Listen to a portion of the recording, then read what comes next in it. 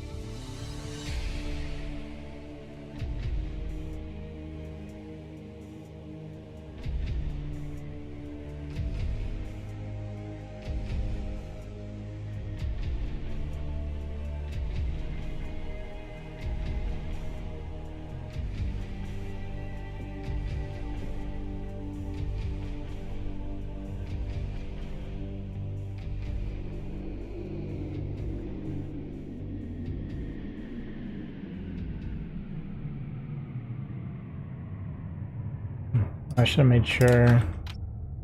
Should be fine though.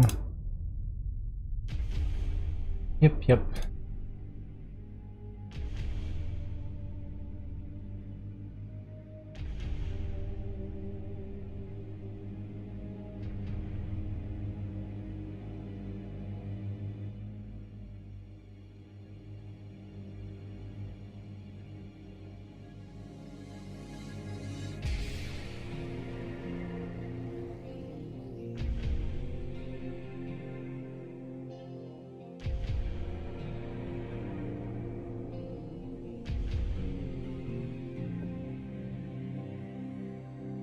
My camera quality is the worst. I love it. Already lost my voice a little bit today.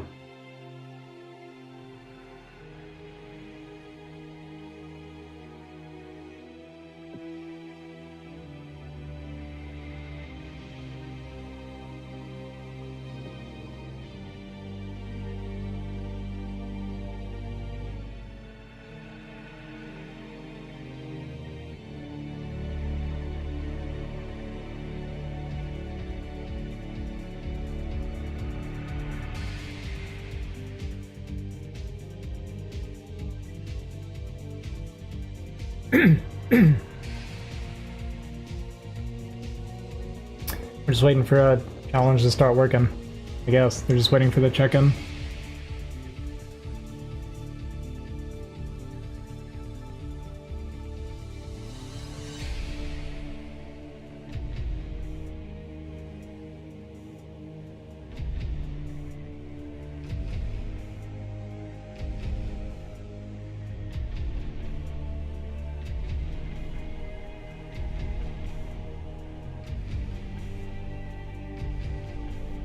Yo, exit, that's actually really true. Very, very true.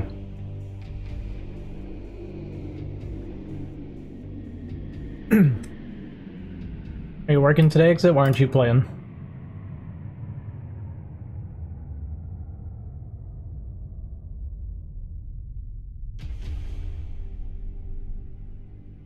Why is Simeon? He's in CPL, I didn't realize that. That family's house got you. I feel like Simeon's gonna win today, right? The first match is Simeon worst, which are the two people I think are like most likely to win.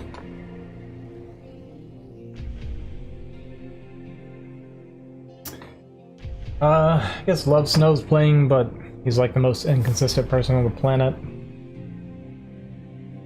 Here Rob's playing, but I don't think he's quite their level. Yeah, I honestly feel like it's between Worst and Simi and they're playing first. So, okay. Yeah, Simi should win. I think Simi's really, really good.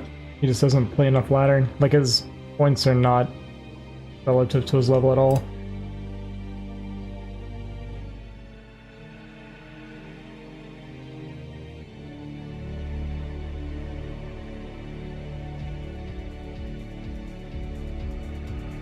He lost to JU in TVT. JU actually plays a decent bit of TVT, or like Terran in general, from what I've seen. It is not a good sign that I've lost my voice before the cast even started.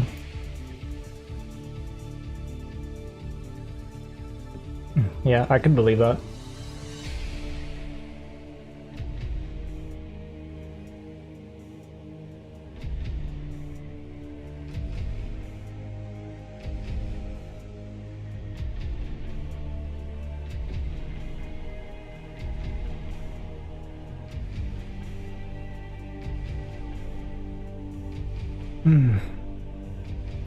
Today is me starting to ladder a bunch again. I guess I'm gonna do this first, and then tonight I'll probably do a bunch of Protoss ladder. I might like alternate turn Protoss ladders or something, I don't know. Maybe it depends on my mood.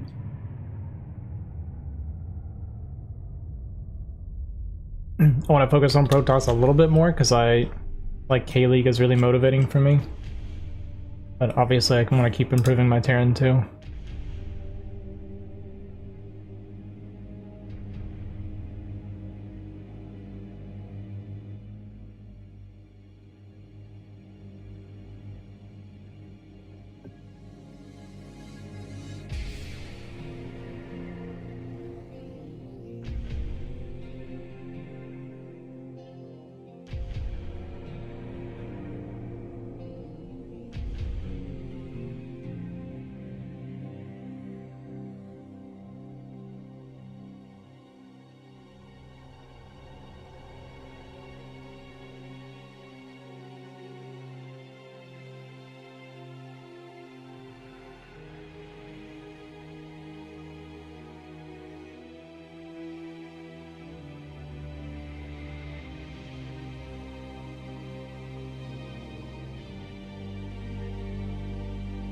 I know Simi like crushes Love Snow every time too. I feel like if I played Simi in T0, it would be such a mismatch. I feel like I'd have no chance whatsoever.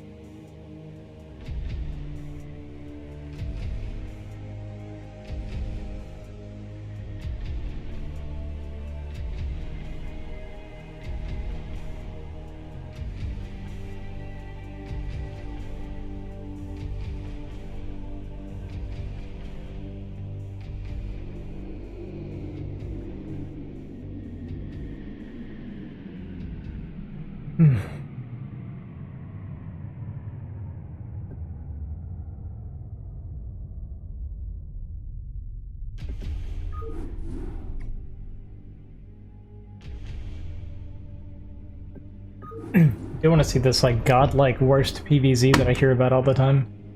Kind of curious.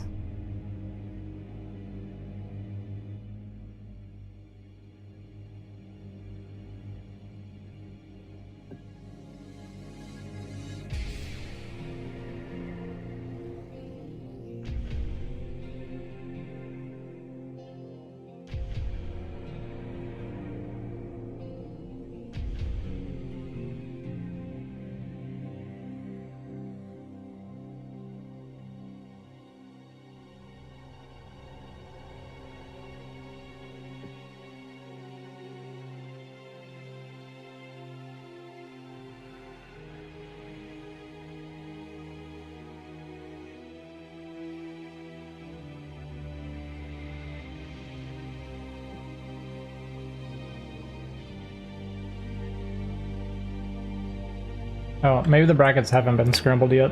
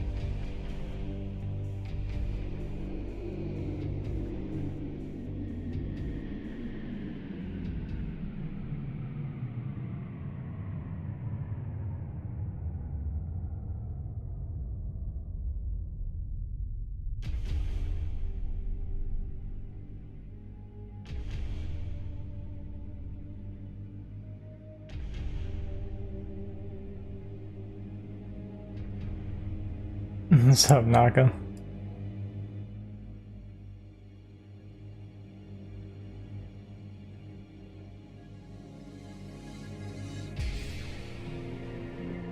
I support that decision. Cheat, by all means. As long as I like you as an individual, you have my permission to cheat.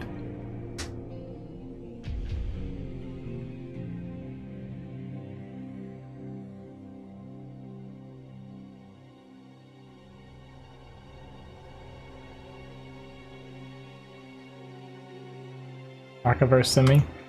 Imagine if that's actually the first game. I think it still needs to be randomized, but yeah, that'd be kind of funny. The Simi, I think there's a good chance Simi wins today.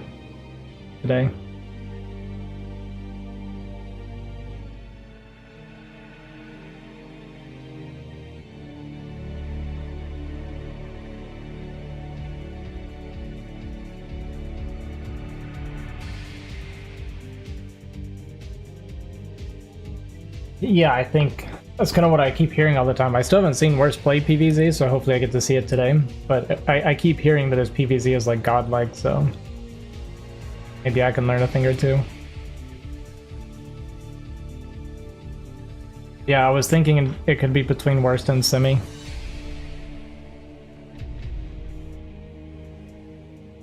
We'll see though. Hopefully I'm wrong. More fun.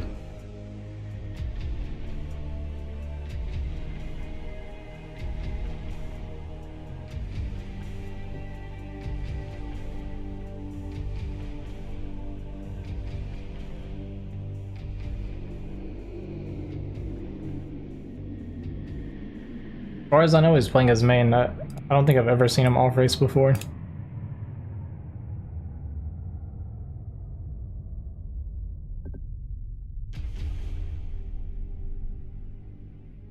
Which to me is crazy. I know Simi's like 1800 on the ladder or something, but that's just because he doesn't ladder. The dude's like 2100 at least sometimes. Hey, what's up, Spring?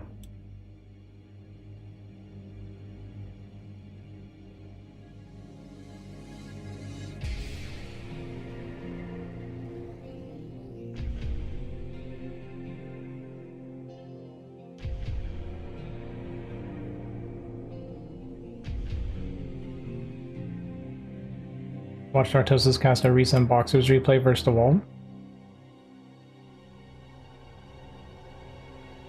Like Boxer? He still plays? Hey, what's up? I don't know how to say your name, but how's it going?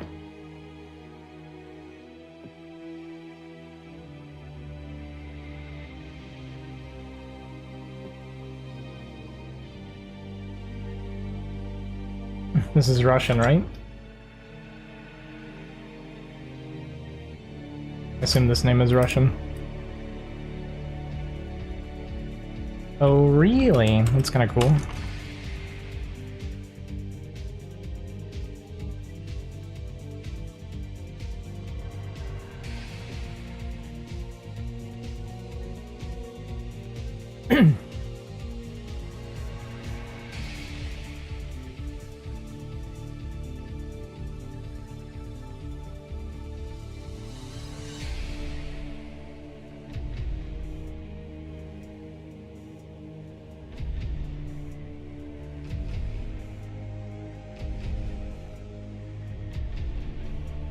That I could beat Boxer?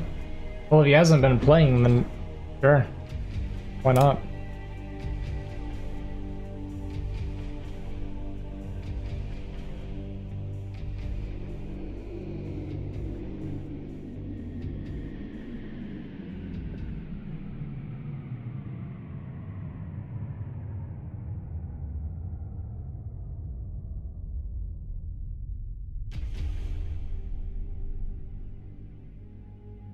Boxing Yellow did a show match not that long ago. It's kind of sad for me that I didn't actually know Pro StarCraft growing up. Like, I played the game ever since it came out. I'll be banging my chair against the desk. But I didn't know, like, there was such a thing as, like, Pro StarCraft and stuff for, like, a decade of playing StarCraft. So I kind of really wish I had known about all that stuff back then, so I'd like have more of that nostalgia and stuff.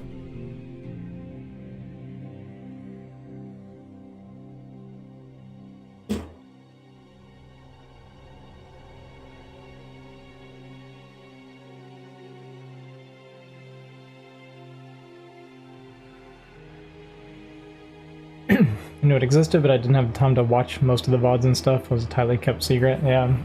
I remember when I like found out like they played StarCraft on TV, I was like, what? Because like, you know, when we were growing up, well, I don't know how old you are, but when I was growing up and like StarCraft had just come out, it was like the concept of pro gaming and stuff was, it was nothing. It didn't exist at all.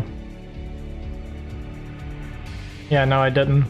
Spring, mid-30s? Okay, same as me then. Yeah, like, you know how it was. Like, growing up, the idea of playing games for money was, like, completely alien.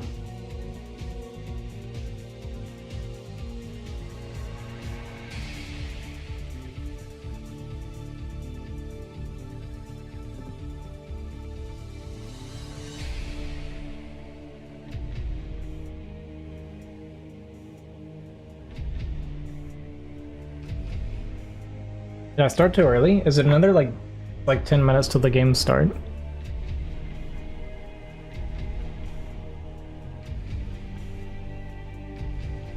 Video games were still seen as a novelty and a kid's thing? Yeah, absolutely. A true BGHer. True.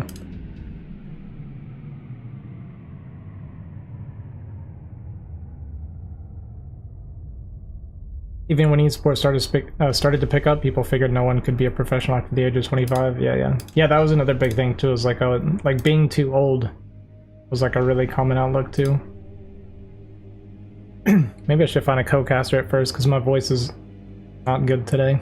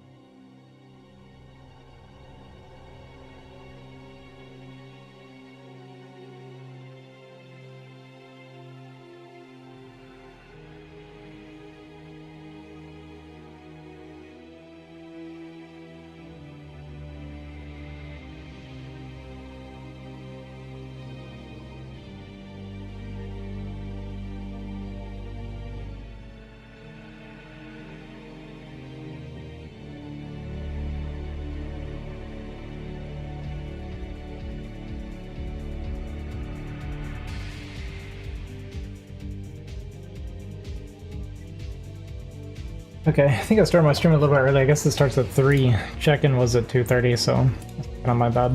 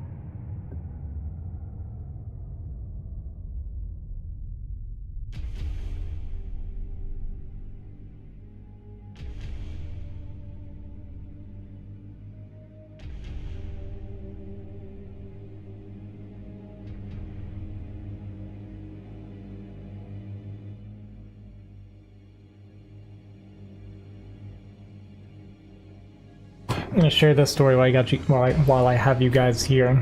Okay, there was one night, like a few nights ago, someone wanted to watch me play some games, but it was like 3 a.m.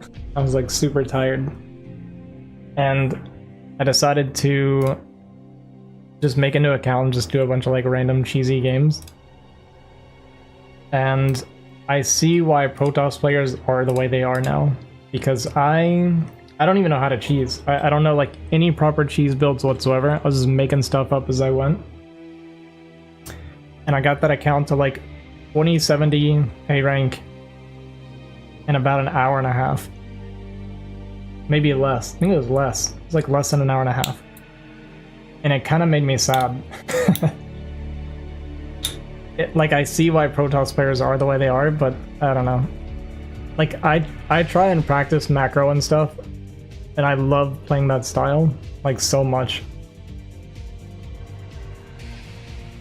And it was really depressing to see that I could probably catch my highest rank really quickly, just doing random nonsense like that.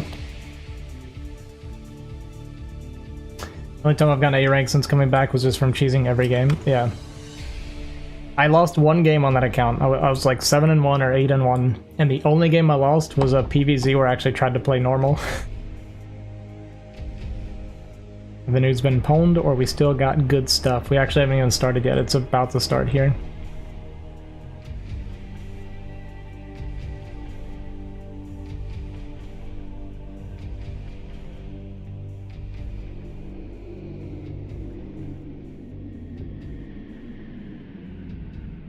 Yeah, ironically, the one loss was I was trying to play macro and he went 9 pull into like 20 lings into a Hydra Rush bust. That caught me off guard because I couldn't get scouting, so I was like worried about fast muta for the wrong thing. And I was like, man, he played it right. I'm the one that messed up trying to play a real game.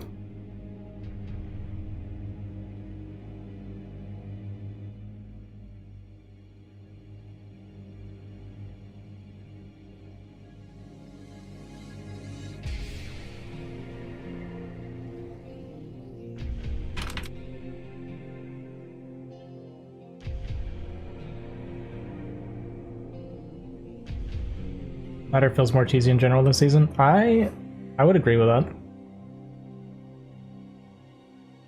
Hey, what's up, Richard?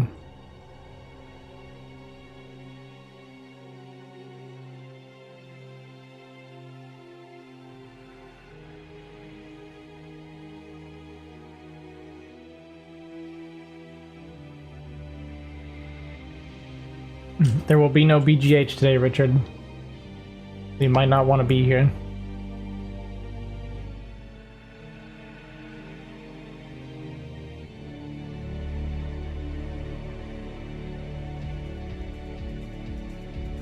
Boxer become the most famous StarCraft player of all time with 90% cheese. Was he that cheesy? I knew he had some, like...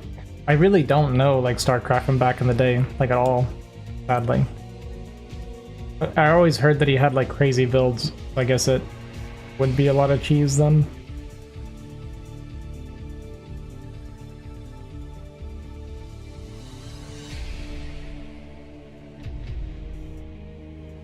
Oh, Flash did too, huh?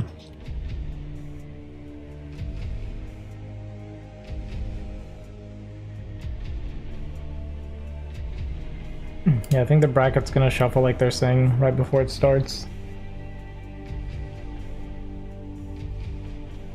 Which should be in 3 minutes, right?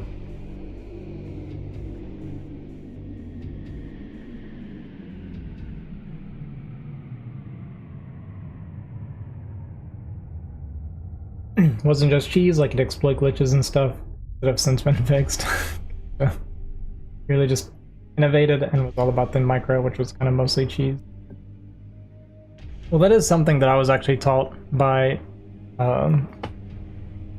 there was a couple S-rank players that were teaching me, and that was one of the things they told me is I should like play games where I cheese every once in a while, because cheese is a really good way of practicing your micro as well. And being stuck in like weird situations can help like your adaptability and stuff, but I don't feel like I have a problem with that, because I feel like as a 3v3 BGH player, adapting to situations like playing pubs and stuff, I feel like adapting is like something that I learned really well from that. I feel like my crisis management when stuff gets crazy is usually really, really good. I feel like that's why I have like a lot of comeback wins.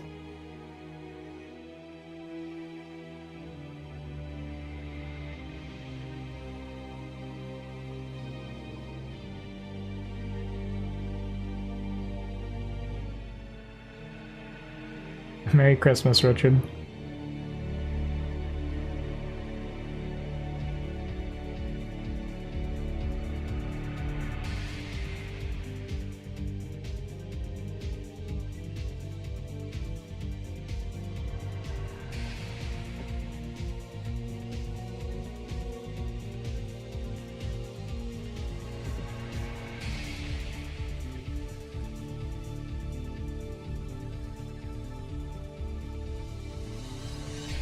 Yeah, I do feel like the meta back then was like a lot of one-base stuff because the game wasn't like figured out to the level that it is now.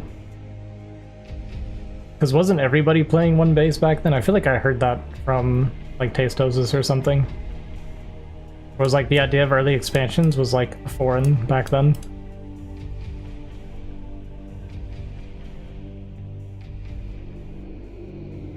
Did they do gasless naturals as well?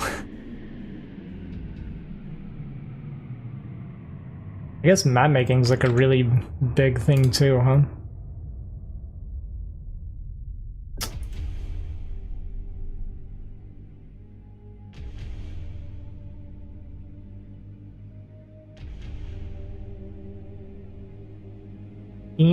ZVZ. Pretty good too. Is this actually official?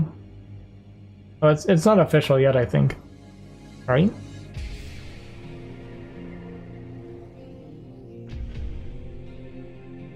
Looks are famous plays where the mascot Ghost Lockdown, load reload tank dropship against Goon Reaver, and the Marine dodging lurker spawns to kill it. Alright, cool.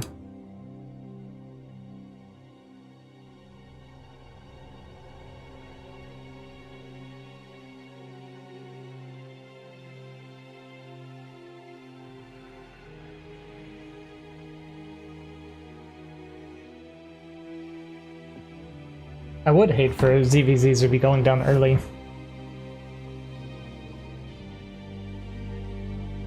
So I gotta catch some of those worst PVZs.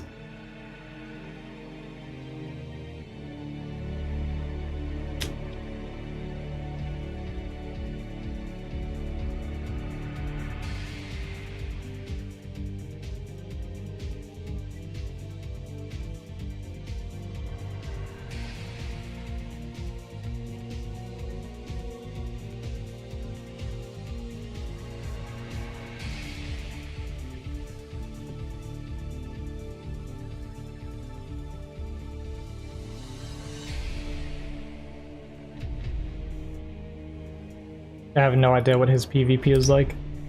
I mean, I've never seen worse play at all, actually.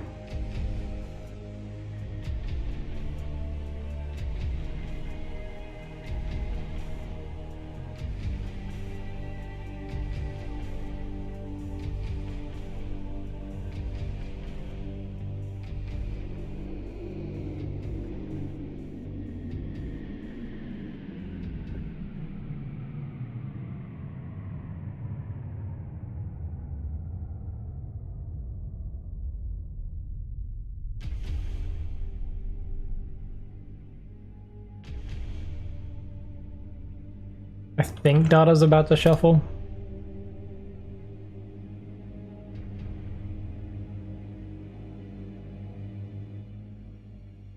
He's like right at A rank. He was like 2036 when I just looked.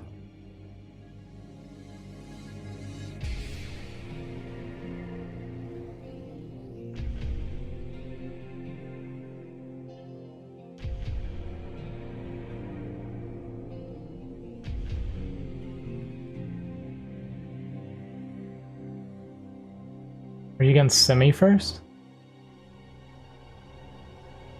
Oh, now it says Eurob. Yeah. I think you're against Eurob first.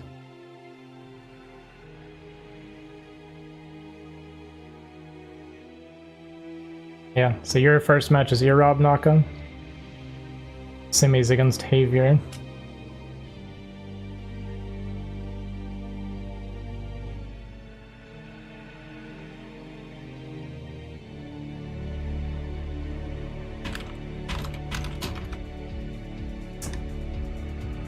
I'll just invite myself. How do we actually go about this?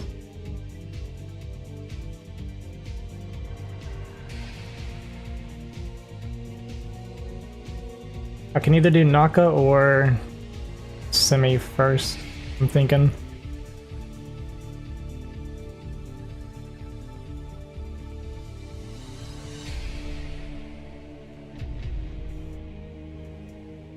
Horses against Cleo Bird. Fine, okay. I think Semi versus Javier. Of course, Love Snow didn't show up. Hirob, Naka. We don't want to watch Do Life and Kiko, that's a TBT.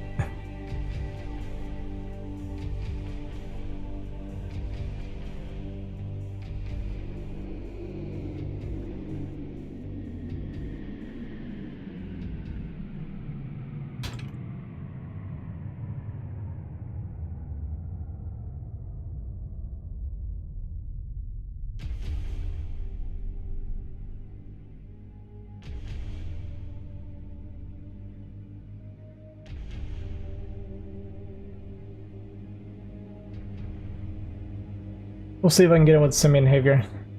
That's one I'm kind of leaning more towards.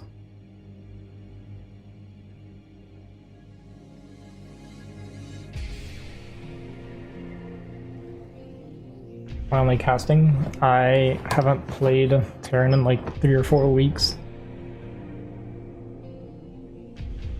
But I plan on starting my ladder stuff tonight.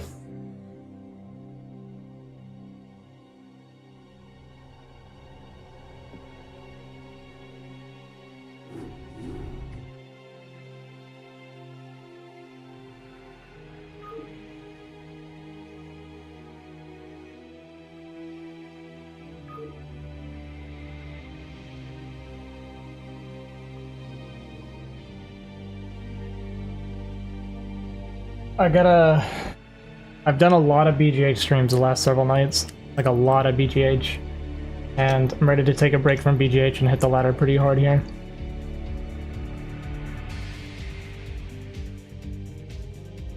So that is what I will be doing.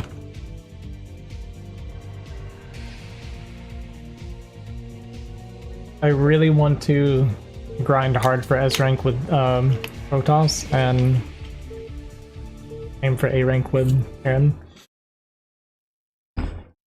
Okay. I'm actually a little bit excited for this one. I know Javier is pretty decent, and I haven't really watched Simi play PvT, but I'm always hearing how good his PvT is, so...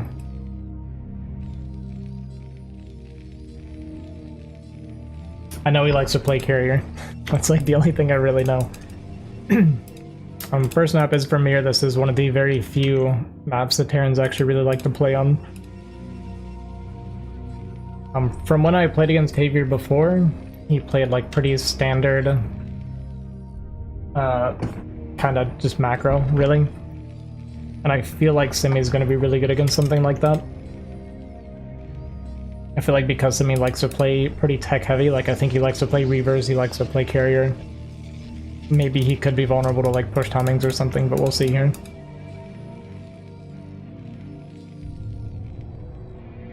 And this is best of 1 until the grand finals. There is a losers bracket. If you just link it real quick.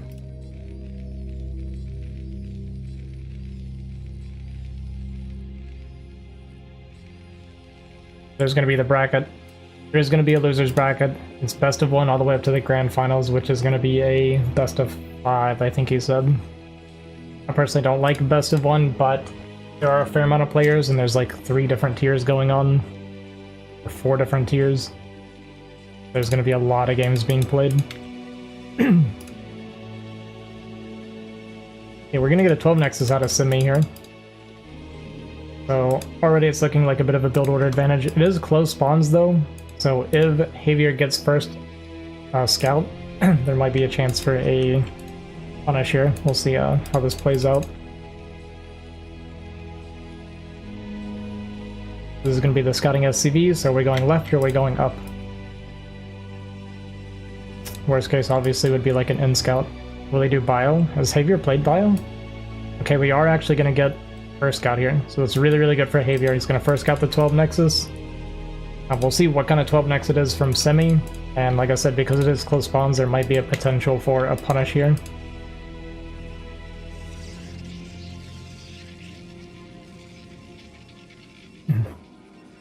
Okay, so we're not doing the Forge build.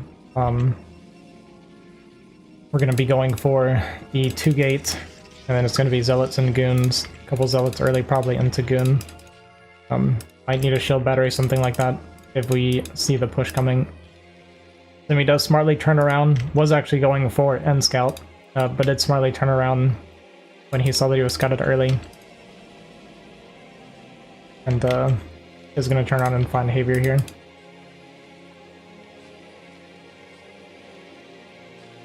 We're not making Marines, so this looks to me like we're not planning on getting aggressive. Hold off gas, not making Marines, so we're just going to take like a little bit of a faster CC. So Simi is going to get away with this completely unpunished. I guess Havier does at least get to adjust a little bit because of the first scout. Just completely cutting Marines. And then the quick CC. So I don't hate this either. I don't know if this is normal response. I've actually personally never seen this response. But I kind of get the idea here, the thought process.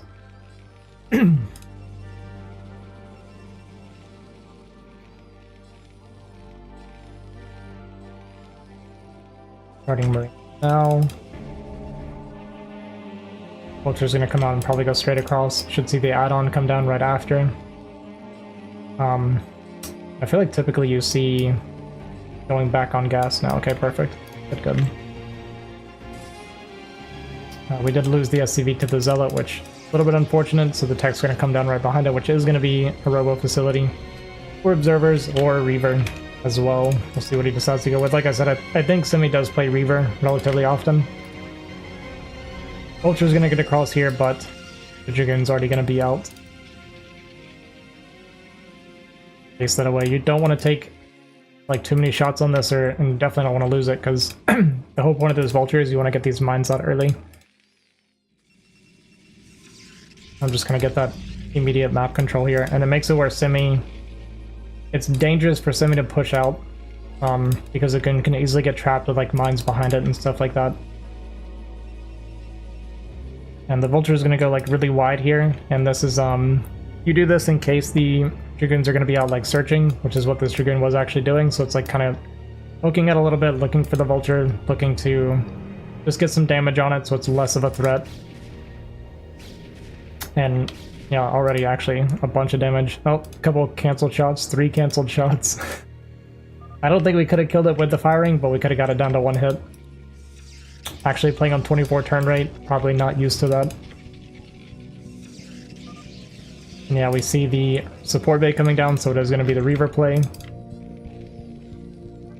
Armory for Havier, so we're definitely looking for that macro play, I think. We did take a pretty early second gas, considering we're making like only Vultures so far. I do feel like this is a little bit earlier than you need, and we are seeing the CC stopping blinking here, which is not great at this stage in the game.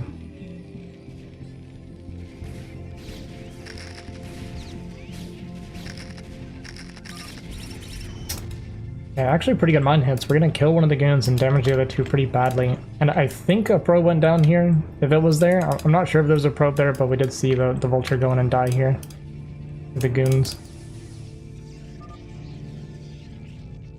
There may not have been a probe, may have just been the Vulture death. Our money is pretty low because we are going Reaver, so I don't think there was a probe there. You wouldn't be taking it this early while going into Reaver. And he has 5 goons out, so he had 6. SimCity here, this is to prevent like drops and stuff, so if a dropship comes in and drops here, then Vultures have to go all the way around, so pretty good SimCity there to kind of block delay. Okay, so Vulture drop does come in. Drop play is pretty common against the 12 Nexus, and he saw like a bunch of Vultures early with no siege tank. Why is he playing CPL? That's what I was saying, dude. I feel like Simi is way too good to be playing CPL. Reaver's gonna fly in here. We only have the 1 tank. Don't think we have siege mode yet. eBay's not even finished yet.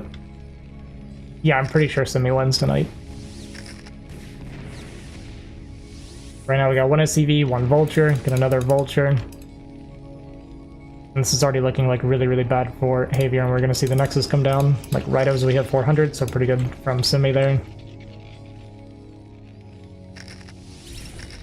And then we drop it on top of a mine, so I don't know, maybe Simi sucks.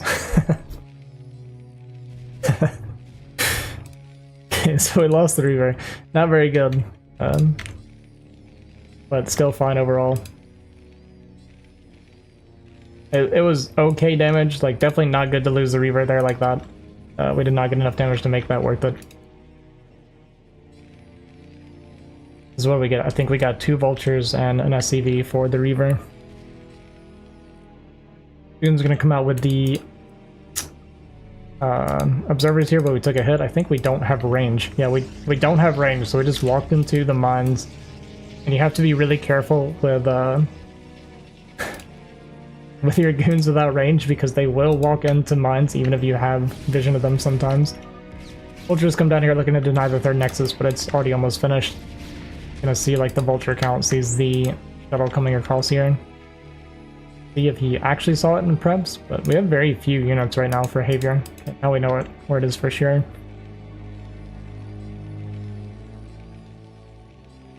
Yeah, we're still on 1 machine shop. And we've been double mining gas for a long time, so we're floating 800 gas right now. And our SCV count's just a little bit low. We've definitely been idling our CC a little too much here.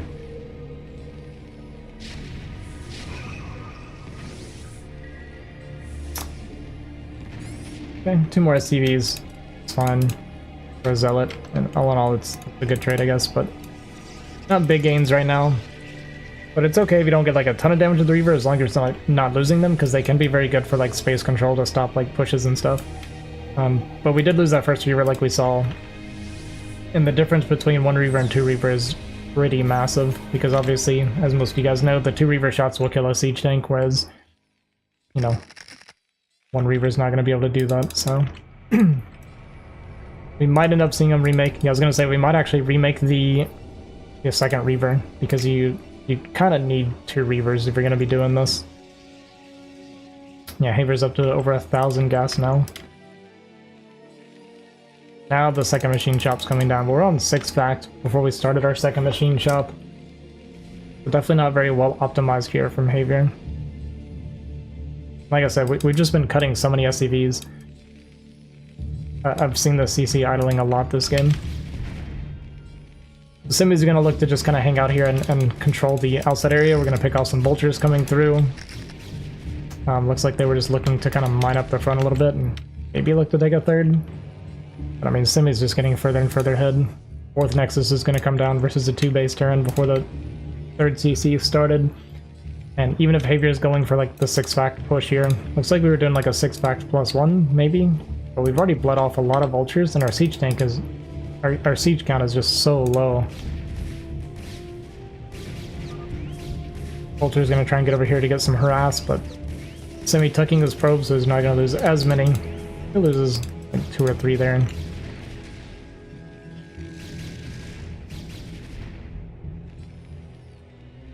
But as you can see, there's a very large supply gap already. And we're only on 5 siege tanks right now. So a lot of the supply is just in Vulture. Very bad against Reaver Dragoon.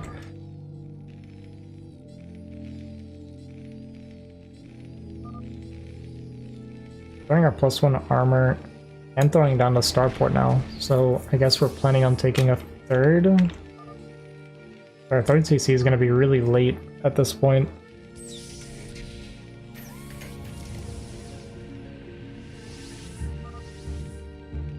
So he's basically going to be using this 6 fact to try and push out towards 3rd base. But yeah, you gotta lead with... I guess not lead with your tanks. It's a little bit hard to do this, having done it now myself a few times. Trying to push out into Reavers, but you... My understanding, the way it was described to me is you push out with like tank and Goliath. You can't do it with just like 1 Goliath. Where your Goliath will be pushing out as your siege tanks are sieging, so that if the Reavers move forward to go after the tanks, then you can kill the shuttle with the Goliath.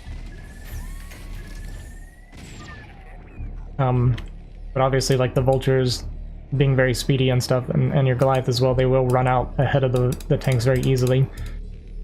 And they can get picked off by the Reavers, but if you leave with just the siege tanks, then your tanks can get picked and then they just pick up and fly away, so it's a little bit hard to deal with. We'll push out properly. But Simi already almost maxed here. It's gonna be maxed by like 13 minutes or so. Javier now dropping the third CC, but I kind of see when Simi gets maxed, he's definitely gonna have a bust timing here.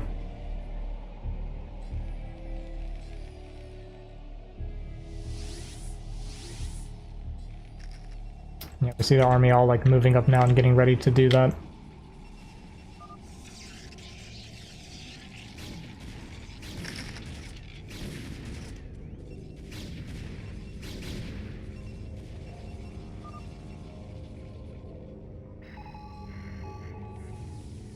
Ian goes down, just kind of seeing what's on the high ground, sees it's not a whole lot of guns. Might make him a little too brave here. In a full on siege, and are we pushing out while taking our third at 130 supplies? Feels really, really dangerous. Simi was out of position with his shuttle, so he didn't get to punish the move out too much. But yeah, he's got his army gathered up here. There's a scan ahead. Javier starts to move forward, then changes his mind. Actually bleeds off a lot of vultures kind of before the fight starts, so these zealots could kind of run rampant here. And there's just an overwhelming amount of Protoss here. Simi up about 50% supply. Reaver's not quite in the fight, but not really necessary at this point. We are going to clean this up. And at this point, Javier will absolutely never be able to take his third. And we get our siege tank reset. We're down to 70 supply, siege count. And Simi doesn't have to attack anymore. He could actually go and kill him, but he's not 100% sure about that. But he already knows he's won the game, just don't like overcommit and bleed off a ton of units. Way to deny the third now.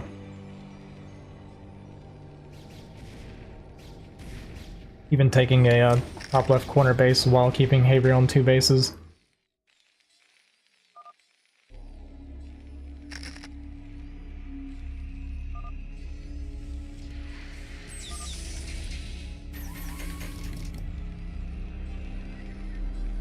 Javier going for the desperate, maybe I can take my third in mind from it, move out. Hey, what's up, Fear?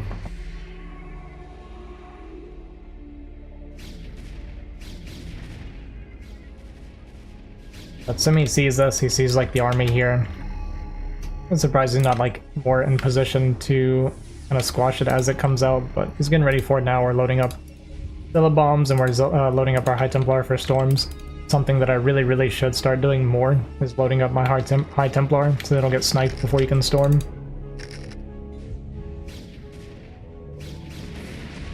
Always kind of a good thing for Protoss to do. Yeah, Simi doubling the supply of Javier.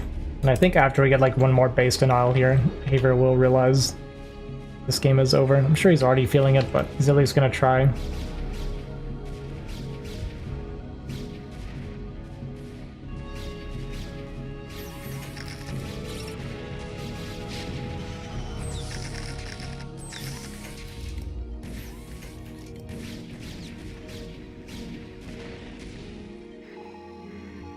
We're just waiting for Simi to stop playing with his food.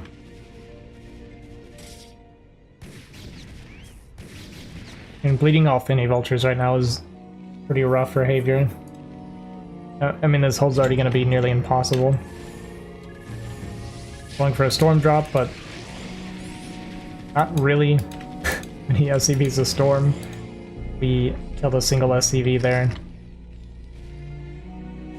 Like, Simi is maybe overcomplicating it just a little bit, but I think he'll pull the trigger here soon.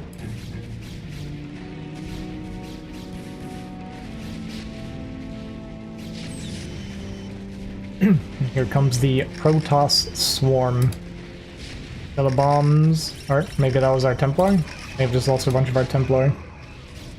We go for storm drops while we're busting the front. Okay, this is the Reaver then, so yeah, we definitely lost our Templar. I mean, Javier actually gonna end up holding maybe a little bit overcomplicated and ugly from Simi, but that scared him. Yeah, gonna go ahead and call GG. I was gonna say it's still good enough, right? Like Havier is, or Simi has like the entire map at this point. Havier scrambling to get a 2-base eco. GG.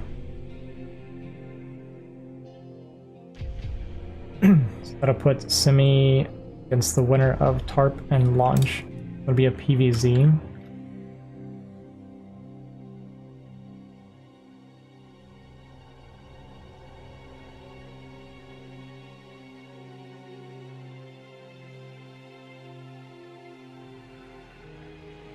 Looks like Age beat Bagel Pirate. A worse loss to Gleobird. Gleobird's Terran, right? I believe he's Terran. So worst already down in the loser's bracket after the first round.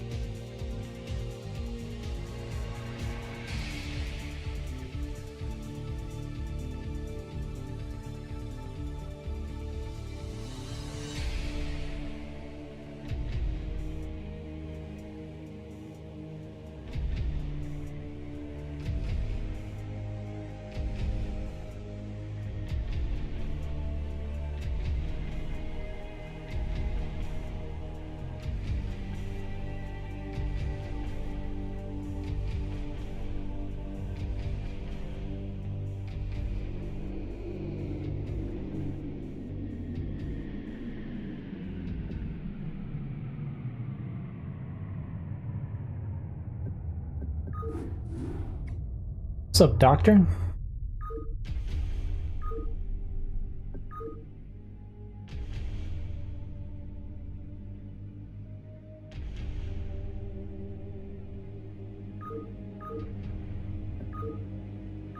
What do we think it is?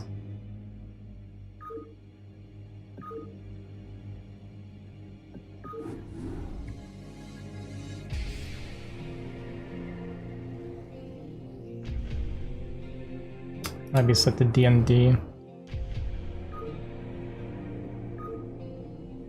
Agnor.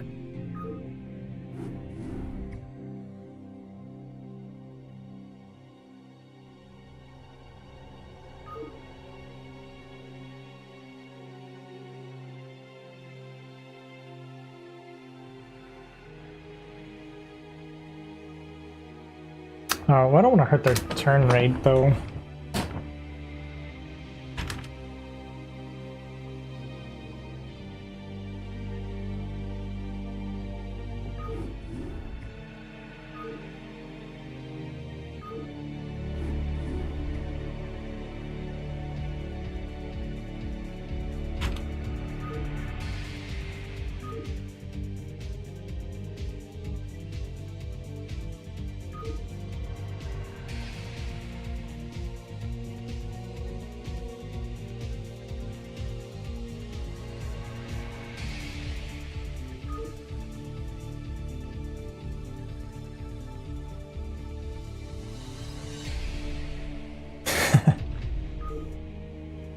I like Age. Age's a cool guy.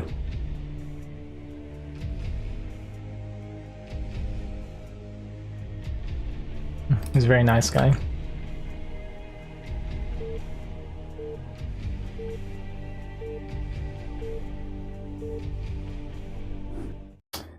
Hey, I don't know much about these two players, but Simicito bench press me?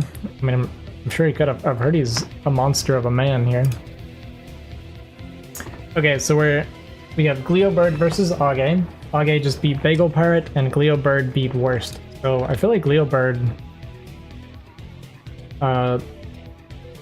must be pretty decent if you took out Worst, right? I mean, Worst is A rank, so even if PBT would be like his worst matchup, he still has to be pretty decent at it. So Gleobird might actually be pretty solid. I don't know how in practice Age is. I know from what I've seen and from what I played against him, he is a very cheesy player. So we'll see if he does anything like fancy or interesting here. Already we have Gleobird moving an SCV out though. Looking like a Ford. Okay, just a depot. Okay, we're just doing a depot wall here. Interesting. I guess you can do barracks depot for a full wall. 9 pull coming out for Age here. At first I thought this was going to be a 8 racks, but it was like an 8 depot for the wall here is what I'm pretty sure we were looking at. Or maybe it was 9 depot. When do I want to do the show match? Just after I practice them. So it'll be like early next week, or we can do it on like the following weekend or something like that. But starting tonight I'm going to be back into 1v1s again, so I just wanted to get a bunch of games in and kind of get back in practice, and then we can run something. We got 9 pull gas coming out from Age. A little bit of a late gas though for Speedling, but he is going to run into a full wall. Actually, this wall's going to be open. There will be a gap here that Lings can get in. I believe, right? I don't think this angle's quite right. I mean, maybe I'm wrong. Maybe that is good enough, but we'll see. I think that's going to be open.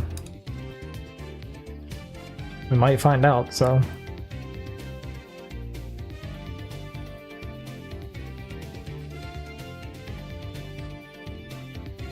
SCV is going to scout here. Sees no expansion right now. Gonna come up and see the Lings coming. Age actually gonna hide his Lings, like briefly, but honestly, it just kind of turns into lost time a little bit. Maybe getting a little too fancy. Okay, maybe this is right. This is open to Lings for sure, but actually this might be okay. This looks fine. I wasn't 100% sure by like the layout of the depot. Would maybe need to go up a little bit, but yeah. I think... Is this not tight? Yeah, this is tight. Gonna jump on the depot here, start the repair. So Age running into a little bit of a counter build, actually running into a wall here. Gleobird saving up, so we're gonna get the CC coming down out after. Okay, we are gonna go to a 4th Marine, but we'll start the CC here now. A bit of a tough start for Age. Marine does come out and get picked off. Okay, this was open. I just wonder if the depot was like up here. You could do a little bit more of an angle, and I feel like it'd be tight except for on this side. I could be wrong. I kind of want to like go and test it out now. But I think you can actually make this Ling tight on this side, if done correctly. And we're getting the 1 hatch Hydra Den Lurker Rush. Actually finishing like pretty good timing here. And this is kind of what I meant. Age is a very cheesy player. On the other side of it, Gleobird is going to have no clue what's coming. Doesn't really have anything out on the map right now, so it's going to be very hard for him to see this coming. Sees the Lings parked here, and the Lings are going to be like mostly checking for like SCVs or anything coming to scout, as well as obviously need to move out from the Marines, but you're not going to move out this early typically as Terran here without knowing what's happening.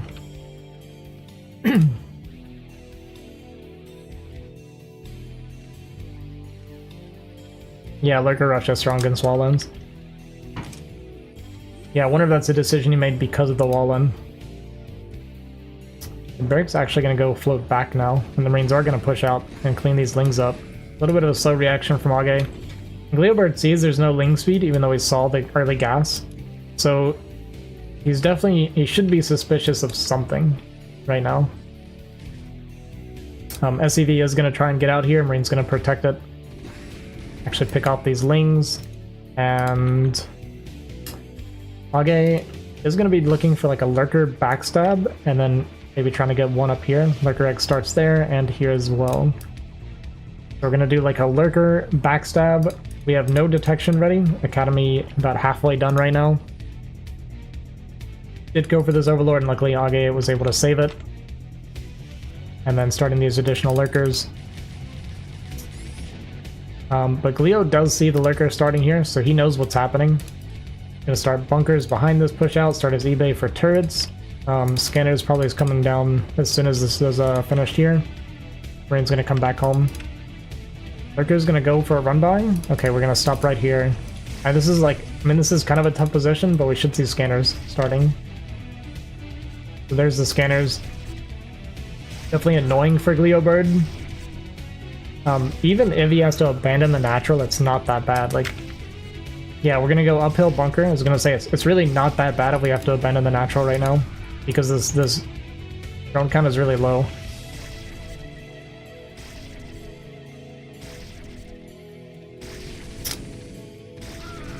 Okay, Auge just going for it. There is gonna be a scan that comes down as soon as we get Marines in this bunker. Right now, there is no Marines uphill right now. Actually, really dangerous. These lurkers could have gone up into the main base.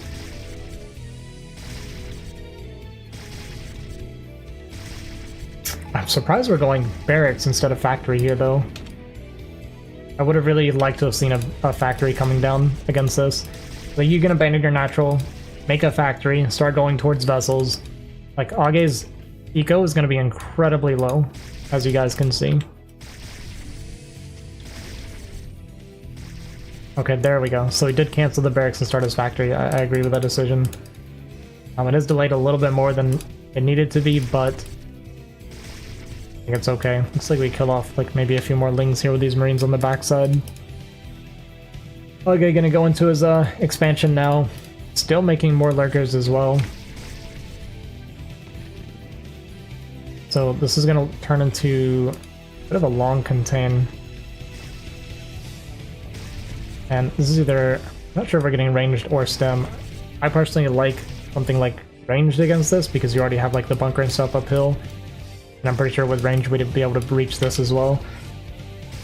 But stem obviously can be good defensively, like if they try to like run up the ramp. They get like really, really aggressive. But just adding on more lurkers here from Auge, still making more Hydras, so we really don't care to have lings. And I was gonna say, I just realized we had this Overlord flying this way, which was spotted by Gleobird. And it's gonna be a slow lurker drop. And we do have this one turret here that actually might be a bit of a hero. We scan and kill one of the lurkers here. And yeah, this is actually gonna turn the Overlord around.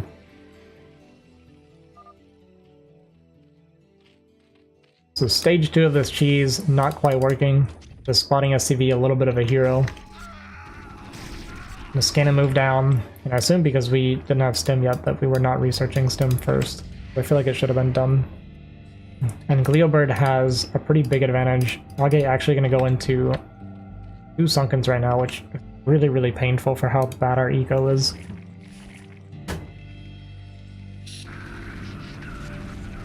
Good reaction and stem there from Gleo, jumping on top of that lurker as well. And then actually getting the final lurker with that scan as well, so now I feel like Auge is just dead. We have 2 lurkers at home, and that's basically it for our entire army. We're sitting on, what, like 10 drones mining minerals right now. So Gleo navigated this pretty much exactly how I felt like he should have, more or less. So pretty well done by him under like this really heavy aggression from Auge.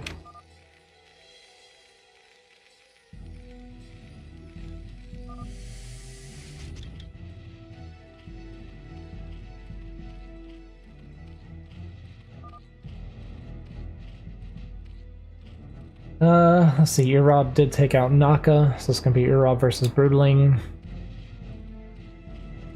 Fear beats Supperman. I guess Do Life and Kiko are still playing because they got TVT. Lucky them. So few Terrans, I feel like, and they running into a TVT feels kind of crappy.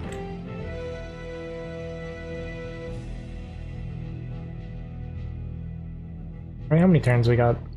1, 2, 3, 4. Yeah, 4 Terrans, and one of them got TVT to start.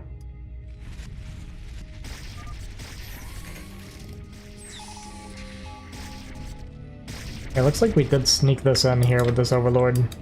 Sorry, I wasn't paying attention. And I felt like the game was over, but Auge is still going to be as annoying as possible. But we do have 2 siege tanks here, just waiting for a scan.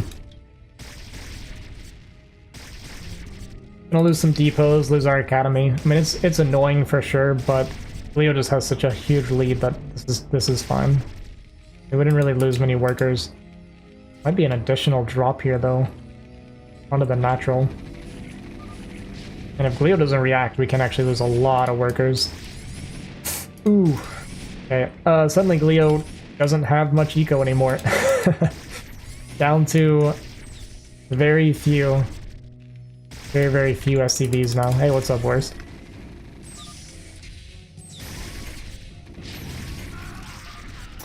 Vessel is out and this is gonna get cleaned up. I mean, supply now looking a little bit even. The problem is tech, I feel like. We're still on mass lurker. And even though Age did a ton of damage, his still doesn't have like a worker lead at all, which I know Zerg typically isn't going to against Terran anyway. But that was a ton of damage, and I still feel like our eco's a little bit too far behind his Age, but supply, like I said, looking pretty decent. We are pretty lurker heavy. Actually, we're entirely lurkers.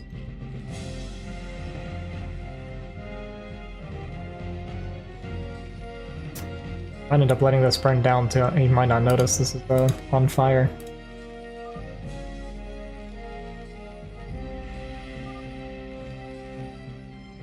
I gotta step it up. I'm not even playing. But I'll do my best.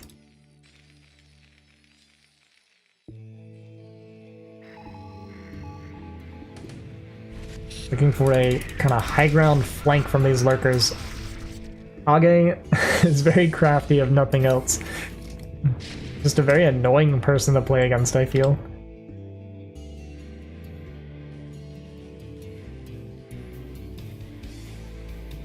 And going for this counterattack as well. Is Age going to make this work? Is he just going to annoy his opponent to death? This felt like an unwinnable game for Age, but with these like drop harasses and now this like lurker backstab. Suddenly there's like lurkers all over the map. And Gleo taking a bunch of damage. We actually lost our command center, not lifting it up against the lurkers. Is Age doing it? This is crazy. Can't even mine right now because of this. Age floating 1,000 minerals in the meantime, taking us third base. He still doesn't have an answer for like the actual army, but Leo's not able to move out trying to deal with this nonsense right now. I absolutely love this from Age.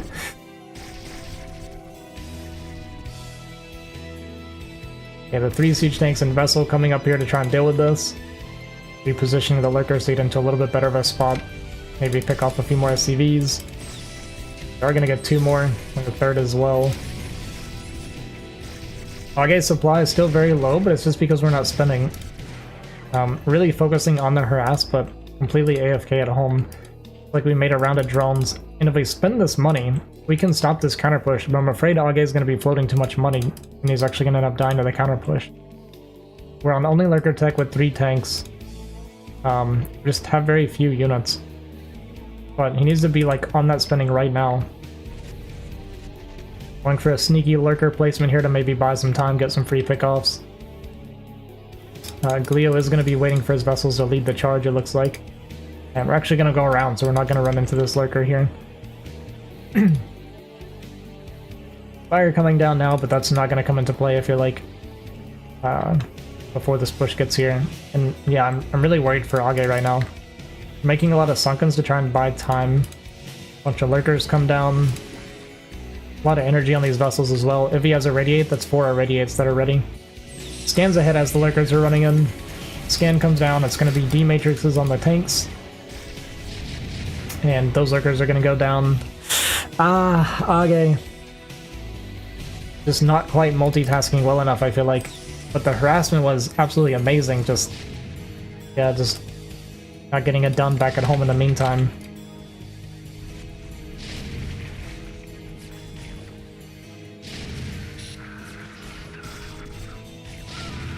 It's a little bit of a shame. So close to actually pulling this game back, it feels like.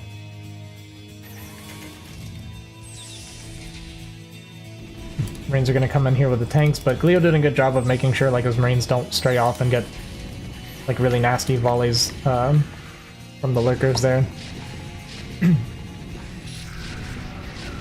fire finishes, but like I said, I don't think it's going to come into play.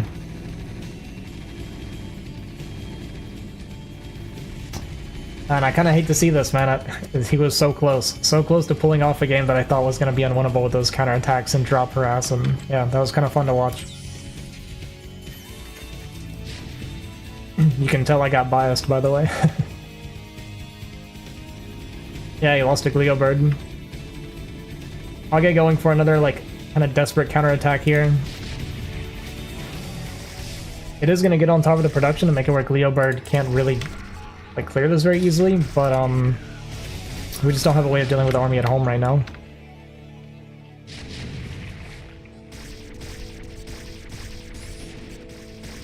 I mean, stopping Gleo from mining again. And just, they're just both watching the fight down here. Okay, now we have a stem forward from Gleo Bird and gonna pick off those Courage going for the vessels. And even though Age made it as hectic as possible, it looks like Gleo Bird's gonna get it done. GG is called, and Gleo's gonna take this game. Age, you were so close to making it happen.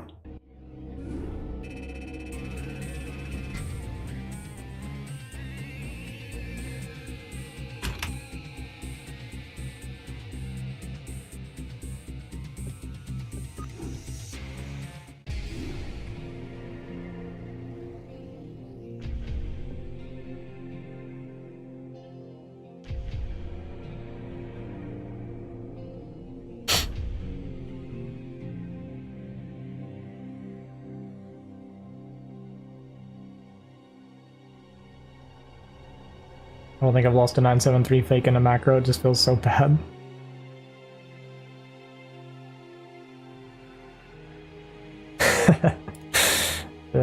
Funny.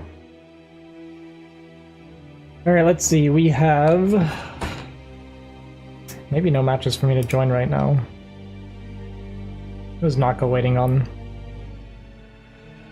Oh, it's Naka and Age? Do I want to watch a ZVZ?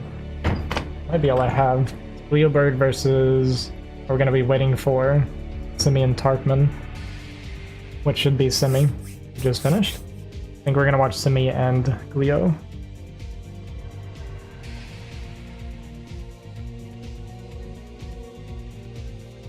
Naka and Age in the losers match feels kind of bad. I like both these guys.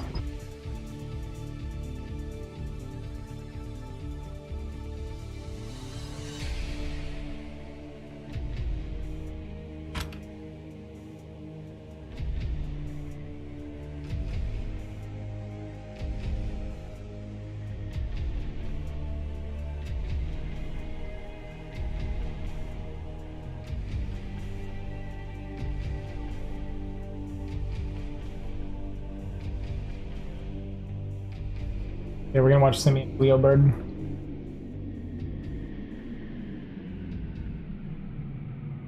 No offense to any ZVZ enjoyers out there. It's not my cup of tea. I mean, I'll watch it, and I understand it relatively well, I think. But it's so, like, coin flippy, I feel.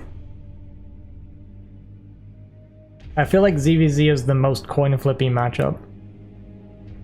Like, obviously there are things you can do to guarantee your win, like you can outplay your opponent and stuff, but like if both players are very evenly skilled at a high level, then you can just get very clear advantages from build orders, like much more than the other matchups, I think.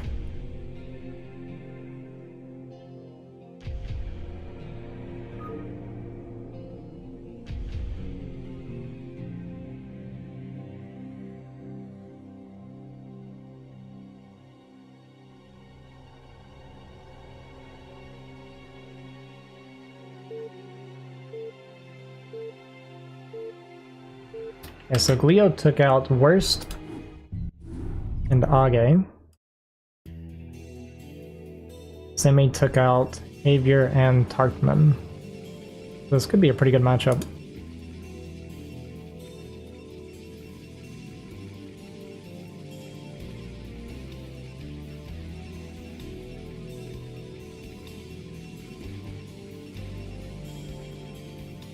He getting blasted? I know, listen. It's part of my job. I feel like Leo Bird should do much better than Havia though, just from what I've seen so far. Even just that last game, even though that was like kind of it got pretty close, but I feel like that was just Auge making really annoying moves. Leo Bird did the early game pretty much how I felt like he should have. So I think he has a pretty decent understanding of the game at least. Like, his crisis management seems pretty good. I imagine Worst is a pretty standard PvT player. I'm just totally guessing. And if Leo took him out, he has to be at least half decent, so... yeah, we'll see what happens. That being said, Simi is like 2100 at least at heart. Honestly, if Simi practiced more, I feel like he could easily be S rank because his understanding of the game is really, really strong. We're gonna get a 12 Nexus out of Simi here. Probably died to a timing push, Worst, yeah.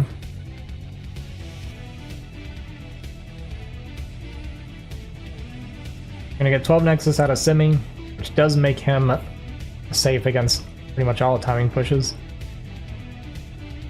Simi is S rank, he just doesn't let it on purpose so he can smash CPL kids. Yeah, that's what I'm saying, like, if Simi like really put in the practice, he'd be so good, because his game understanding and game knowledge is actually crazy.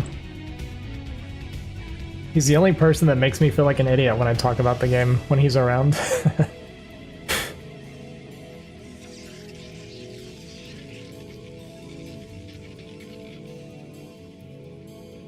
Not because he's trying to make me feel like an idiot, but it's just he's there and I'm just like, why am I even bothering? He knows more than me. He knows more than a lot of S-rank players. So it's gonna be a standard opener here from Gleobird. Might see the Marine cancel here. Oh no, okay. So he wanted the SCV cancel. But he actually canceled it so late that he didn't even need to cancel the SCV anymore. But the principle was there. I usually end up canceling the Marine just because of if I don't get scouted early, I like the extra SCV. It's the BGH in me. Doesn't necessarily mean it's the right thing to do, it's just what I like to do. The way it was explained to me was that if you're not scouted, then you can cancel the Marine, but if you do get scouted early, cancel the SCV, because the Zealot could be coming. So we see the 12 Nexus here. And it's going to be the same thing, 2 gate, Cyber Core from Simi, so this just seems to be the way he does his 12 Nexus. So we see continued Marine production, so this is going to be aggression from Gleobird to try and punish this. Simi dancing on the outside so he can see like if the Marines end up coming, and if he sees like an additional Marine too, then it becomes really obvious. But he sees Marines coming now, so now he knows. Yeah, the mini Nexus, 12 Nexus, yeah, with the 2 gate. I think this variation's like super strong. The Vulture coming out, we have like 5 Marines total. They're actually continuing Marine production as well, so we're gonna like really commit. Let's come out to try and meet this. Pretty decent micro. I mean, we took 4 hits. Oh, good body blocking the SCVs. Okay, that was really, really good by Gleobird. Yeah, this is a pretty strong start. If we micro this Vulture against the Zealot too. Yeah, we are. We didn't start the bunker yet, but we have a lot of units here. Bunker should come down here. 2 Dragoons, though, does make this a bit hard now. But we have the additional Vulture and Marine coming. And this bunker should go up and this Nexus should die. But here's the thing. This is the thing about kind of what pisses a lot of Terrans off about this.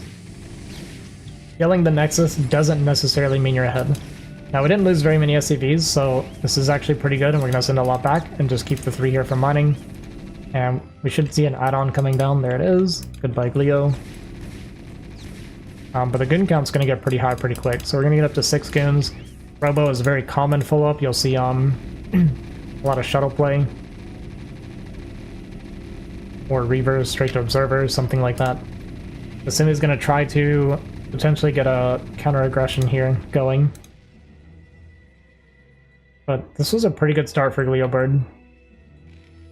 We see this working right away, so I imagine this is going to be mines first. Head-on's too late. Yeah, he made a lot of extra vultures, I think. Like, he made it after the 4th vulture, and I don't think we need 4 vultures here, but... CPL Bonjois? Bonjois? Is that how you say it? I know I see this word all the time. I know who he is, but... I don't think I've ever heard anyone, like, say it. Yeah, 4 vultures might be a little bit too much. Imagine we're gonna see Observatory? Yeah. Banjos? I don't know about that. I don't think I believe you. Gleobird did not make a command center behind this, by the way, so we're just not ahead.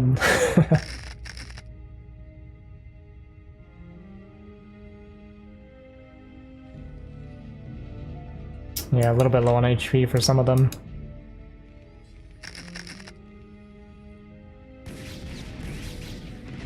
He's gonna catch the vultures here. He does see, if he clicks them, he can see that they've laid mines, and knowing Simi, he'll see that they had mines. So he's not gonna continue to push here without his observer. Nexus comes down, CC starting on the high ground. So this is just kind of an even game right now. See if these vultures can get in to do some damage. But we do have the 2 safety dragoons back here. And one of those mines does hit. They get very, very low. And with 2 tanks coming out, this is done. Oh, and we pulled that mine. Ah, that's painful. 2 goons go down and 2 very, very low dragoons.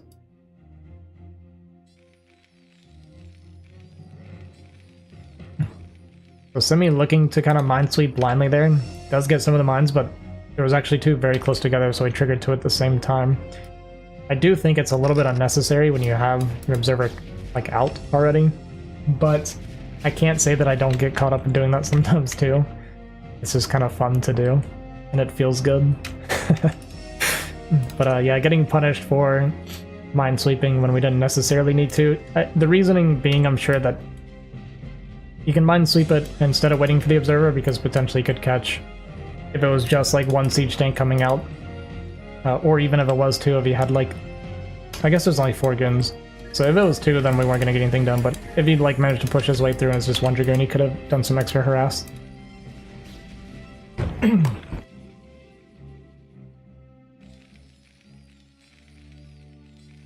Yeah, Gleobird was late on his CC because we actually went for a fast turret. Worried about potentially Reaver or maybe even DT, but with the mines, he wouldn't have to worry about DT too much unless he was worried about a DT drop. But he saw the observer, and he knows he's in good shape now. I don't necessarily hate the like armory rush. I don't know if it's the correct thing to do, but I understand what he's thinking when he does it. So when the dust settles, I feel like it's relatively even. Maybe a slight lead for Gleobird. Supply is really, really close right now. It's going to be a pretty late 3rd for Simi, which obviously that's to be expected after losing our Nexus. Reaver gets in here and kills the turret.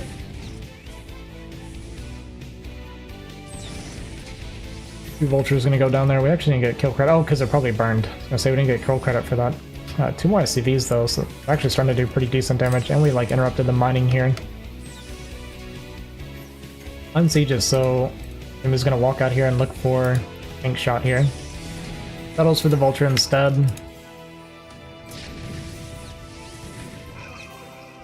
Thinking of dropping that and then getting a scarab shot on this tank to try and finish it off, but not getting the shot off. Loses the SCV there.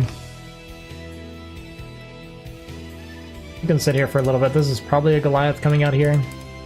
The turret coming here, so there shouldn't be any more damage that comes down anymore. They're just making a vulture, which is fine.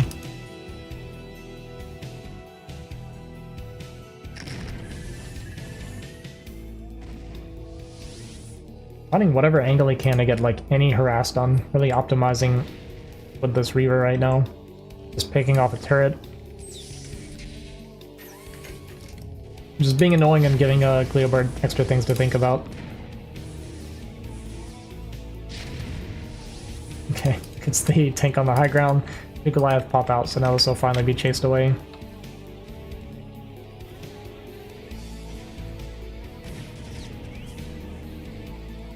Vulture's gonna get in here and see. Can't believe they actually snuck past here, but see the timing of the third Nexus there.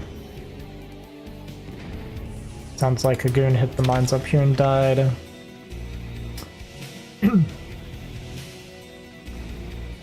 And what is the fallout from Gleobird? We're gonna go to 4 factory. And I assume we're gonna stop at 4 factory here. Or 4, okay. So we're gonna go 4 factory and then look for a third base, I think.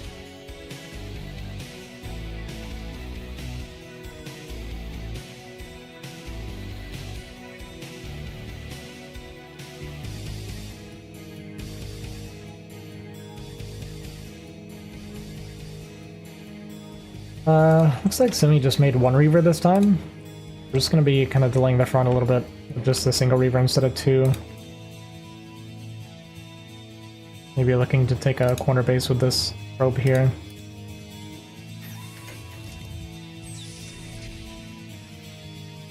The turret's going around.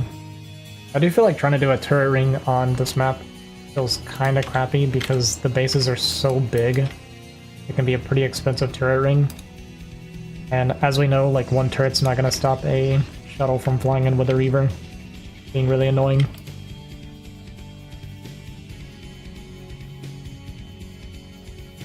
The Gleebird's setting up here, looking to take this as a third. I really like this position as a third if he can secure it well enough, because this just becomes a really good kind of like attacking point for Aaron, because by attacking you're also defending your third at the same time. But Simi, realizing that could be a problem, brings in 2 shuttles here and kind of breaks the position. And I didn't realize we did go up to that second Reaver. I must have popped only 1 back and got it.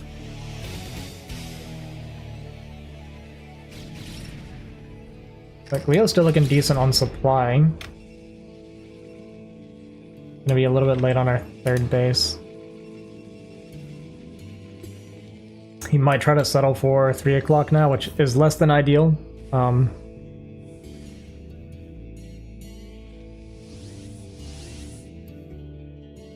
Rip all I had to do was not lose to whatever shenanigans Age pulled out and had a chance at the finals with Terran's coming, but got Age. His cheese is ridiculous sometimes, man. It's the Age factor. You don't know what's coming.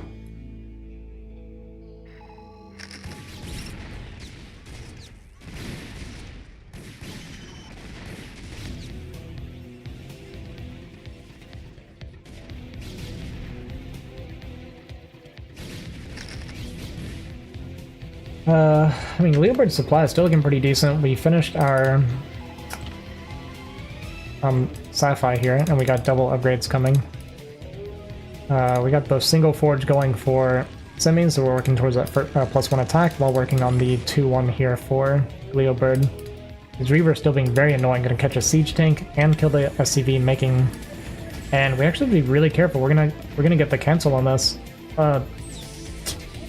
We could have got those 2 extra shots and actually finished this off, but Sim being maybe a little overcautious because he was like watching and dealing with this drop at the same time. Yeah, the multitasking being taxed a bit. Big mine hits clearing out all those zealots there, and because of that we can actually, yeah, move the vultures on the inside. Well, we could have like tucked it back here and the goons could have got to it, but we were also doing a run by here at the same time with these vultures. So a lot of different fights happening all at once. Forcing the SCV pool, or the rope pool here. And these vultures are going to run into the main and see if they can find any additional damage. There's going to be a cannon coming up in like really good Sim City. I don't think we can sneak under here. Okay, we can. I'm lying. But there's 2 cannons here, so it doesn't matter. Can you actually full wall on the bottom? I don't even know if this is possible. Really, you can.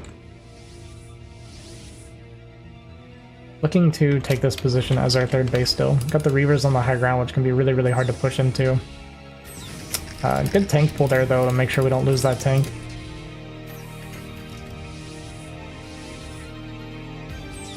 A slow push up here with our siege tanks.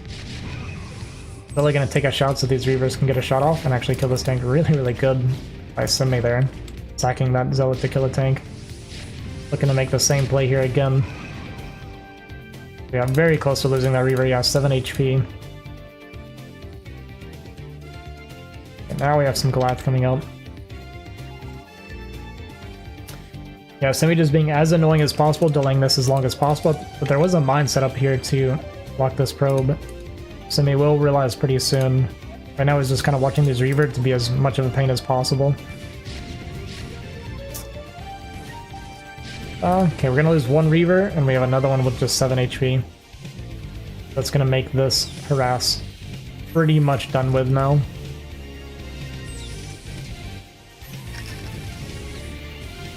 Actually ties to the Vulture shot. So the Vulture finishes off the Reaver there. Additional shuttle comes in, but gotta be careful with this CC. We're like really aggressive. We're out of tank range right now. Like don't lose your CC like this, dude. Glio, not like this. We were doing so well.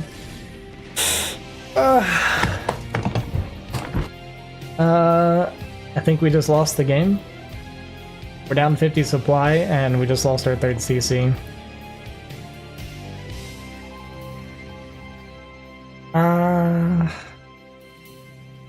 Top left Nexus comes down now, and that's a bit of a heartbreaker right there. And we're gonna get a storm drop here in the meantime. Oh, maybe not. There's Zealots. Okay, well we are taking... We were, I guess, already building by 3 o'clock. I didn't even realize this.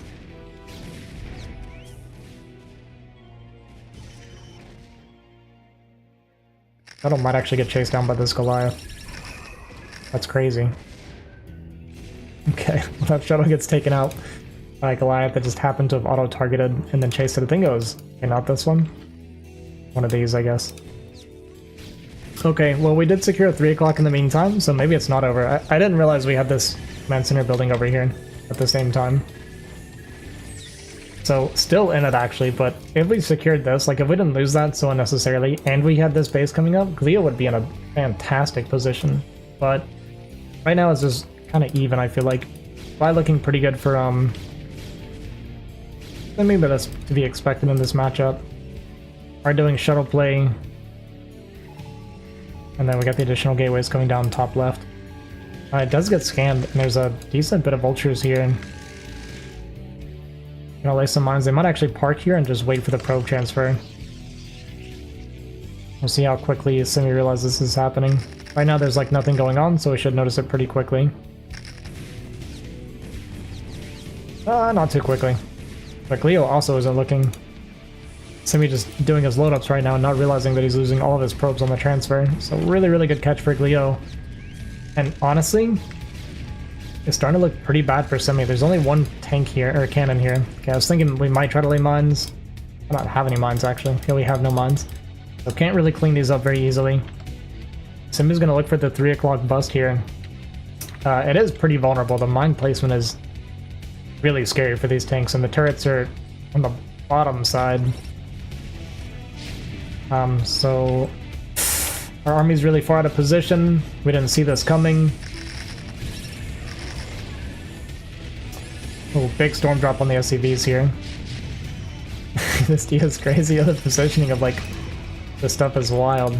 A little bit slow on the pull here from the army. We do have 3-2 on the way. I feel like if Glio reacted quickly, it'd be really good shape.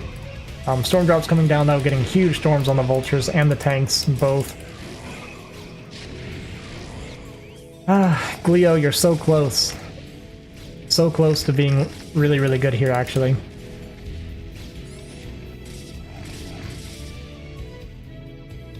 And with that base going down, surely the game is actually over now. I mean, we completely gave away our free command center, taking our third, and we were actually still in a winning position until this attack just now. So I see a lot of potential here for Glio, though. He's gonna clean this army up, but it's gonna be a bit tough now. He is gonna have like the 3-2 army, which is fantastic. And there's no like really late game tech for Semi here. We're still not mining from our top left as well. The problem is we're like completely dried up as Glio. Like we're gonna have to maybe float a command center. Going for this push. I don't know how far away our 2-3 is.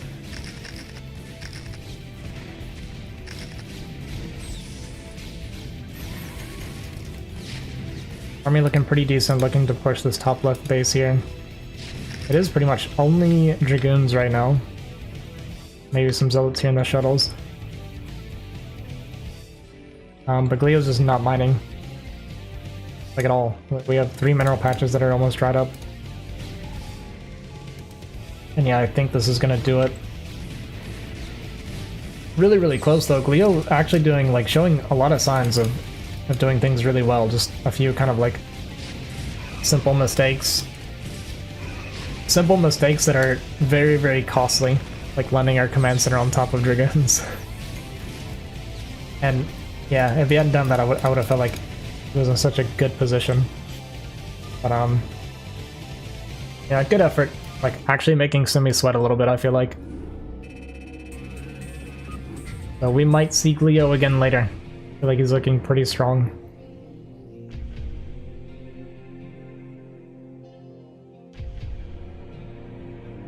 That puts Simi in the finals of the winners bracket.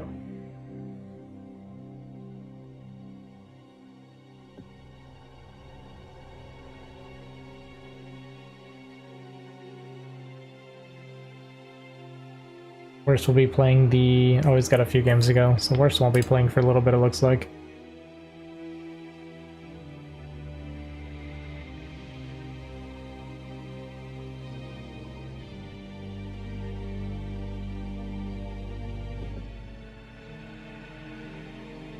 Okay, we might have to wait here for a minute.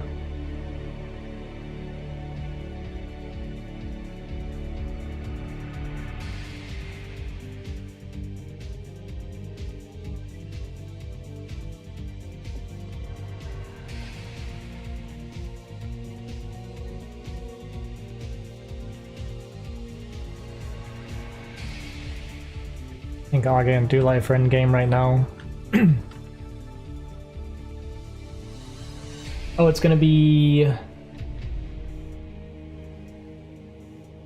Oh, Glio Bird's in the... Okay, never mind. Yeah, so Worst is waiting for the winner of Launch, who is waiting for the loser of Fear and Kiko. It's gonna be a bit before Worst gets to play, yeah.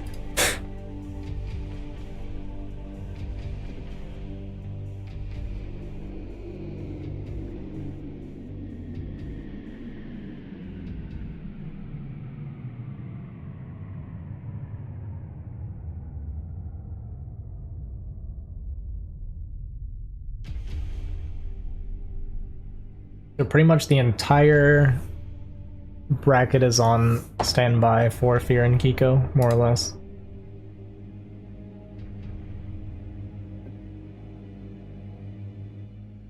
Isn't Launch a Zerg? He is, right? Or is he off racing?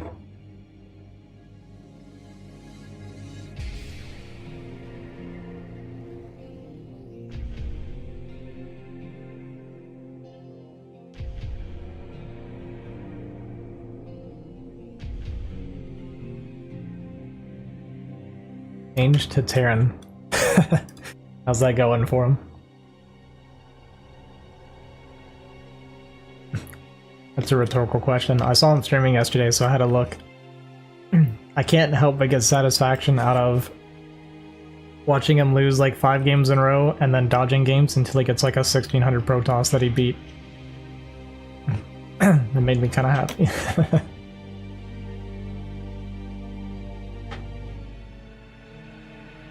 What's up, Launch?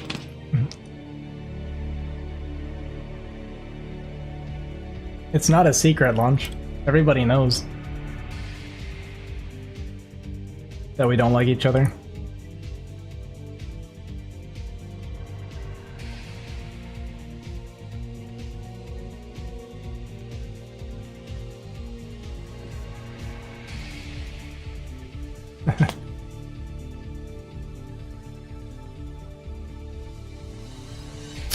Alright guys, everybody chill out, okay? It's very unprofessional.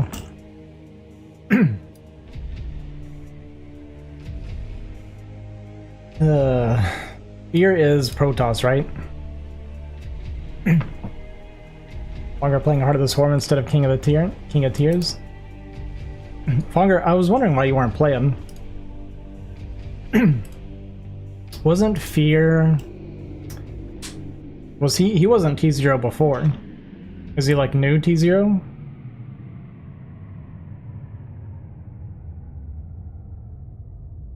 Was he T1 before? Not new? Well, everybody was saying he was the King of Tears winner, but I won T0 last season.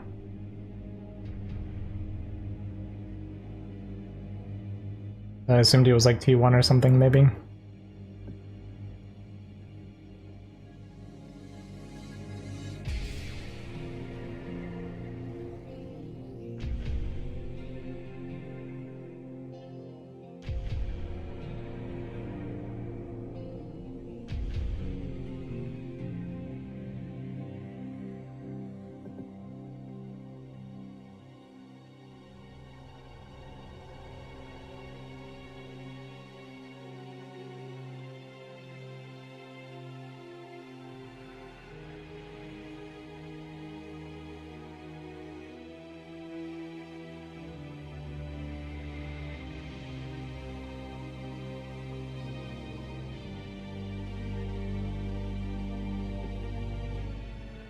Do we know approximately when they started playing?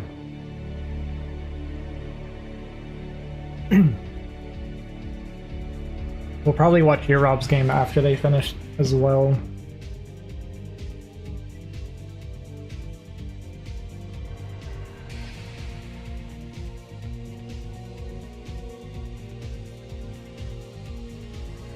"17 minutes in? Okay. Oh, he's streaming. Oh, okay. I didn't know he streamed. Will I follow him? Let me give this man a follow. Or we can watch it.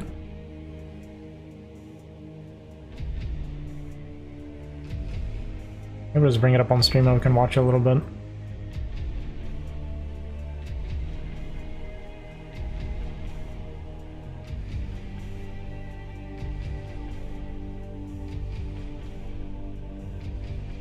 I know, right? Okay, it's so fun to watch, man.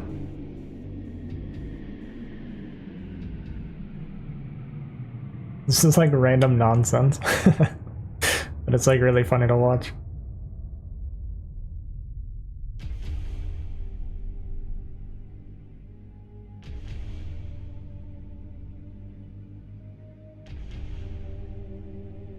Oh, is he doing Race Picker? Because he picked Zerg against, what's his face? Gotcha. It's funny because when I played him PvZ, he tried it 2 games in a row actually, where he built, yeah, he tried to cannon, or no, sorry, he was doing, hatcheries in my base. But someone told me he does that, so I like came up with a strategy to deal with it, and it worked really well, so. I'm just gonna wait a little bit to do a stream on here. Oh, Age is streaming. Wait, do we want to watch Age's POV or Fear while we wait? What do you guys prefer?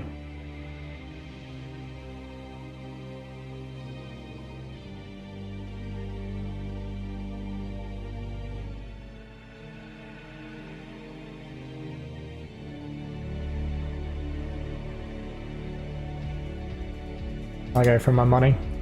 Watch Age then. Let me...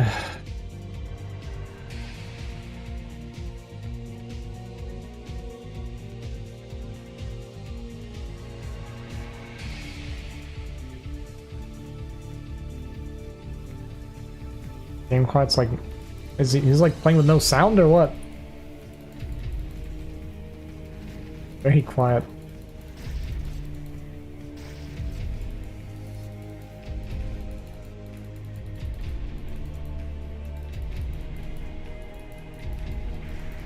so more lurker shenanigans. Let's see the dropship coming.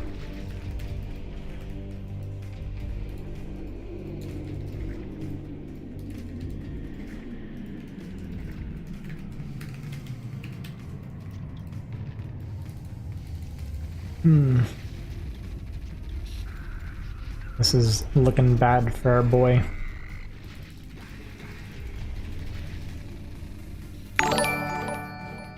I'll have to check that in a second. I do appreciate the support. I'll have a look at it after the game ends here.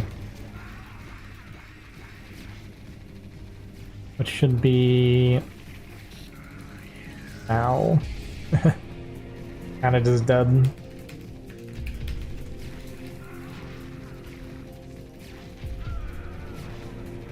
Good promise I'll get for my money. Oh, Gila, I appreciate that, Nako.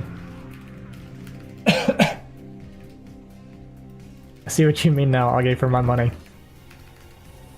I didn't mean for it to sound like I was enticed by getting paid for it, but yeah, I got you now. It's funny.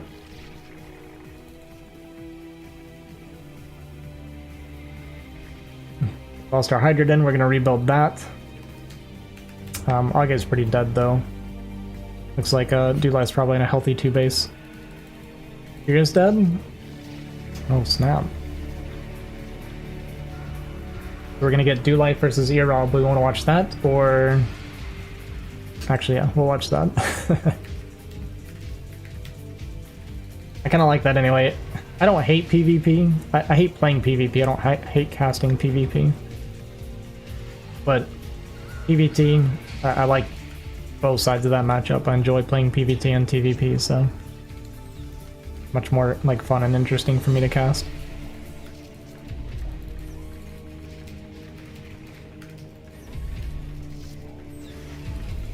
Losers bracket is also PvT launch versus Fear, yeah.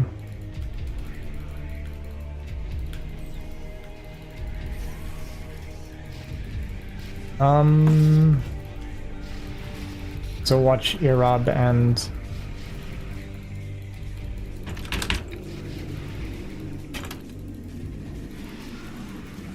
do life next.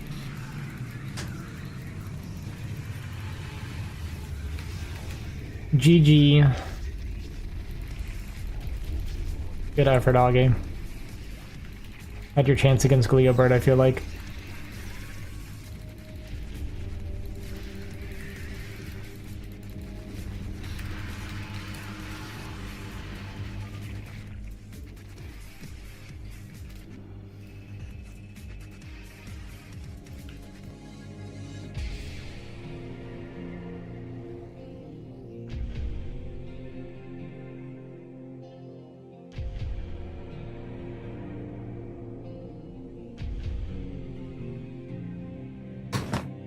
Gonna make a comeback with hidden carriers.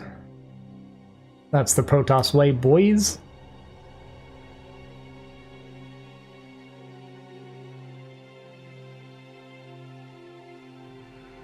Hey, what's up, Leo?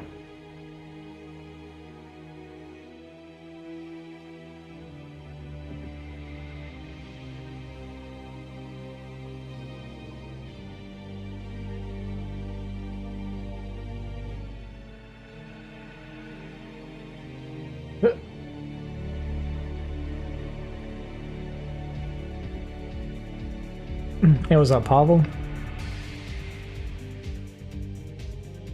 One mining base, hidden carriers. Gotta try, I guess.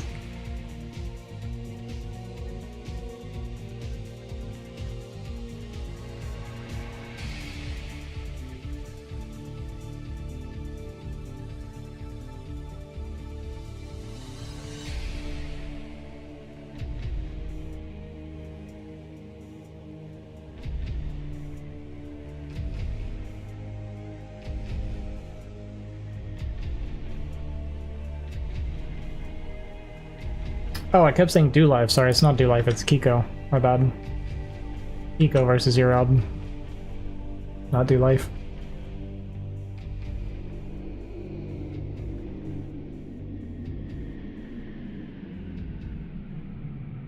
it's 2 life versus...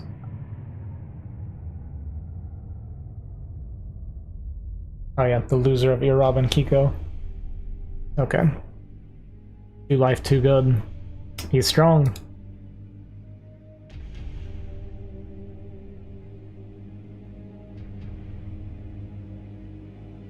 Yeah, I didn't get to see much of it. I was watching her stream towards the end there, but looked like you didn't get quite as much damage against him as you did against Glio.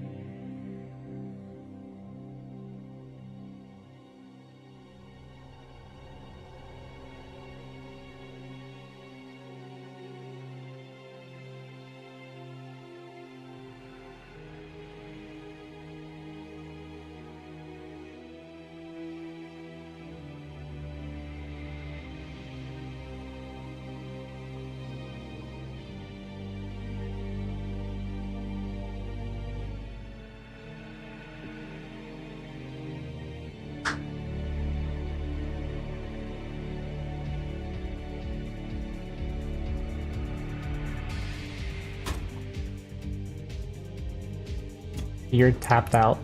Alright. So we're gonna get Kiko versus Erob.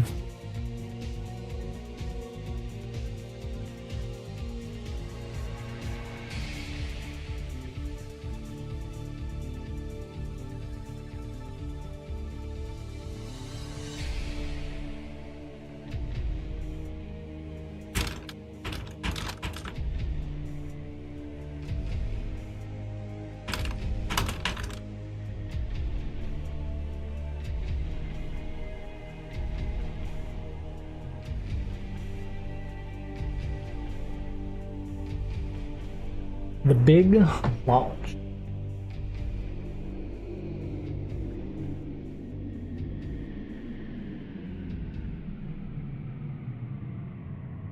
Also, my voice kind of recovered a little bit. Actually not doing too bad.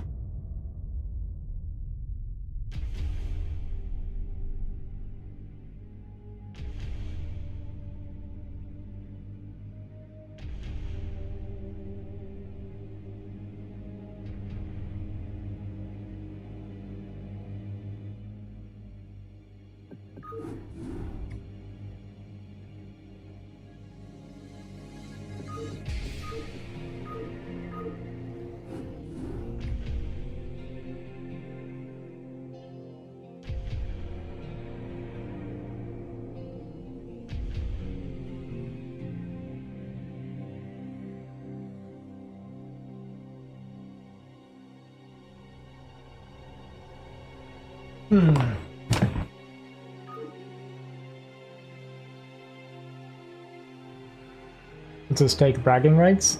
Yeah, actually I think that's a it's a pretty big tournament for bragging rights.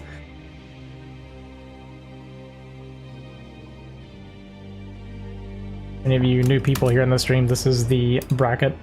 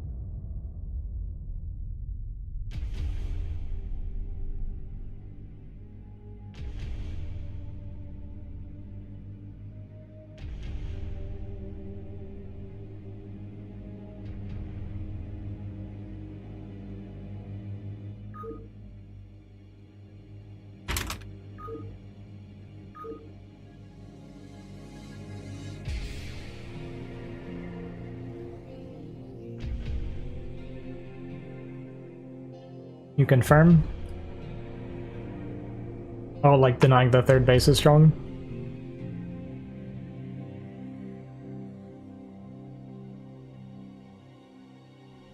Yeah. I think it's really good on this map. It's kind of got the fighting spirit effect of making the third difficult to take.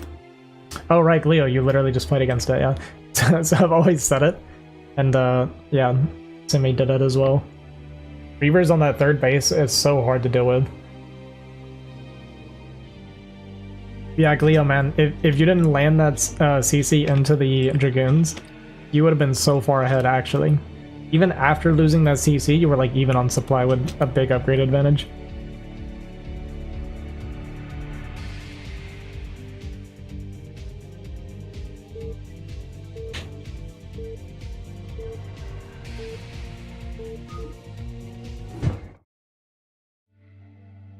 No, I'm not playing in this tournament. I haven't been practicing my turn at all for the last several weeks, so I didn't want to bother joining because it would not have gone well. And I've kind of enjoyed casting, so I was like, well, I'll hop in and cast at least. But I'm going to start practicing again tonight. Well, that's going to be Protoss tonight. Protoss tonight, and then probably Terran over the weekend. Maybe Terran at the start of the week, because I have K-League on Sunday. Alright, Earrob versus Kiko on Retro. They do have close spawns. I don't think I've ever seen Earrob play 12 Nexus. I think he plays a style more similar to mine. I haven't really seen much of his PvT, actually. I know he likes Reavers in PvP. And yeah, that's pretty much all I know about him, actually. So we'll see. This will be good for me. I know Kiko's pretty strong. He can be a little bit of a tilter, but he is very strong when he's being stable for sure. But then again, what Terran's not tilting some, right? I kind of get it. I mean, this matchup is a little bit of a nightmare for Terran.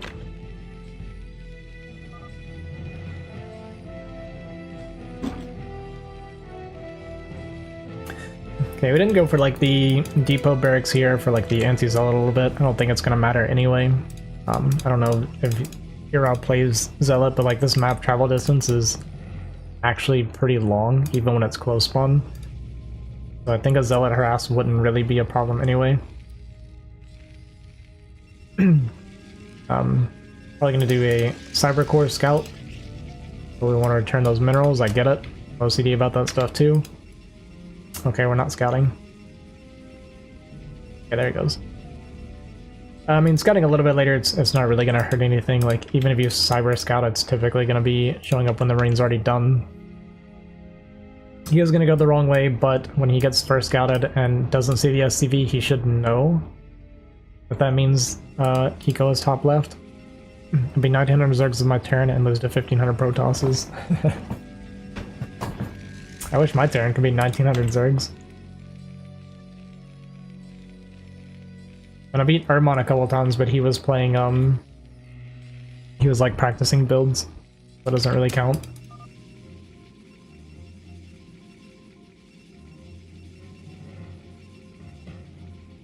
Okay, so we're gonna turn around, and it looks like we did actually realize that Kiko's not here. He could have done it a lot sooner, but I think he just wasn't sure if he passed the SCV or not.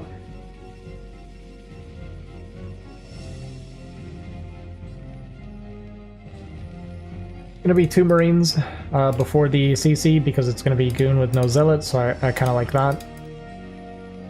Do have to be a little bit careful though because the one Goon can beat the 2 Marines.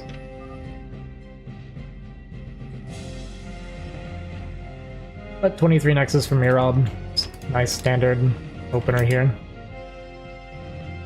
SCV doing a good job of like tucking, and then it's gonna rescout. It's gonna confirm this is the build. So when he sees the timing of the Nexus, he should know this is 23 Nexus. Gonna be a second Goon coming out. First Goon comes across. We did actually stop at 2 Marines with the probe here as well, and we didn't start the bunker. So this Goon can 100% beat this and actually put pressure on. So now we're gonna start the 3rd SCV. But yeah, this is gonna be a bit of pressure here on Kiko. We're actually going to pull after just killing one Marine. It just doesn't want to take any hull damage, I guess. But I mean, you can 100% kill this Marine, and we're actually going tank, not Vulture.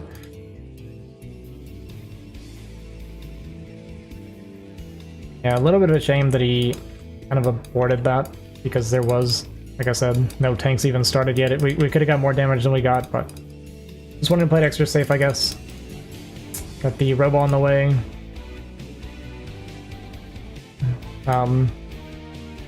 As Protoss in this matchup as well, it's pretty, like, forgiving as far as, like, scouting info, right? So this is what Eurob has seen so far. He saw 2 Marines, he saw the CC, and he saw that there was no Vulture. So there's 2 things that can be following up. It's either siege tanks, so it could be like a timing siege tank push, or it could be drop play. At this point, when you see the tank, like, you know it's not going to be like a quick drop or anything like that. So like maybe it could be a timing push, but it could also just be like defensive macro. But I personally, when I play against, yeah, he saw the CC because he walked all the way up here with a Dragoon. So he did confirm the CC. When I see a Terran that opens defensive siege tanks, and they're like actually like siege mode, you feel like you can do anything, but it's almost, you almost never see that anymore. It's almost always going to be like a timing push like this. So when you don't see Vulture and it's like tank first, they're almost always looking to get a little bit aggressive. He does have the Goon here to spot it, and he's going to pull away. We are only at 3 Dragoons right now, or 4 Dragoons. This one's going to get caught though. Really good body block from that SCV, punishing that Dragoon for being up there. And losing that Dragoon's a big deal, because with 4 Dragoons, you can 2-volley a tank, but without that 4 Dragoon, yeah, it takes 3 volleys, and that's just a huge difference. This timing push might actually get some damage done. Okay, we do have a 4th Dragoon here and a 5th as well. There should be enough Dragoons that we're actually completely fine. I almost never see it with like 2 tanks. It seems a bit of an odd timing. Get another Goon here. We're not targeting the tanks either, so we cleared off the Marines, and Hiko might just look to leave at this point. Gotta be a little bit careful here. Yeah, just leave these tanks. You can't break this anymore. So trading the Marines for a couple of Goons, it's fine at the end of the day. Yeah, it's okay. Didn't really get anything done though either. But we did get Vultures down here on the 3rd base. It's like a slight advantage, I feel like, for Eurob. I mean, we lost 2 Dragoons and killed... Actually, we didn't kill any Vultures either. So... It's like a minor gain for Kiko. It's like very, very minor, but it's something. The really important part is we didn't lose any tanks, and this 3rd's actually going to be a little bit late because of the push out. So it is about 30 to 45 seconds later than you typically would want it. Off a 2-gate observer. So I guess a slight gain for Kiko there, putting a little bit of pressure on the Eurob, as long as he hit his stuff behind. I am seeing like a lot of idling on the command centers though. So RCV count's a lot lower than I feel like it should be right now. We did go up to 4 factory. No armory. There's the armory. Now starting. Got 1 add-on, starting the 2nd gas now. And just starting 1 SCV here on the main base. Okay, there we go. So you like see that's a big delay in like worker production. Meanwhile, Eurob looks like he's been hitting workers pretty decently here. Yeah, just a little bit of a lead on workers. Which Protoss is almost always going to be ahead on workers if they're playing correctly anyway. But yeah, you just see how much this is idling, and I'm just worried that might catch up to Kiko a little bit later in the game.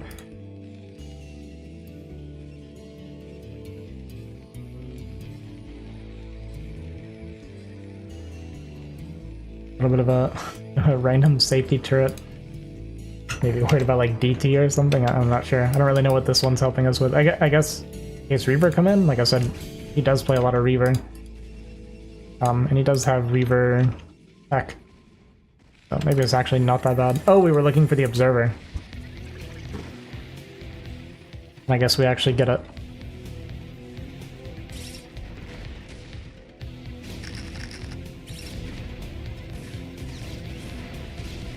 Goon's doing a good job blocking the ramp here so the vultures can't get up. He'll maybe overcommitting a little bit, losing a couple of vultures there. Give him another one, because why not? Meanwhile, we got 4-gate, we got our Citadel. Where did our... Okay, there's our shuttle. I think this is like a Reaver and a Zealot. We do have shuttle speed. Looks like we're unloading the weak Zealots. Gonna pick up some healthy ones. Come back for our Reaver. Maybe this is a second Reaver. We have shuttle speed done, so... I didn't see if there was a Reaver before that. Maybe that's our first Reaver, but it feels like we should have 2 Reaver. Academy coming down. Academy's a little bit late. Like if this was DT, then trying to push against this would be pretty terrible, but Kiko's gonna look to take us third. The Reaver, we're not up here in time to delay him taking this third. He's probably just gonna drop this on location, it looks like. Or are we actually going for aggression here? I feel like at this stage of the game, pushing with 6 tanks is like really, really dangerous. Okay, so we're looking for a push here. The Reavers are like way out of position for this too. But we have like no anti-air, so Zealot bombs can be really good. Our Dragoons are in the middle of the map.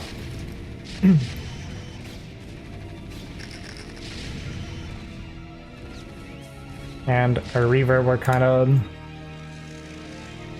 off the middle of nowhere as well. Like, Europe definitely had what he needed to take care of this, but the turrets are coming up now. And this kind of like odd 5-tank push timing is gonna get a lot of damage. A lot of probes go down. Looks like we may end up losing the Nexus as well. Bit of a mine hit there on the Dragoons.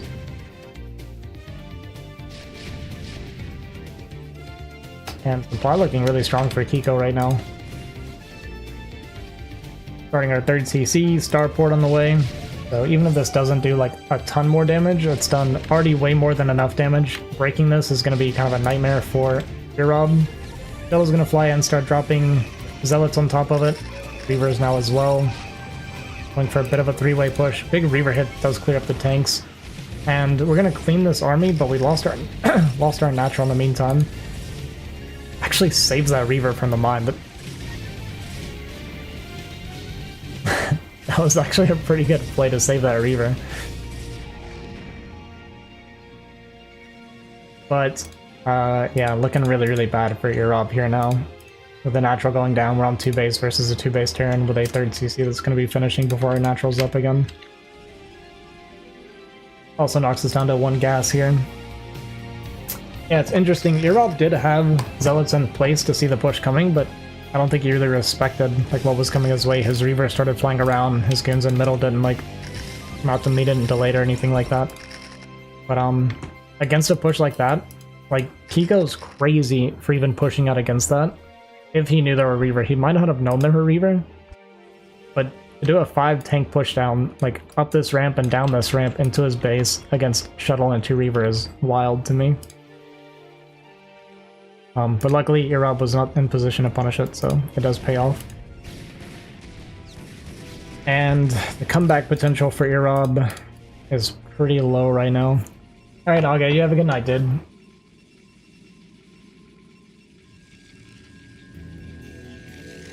Oh, speaking of Naka, thanks for the prime earlier, man. If you're still here, I appreciate that.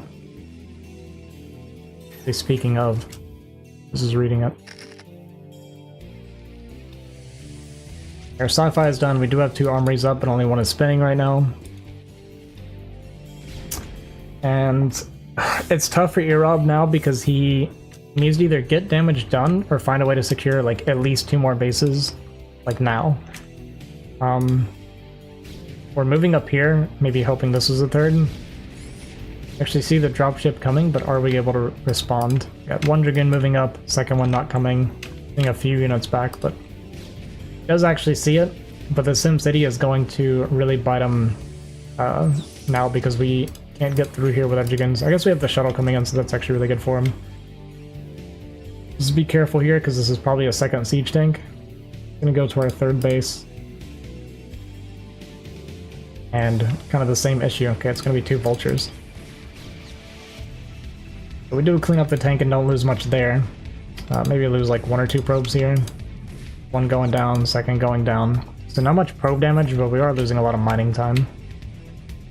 We have to like wait for the shuttle to get here. And again, it's like, yeah, it's great and all that we're not taking much damage from this, but being on even bases with Terran is putting Terran further ahead, typically. And Earrob maybe struggling a little bit with her harass is floating about 1600. Spent a bunch of his money now.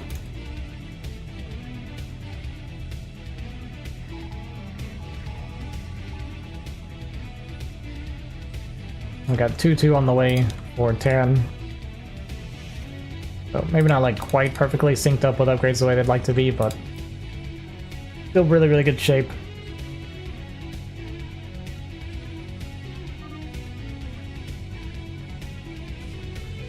I can see here that and A-Rob was asking for like a little bit of advice in this matchup. So I think his PvT might not be that comfortable. PvP, I've never seen his PvZ, but I know his PvP is actually pretty strong, so that may very well be his best matchup.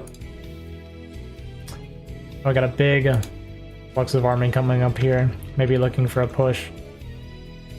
And again, I like bases like this on Retro for Terran because it's just by pushing, you're also defending that base at the same time. But he does actually scan here and see the army down here. Looks like Erob's gonna go for a bit of a bust. Yo, Gleo, thanks for the follow. Appreciate it, man. But pushing up these ramps can be a little bit hard. He does have like a lot of units though. Gets on top of that tank, and there's only one more tank here. Kiko kind of rushing down to defend this base because if that stuff gets up the ramp, it becomes really, really hard to handle. Beaver gets one shot off before it dies. Pretty good targeting on the tanks actually with his Dragoons. Cleaning up a lot of these tanks. Meanwhile, these Zealots do actually survive and jump on top of the Zealots. The SCV, sorry. Again, this would be a great attack if Protoss was in the economical situation that they're supposed to be in. If he was taking like bottom right and this base, he has the money for it, right? Imagine he was double expanding and kind of securing this while doing what he just did, then I would actually feel really, really good about Erob's position. But I've seen this happen in Protoss players, and it's definitely happened to me sometimes too, especially when you're not comfortable on the map. That can like kind of be a side effect of this. Is you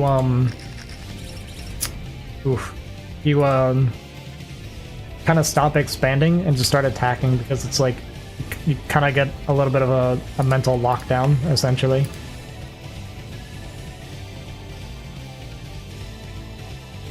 More drop harass coming down here, being very, very annoying. The siege tank could get a huge hit.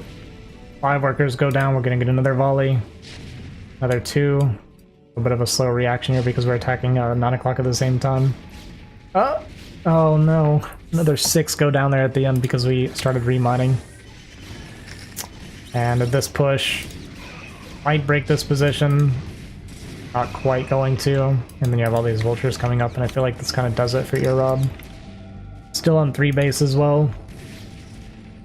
Eco taking 12 o'clock at the same time. CC's already finished. Up 40 supplies Terran, so it's looking really, really bad for Erob here. Now our probe is finally going down here. We cleared out the vulture.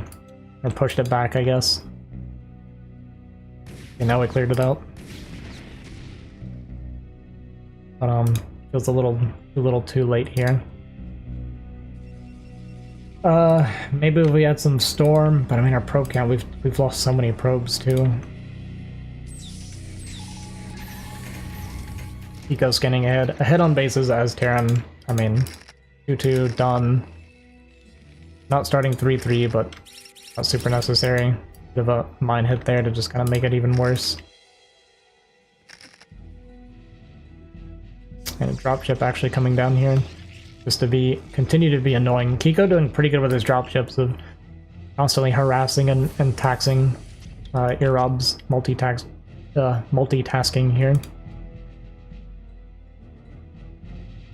Yeah, with these 2 tanks and these vultures, we're going to deny this base, and Erob's not even going to be able to get up to a 4th base now. Might go for like one last hoorah push here, but I mean our army is so small even. We've just kind of been starved out.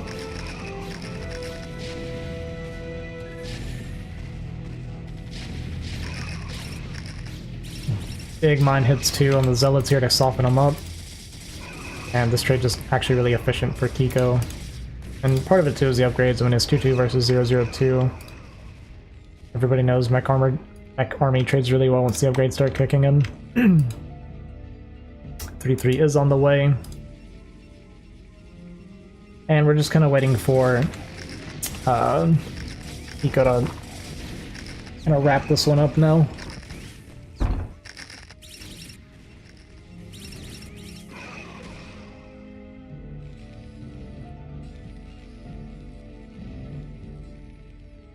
But he does have, like, vision on the map. He sees that there's just not a lot for Era right now. We did go for a bit of a storm drop. It looks like we pulled pretty well.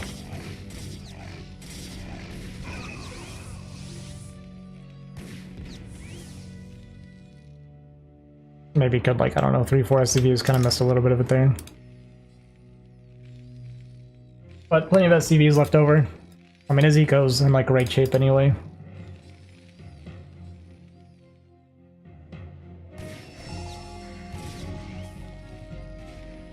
And storm drops are good and all for the comeback, but the thing that Aerops needed more than anything is just more bases.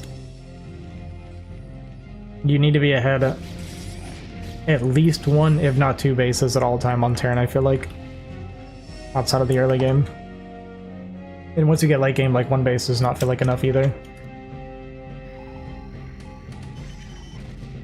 He's gonna try and break this position, but Kiko's already set up, like, very well defensively. Even, like, bringing his army down to intercept some of it while it's trying to force its way up this ramp. So Kiko's army movement stuff has been pretty good this game. Just making it harder and harder for Europe to expand.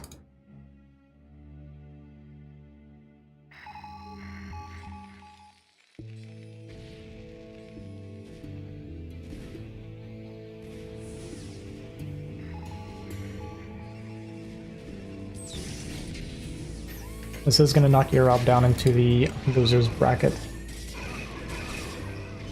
which will put him up against, I think, I'll Do Life. Looks like he's playing Do Life next.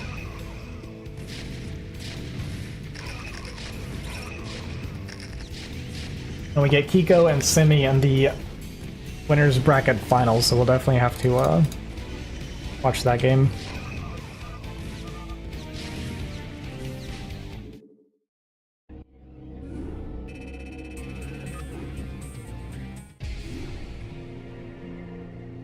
I love that you just, like, I mentioned this before, but the way you just, like, change accounts, like, randomly between YouTube and Twitch.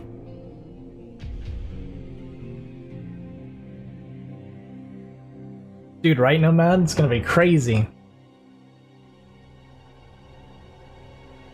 Yeah, you. Hey, what's up, Chiseled?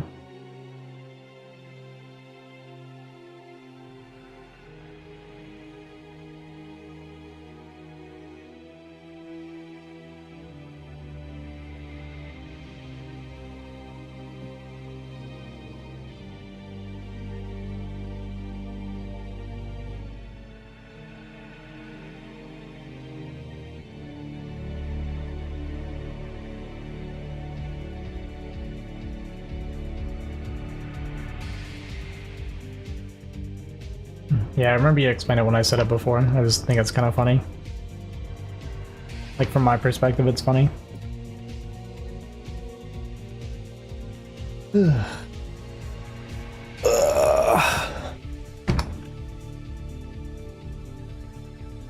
Bro chatter, right?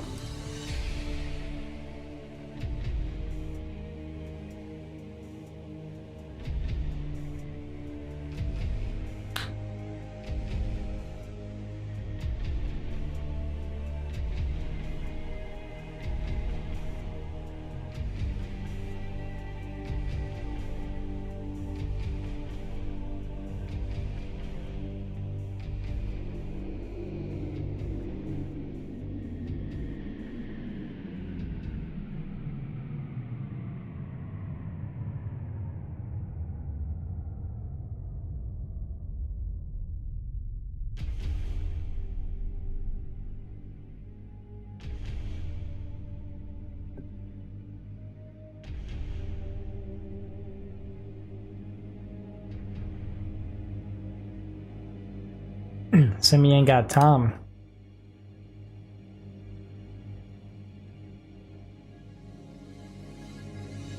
It is like kind of bullying, right? That Simi's here. Simi's like a top K leaguer. Yeah, I know. Hope he's not in too much of a hurry. We got, like, he plays a pretty slow PvT. We have, after he finishes that, like, he has to wait on you versus launch. You guys play yet? It's you versus launch, and then the winner of that versus Gleo Bird, and then the winner of that versus the winner of Ear Robin Do Life, and then that person plays against Simi. Like, Simi's gonna have to be here for a while.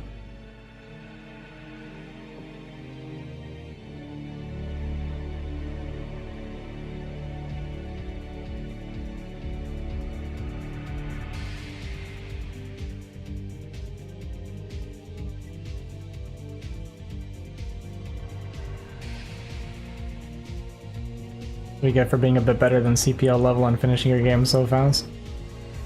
True. Needs to slow it down.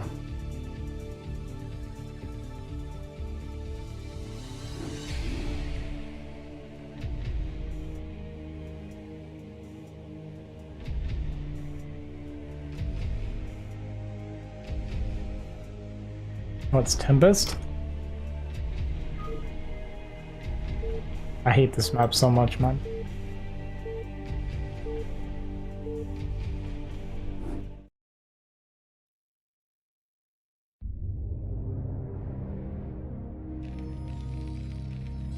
Alright.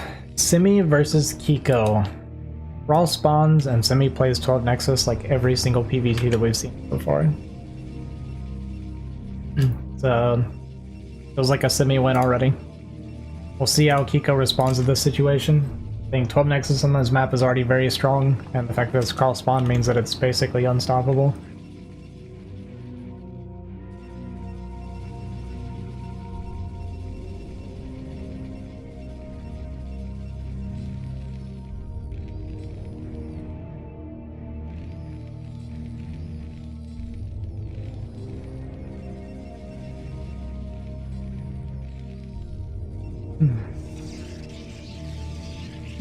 Yeah, and that pylon placement already says 12 Nexus, but I just think 12 Nexus on this map is just really, really powerful, which is why Moonrai beat Nomad. Because he refuses to play against Protoss on this map, so he just went BBS.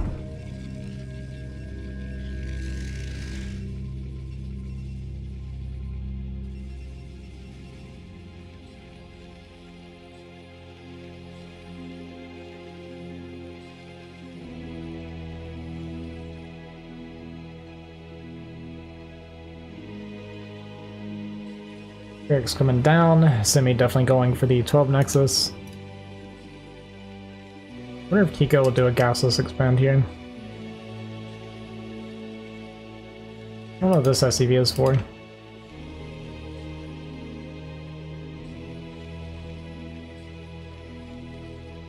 So what a BBS, true. Okay, we're just gonna scout here. So we are doing gasless expand versus 12 Nexus, but I've heard Terran usually hates this, right? Because there's like no options for aggression, and then Protoss can just kind of do whatever they want.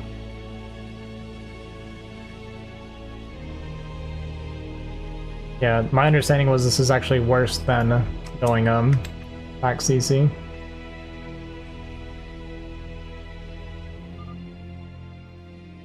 But I wonder if Kiko is just okay with this, because like Nexus 12 Nexus is so common on this map, like so common, that I wonder if he expects it and he actually likes playing this against it.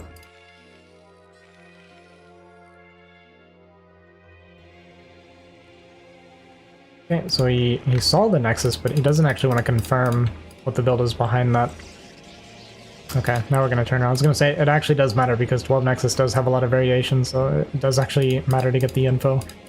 So he sees 2-gate, and then now he knows what kind of variation it is.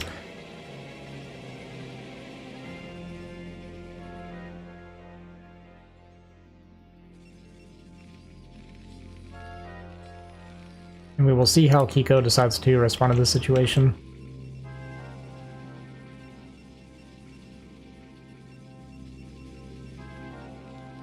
We'll see if Sibby makes Zealots. He might actually skip Zealots. I wasn't watching the minerals, but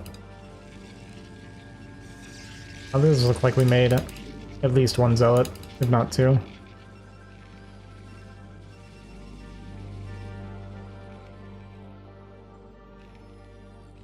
Did you see the Marines without getting shot? He's crazy. Okay. So no Zealots coming down. So I feel like this is really, really good for Simi right now. These 3 Marines pushing out kind of wild. I don't know what we're planning on here.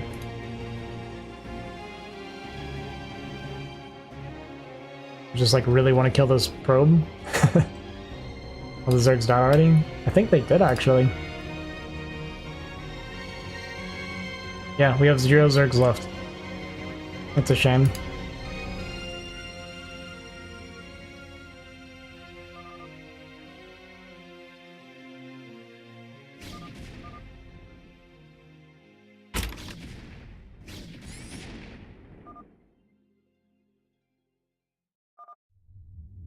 Dude, I've told Nomad this like 4 times now. Is this why Exa gets mad at Nomad?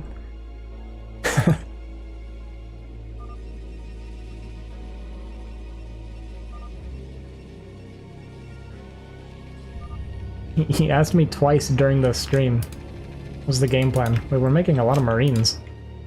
And Semi does see all the Marines. Still doesn't lose the probe either. This is gonna be like a 4-tank Marine push? Is that what we're looking at? 6 tank? Might be 6 tanks, right? That's a build. But going up to 5 Marines seems a little bit interesting. Yeah, cross map push against 12 Nexus. Sounds like suicide.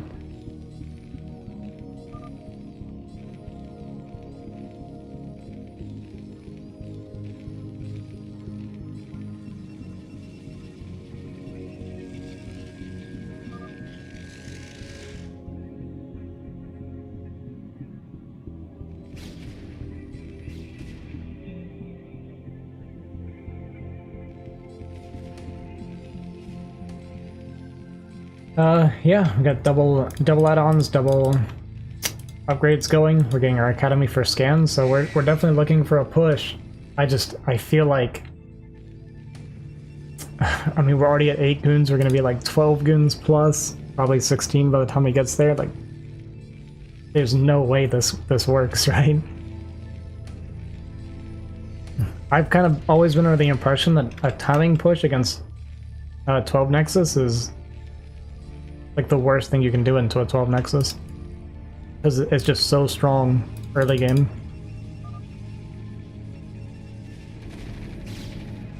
Yep, gonna pick off the first tank for 1 Dragoon. We're gonna try and get the vultures behind here from mines and put the mines down though, just a little bit of body blocking on the ramp here, so that'll actually be a pretty good mine. Catching one of the goons, but it's just gonna be 3 tanks only. Now down to 2, and it's going to be... Imagine 4 more Dragoons coming behind this. Yeah, this just gets repelled. I think we need to go home, Kiko. Or he's going to commit. Alright, he's going to keep going. Another 4 goons come out. And we got the Stargate and Fleet Beacon on the way. Eco Scan does not see the carrier tech. And we're going to get squashed while Simi is going carriers.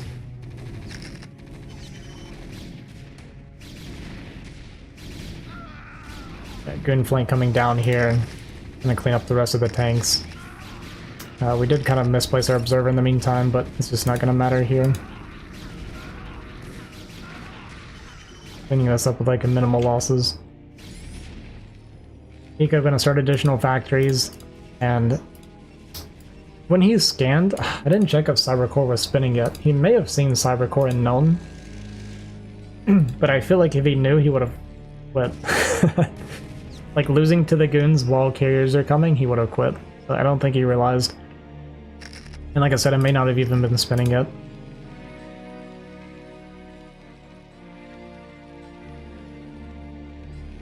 So now we're going to rebuild our tanks. Probably start a 3rd CC soon, start our armory. Armory and eBay. I think with the eBay, extra factories coming down. Okay, we're going up to 6 factory. Oh, okay. Next scan. We do see the carriers coming.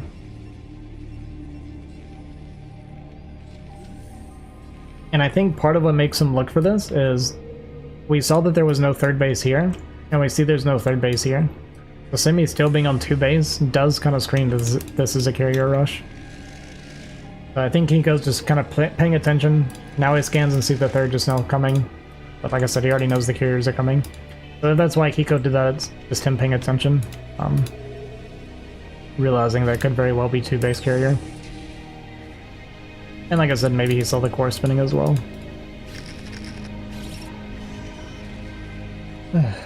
He wants to try. Go up to 7 factories, so it's just going to be another 2 base push here. I don't even think he should be building any turrets at this point. Just optimize your army because you're going to need to kill Simi anyway. And since it is carrier, you don't have to worry so much about Reavers or anything at this point in the game.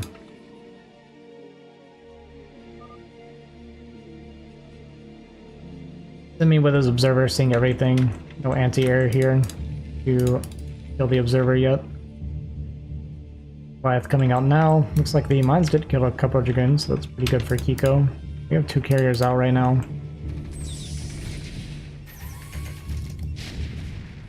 Two carriers without their interceptors up, not very scary yet.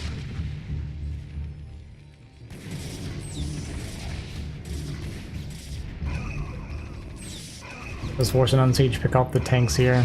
And losing tanks hurts a lot because he kind of wants to be all in on Goliath now and not have to rebuild any tanks.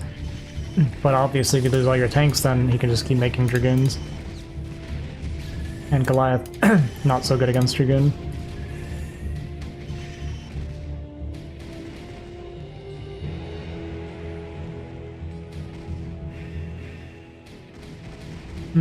Once again, Kiko being pushed back here. Doesn't have his Goliath. Okay, just finished. Goliath range just finished. So that's pretty good. Get a little bit of hull damage on this carrier. Carriers 3 and 4 should be popping out soon. There's 3. Guess 4 is a little bit behind. Yo, range, thanks for the raid, man. I appreciate it.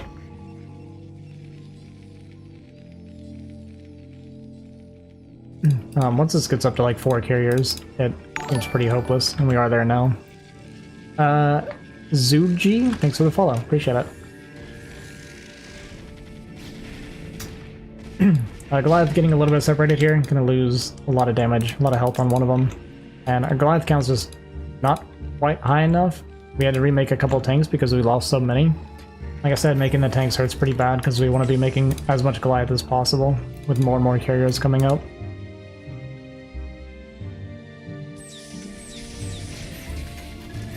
And we don't even have +1 yet on our army for Eco. But Goliath count is getting pretty high, getting a lot of damage on one of these carriers. Sniped the observer too, which is really nice. Good scan because he realized he was coming in every time he unsieged. Don't want to bleed off too many Goliath yet. Not really getting any more damage done on the carriers and not losing our Goliath here.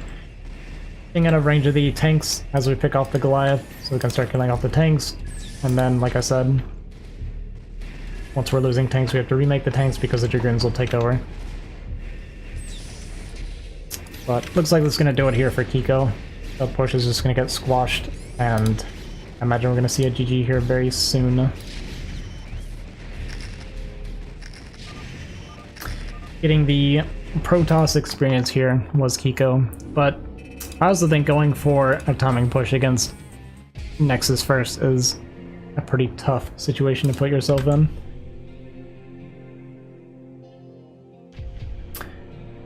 Ooh, Sagi, so true. I mean, Simi is too good to be here, let's be honest. Alright, so that puts Simi in the Grand Finals, and he's gonna have to wait like an hour before he gets to play again.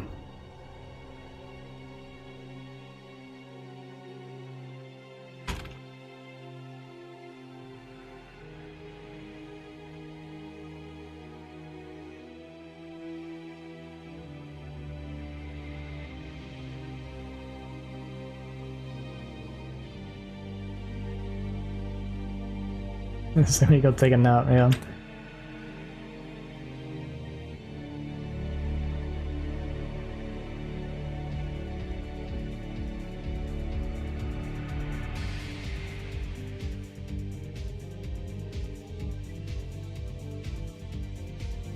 Let's see, we got Launch versus Worst is happening right now, and Era versus Do Life. Anybody streaming it? Maybe I could,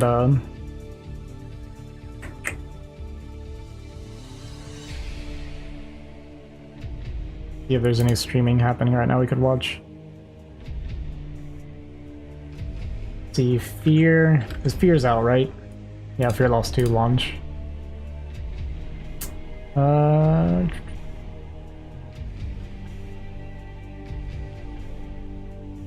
Guess we're just gonna be waiting for a little bit, guys.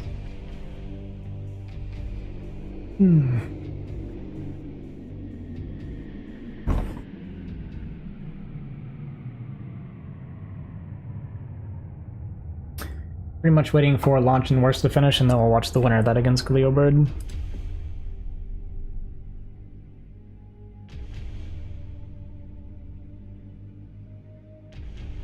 So I will take this time to get some water. Already gone through my 2 bottles here. Look at a little bit more water. You guys take a little bit of a break, and we'll come back. And whenever they're done, we'll start the next match. I'll have a waiting screen, so you guys can sit here and stare at this for a minute.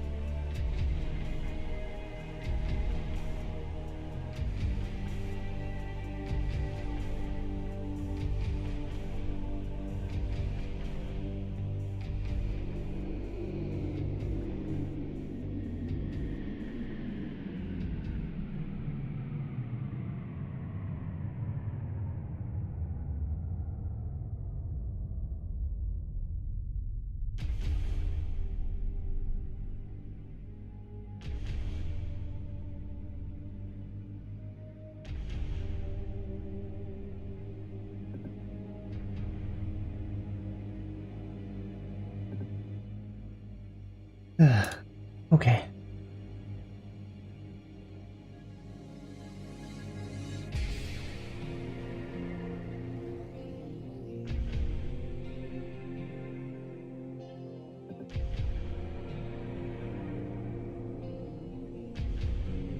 Yeah, not really much we can do in the meantime.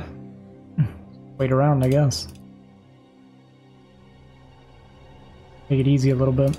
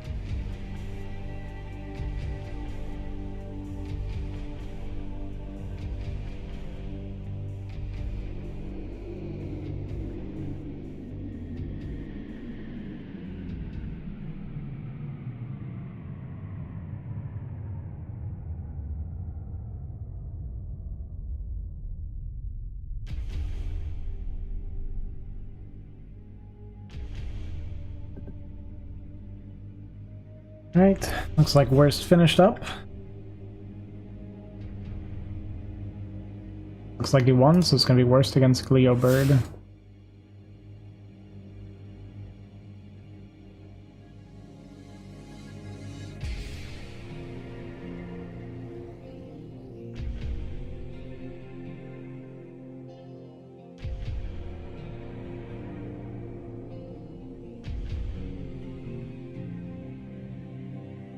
Is it cool?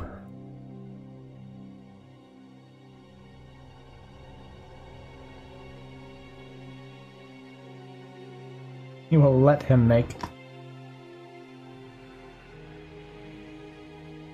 How generous.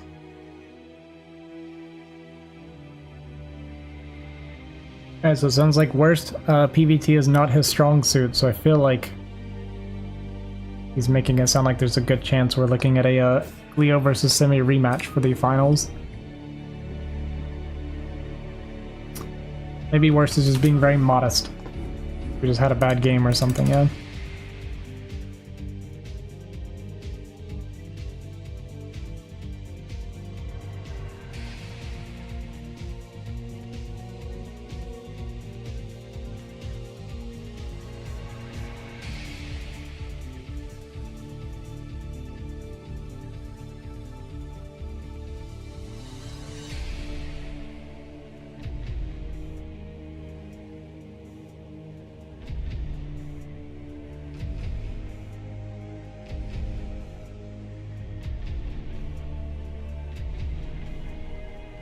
Oh, sorry. This is not the winner gets Simi. The winner gets the winner of E-Rob and Do Life. Are we gonna get a TBT semi-finals? Alright, worst. Need you to pull it off. Show us what you got. Not because I'm necessarily rooting for worst over Gleo Bird. I'm just rooting for not TVT. Unless E-Rob wins. I guess E-Rob could win. But I think E-Rob's PvT is also not super confident, so...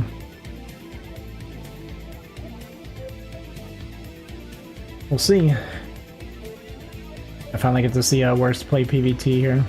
I didn't watch any of his games earlier, right? I think this is the first game of his I got to watch. Because he lost to Gleo. Yeah, and I haven't watched any losers brackets, so yeah, we haven't watched any of his games yet today. Already kind of an interesting first pylon placement.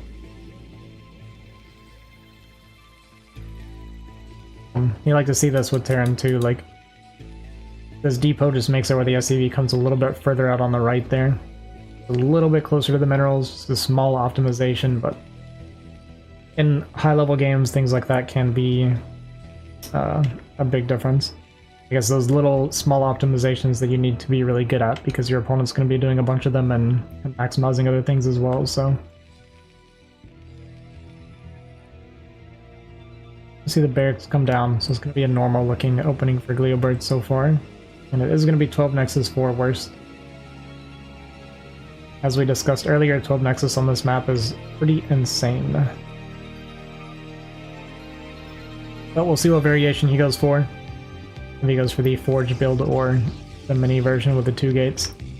And that was the other thing too, the way Simi plays the 2 gates, and then also is just, it's so good against timing attacks. Very hard to pressure a 12 Nexus that gets to go 2 gate. Brawl spawn especially, like, yeah, this is kind of a nightmare for Kiko last game.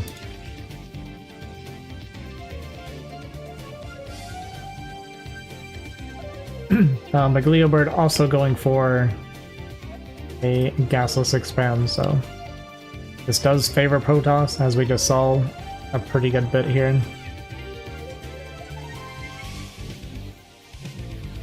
So 2 games in a row on this map, we get the exact same openers. It is going to be the 2 gate variation, it looks like, from worst. Looking good for worst. Very good start for him here. We'll see if Gleo can get out of this a bit better than Kiko did, but I also know, like, worst PvT is not going to be on the same level as Simi either.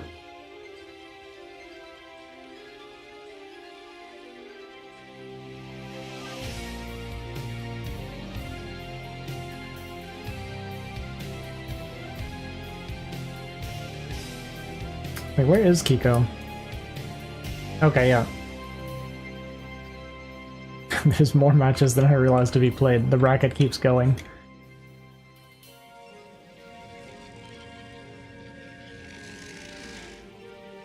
Yeah, so there's actually one more match that I forgot that has to be played before Simi can do his match. So it's going to be the winner of this plays against the winner of Earrob and Do Life, and the winner of that plays against Kiko, and then the winner of that plays against Simi. So it's going to be a long time before Simi gets to play. Poor guy.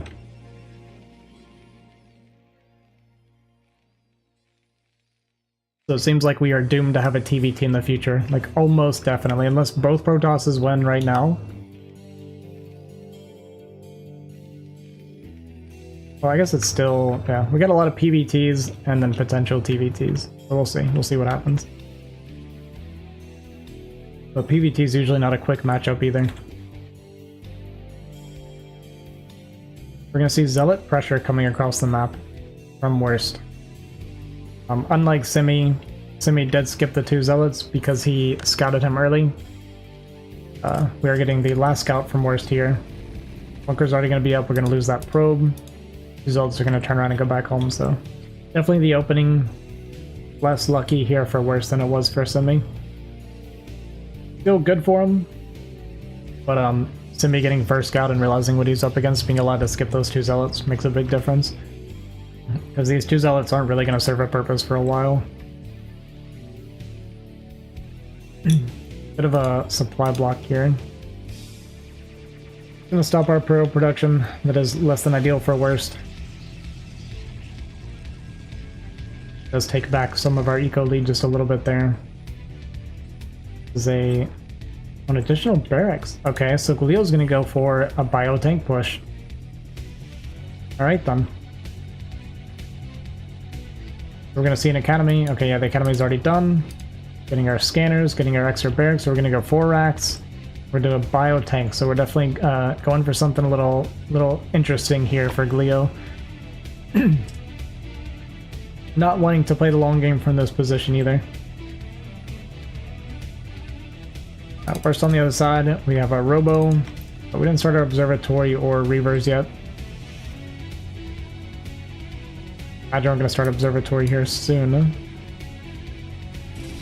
Actually pushing up with our 5 units here, 6 units here, and Cleo not quite ready, so we're going to take a bunch of damage here. The tank is coming out.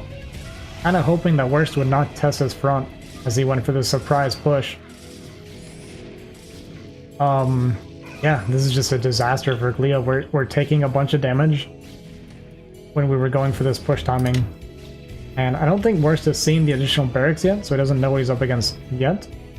And he might not go down to check. I'm surprised he didn't try to jump on top of that tank. Maybe a little bit worried about the SCV wall here.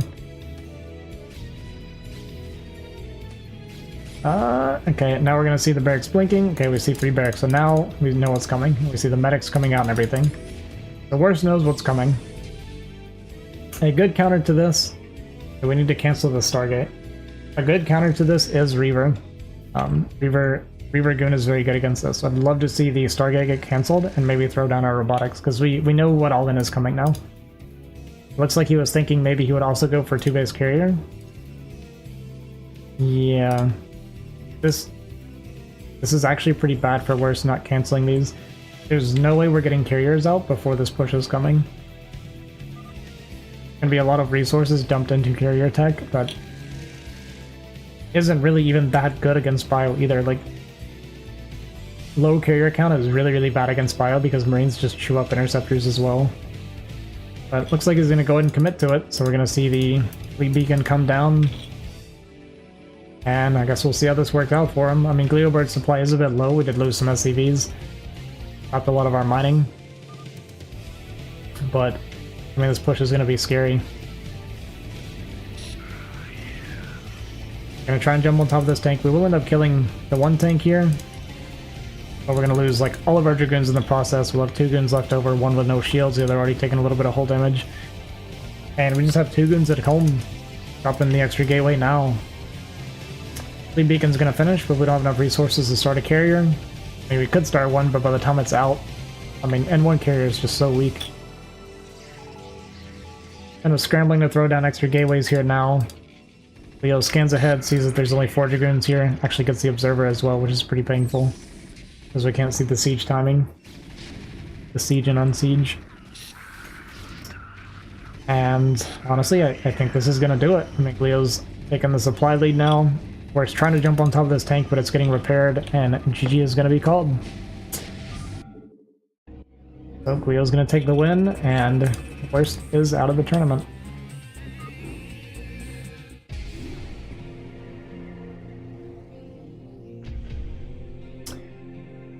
Alright, so we're going to get Worst versus Earrob. Earrob did take out Do Life, it looks like. So more PVT. We're avoiding TVT for now.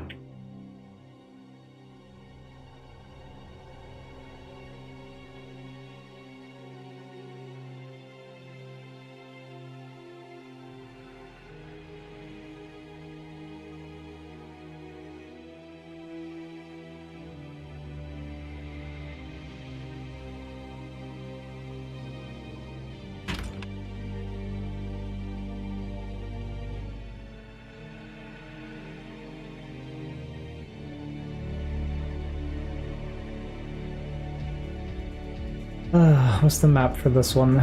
Apocalypse.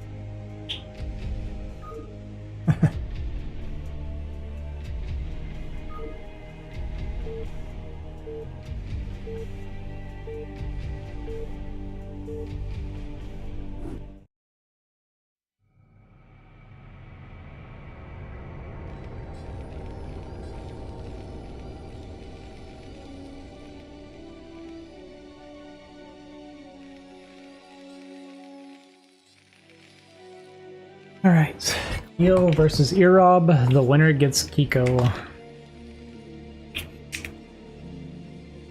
Apparently they played on this map in preseason and it took them 40 minutes. We're hoping that doesn't happen again.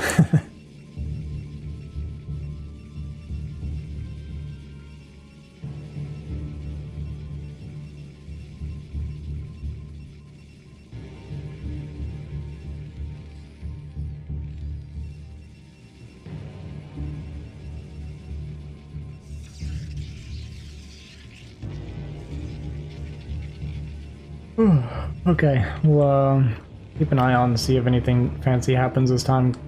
Imagine we're both going to get standard openers. I know Earrob does play, like I said, a pretty similar style to me. His opener, at least. I feel like probably very rare to see a gasless expand here. And pretty much 12 Nexus on any map, so that doesn't really matter here, but I think I'm not sure exactly how the rush distance kind of plays out here. I mean, you do have to go around like a fair amount of terrain and stuff. So it seems maybe a little bit longer than it looks. But either way, we're not getting a 12 Nexus, we're not going to get a gasless CC. Gas comes down for both players.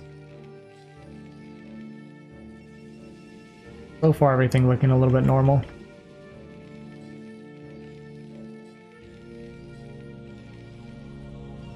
Looks like we did do kind of a little bit of an interesting scout timing for Earrob. It wasn't after Gateway. It was before Core started. After Gas finish?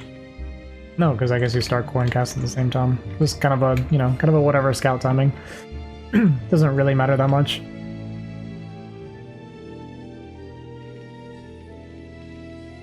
Leo starting his Marines. Second depot comes down. I imagine we're going to cancel the SCV here. Okay, we're not going to cancel the SCV, so our factory is going to be a little bit late. Not that big of a deal. A few seconds later than you like it. I mean, if you're going for a Vulture opener, it can make a bit of a difference. If you're getting Zealot harassed too, like if it's like a big Zealot rally, then you obviously want that Vulture faster as well, so those few extra seconds can matter. Is a single Zealot coming? And then Dragoon range and Dragoon behind that, it looks like. Going up to our 3rd Marine, but we're going to get pushed back here.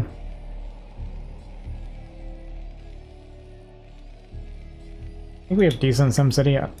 Zealot can't fit through here, so we got this to like kind of walk through. So it's going to be really hard for them to find damage. It comes down to like the SCV RNG probe actually getting in the way a little bit there. And going to be one more hit for the SCV, but it's going to finish in time, so the Vulture is going to be started now. Dragoon is on the way. I'd like to see some damage come down on these Zealots, or on these Marines. One Marine is going to rally into the Dragoon, so the Dragoon's going to get some free shots here. We did get 2 hits on 2 of these Marines, so that's actually really, really good for Earrob. So there's 2 Marines that are 1 shot away right now. You have to make additional Marines, which really, really hurts for the Baron here. Wants to start a CC, but having to pull SCVs and stuff here to try and deal with this and shoo this away. Our command center is going to be a little bit late. Nexus could have been a little bit sooner as well, but it's not that big of a deal. But a 2nd Dragoon comes down now, and this is suddenly becoming a pretty big issue. We haven't been able to start our bunker yet. Going to come up behind this, but the Marine gets popped. We got the Vulture with 1 hit left and running down to the corner. That's going to die. This is an absolute disastrous start for Cleo Bird right now.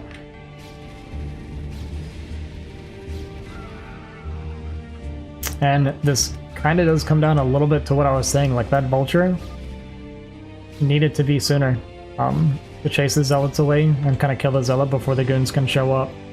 But honestly, like delaying those like 5-6 seconds to get that extra SCV out, this can be what happens when you do that. You actually trap one of the Dragoons here.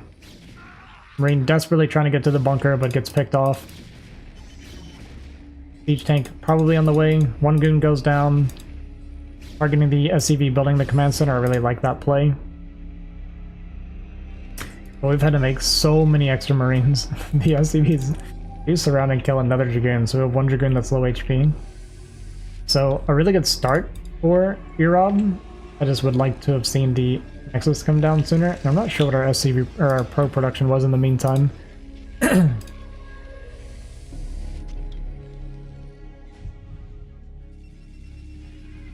Nexus is done, but it's not blinking. We haven't started our transfer. There's our transfer. How much are we transferring here? 9 probes. That's okay.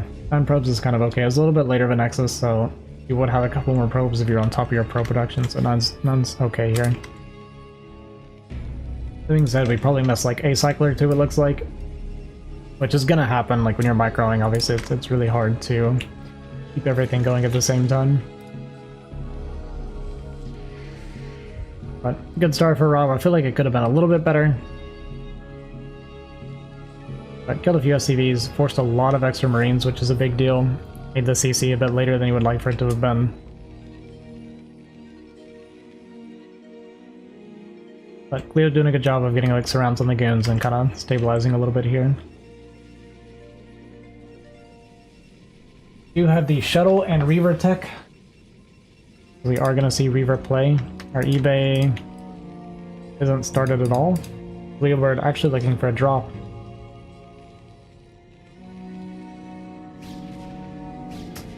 Pretty decently timed 3rd Nexus, I feel like, for Rob, especially considering the opening. Went pretty well, so he's unlikely to be under any, like, dangerous timing pushes. There's a lot of high ground as well in this map. So if there was, like, a timing push coming, you can abuse it. Our Dragoon count is only at 4, so it could have been a little bit risky, because we did commit to the Reaver tech a bit early. Even making a Zealot, which is interesting.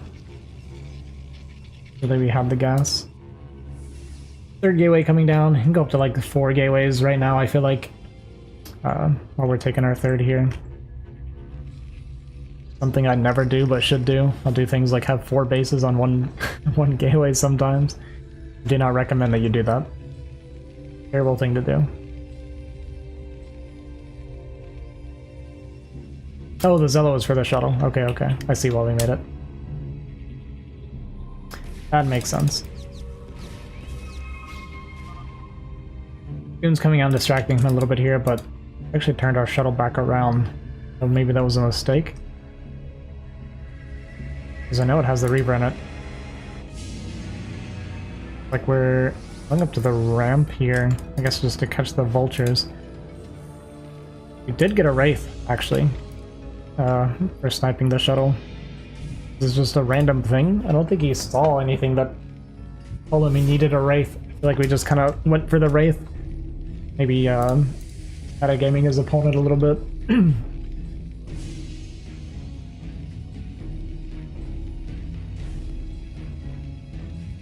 Sorry, 1 second.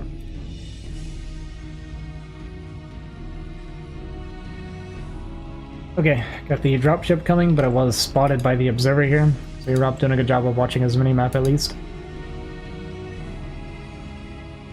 Gonna move to intercept this, but gonna be a tank and 2 vultures.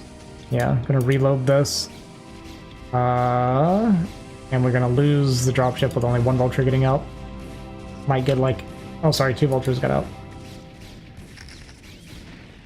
Be a little bit careful with your probes here. Kind of playing with fire. I'm like really worried right now. That made me really nervous. That could have been a disaster.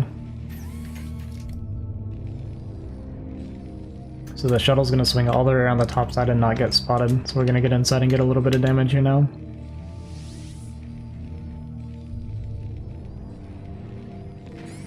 Ooh, first hit is huge. We have 10 kills on this Reaver now. Oh, we're to 11. I think maybe one of those was a vulture, or like mine or something. Wraith is going to jump on top of that shuttle, so the Reaver is going to have to be unloaded. I'd like to have seen it at least go down in the main. It's kind of doomed at this point, but the damage still totally worth it for Earrob. Force the pull, killed a bunch of SCVs. Punishing the very late eBay from Gleobird here.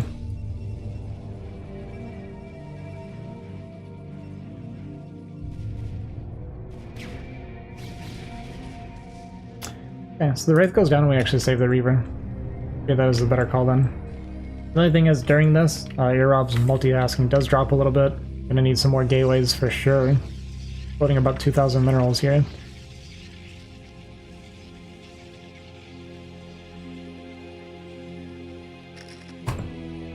But once he spends that money, he'll be in a pretty good spot.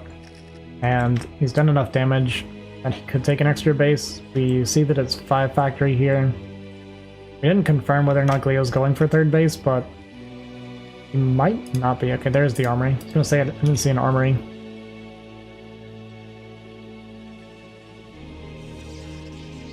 But Earrob in a really good position right now. It's gonna be a really late 3rd, just now starting for Gleobird. They're at 6 o'clock.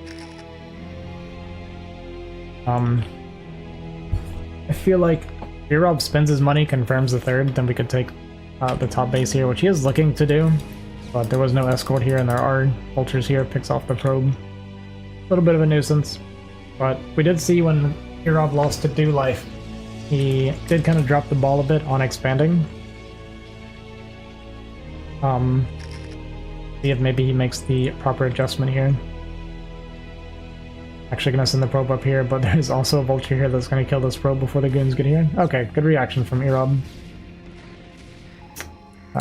Like there's a bit of a misclick from Gleo. Did have a chance to still kill that probe. Looking for a vulture run by here. Cannon does finish up, but the top is open, so these vultures are going to get in, actually target down the cannon here. Which actually gives the probes a chance to get out. In the meantime, more vultures running in, but getting intercepted by these dragoons. A single vulture getting out here. Good catch there for Rob. Does get his 4th base up. We'd like for it to have been a main base, but settling for this is fine, and we can go for the main base after. I still don't think I don't know if we confirmed the third or not. I'm gonna assume that. I mean, you can kind of assume at this point. We're at 12.5 minutes. We just dealt with 2 vulture run-bys. So it's very unlikely that he's going to be going for a timing push if he's losing so many vultures.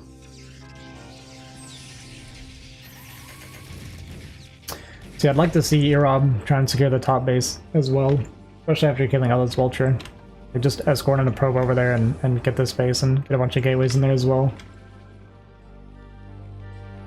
It's very important to have multiple bases for gateways because it makes it much harder for Terran to make a choice on where to push. If they push into one, like defending these tropes and stuff with Storm and everything, not as bad on Apocalypse because you don't have the uphill to go through. But you can still make it miserable for them and they have to worry about your counterattacks from the other bases the entire time.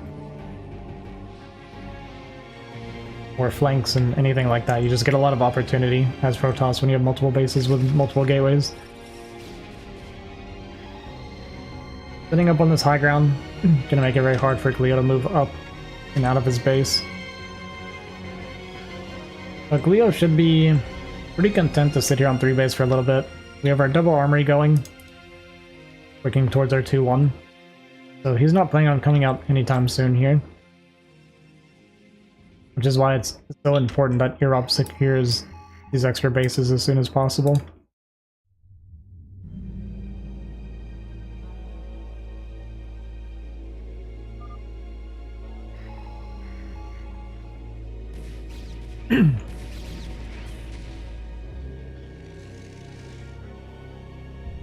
Is this vulture going to move to intercept? You might not know it's there. Dropship's going to get jumped on top of. Unloads 1 tank, but it's going to get picked off. This is definitely a drop meant to hit this base here. And with that, Erob will be able to secure this base now.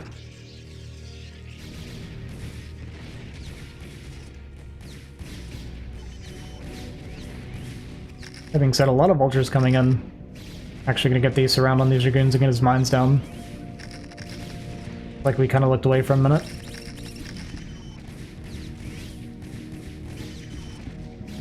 I mean, we still have plenty of time to get it's up there. Bring some more Dragoons, just bring them back. Like, these 4 vultures aren't gonna kill us very quickly. We did get an EMP on this Arbiter, so really, really good by Gleobird recognizing that.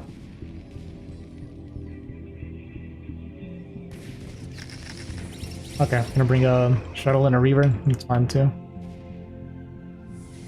Good enough. Just don't. Okay, we have the observer here. Okay, so we'll get that base secured still. Leo did make it a little bit of a pain, but it's gonna work out fine for Erob here.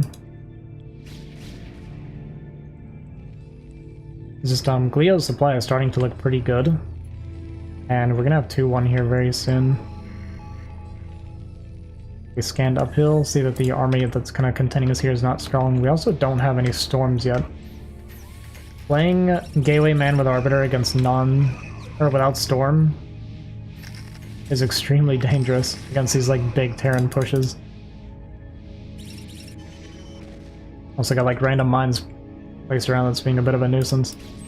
Not enough energy for an EMP right now. We have, I think, 2 stasis ready. Yeah, we have 2 stasis ready if we want to go for it. Does kind of spread his Arbiters, worried about the EMP, but it's not actually there. First stasis catches 3 tanks here, but armies is not big enough. We have units all over the place right now.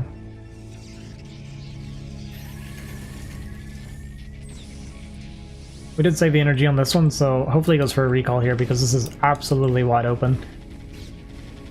Like a recall counterattack right now on Gleobird would be absolutely devastating.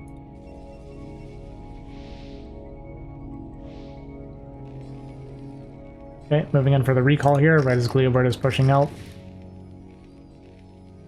Gonna recall this army here, yep.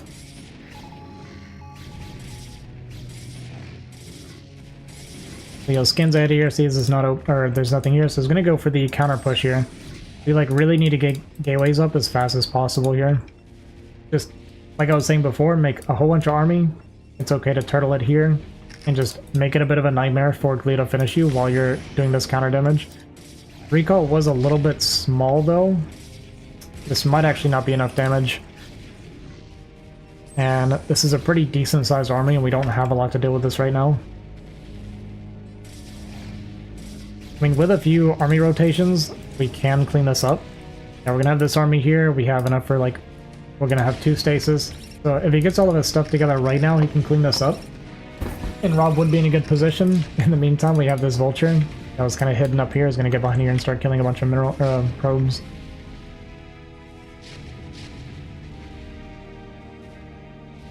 See how Rob kind of does this crisis management here.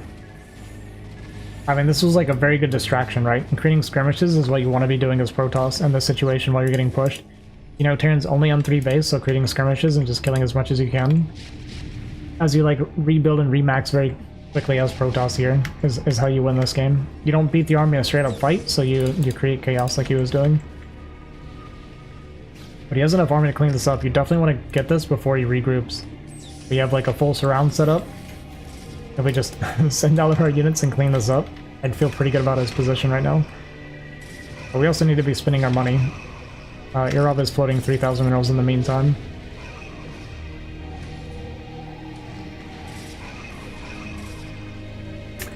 Big vulture swell here going to 12 o'clock as well. Pretty big stasis on this army, but might not necessarily be a good thing. I mean, your Irab's supply is looking a little bit low right now. Can you tell him bias, by the way? Can't help it. Talking about what Irab needs to do instead of Glio.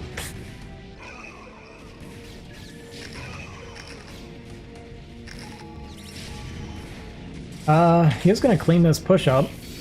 And even though he's down supply, as long as he can clean like all of this up without losing too much, it's kind of okay. I mean, we lost our 3rd base. No, it's not okay. Our 4th base isn't mining, we lost our 3rd base, and we're losing 12 o'clock at the same time.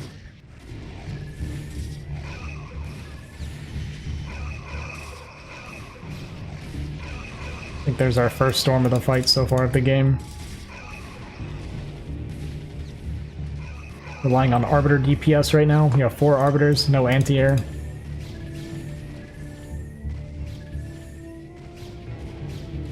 It's starting to look a little bit dire here for Irab. I guess the DT did come out and clean this up during all the chaos. And DT can be extremely good in these situations because it's so hard for Terran to keep up with all the fighting that's happening everywhere. Don't forget scans or not be looking, and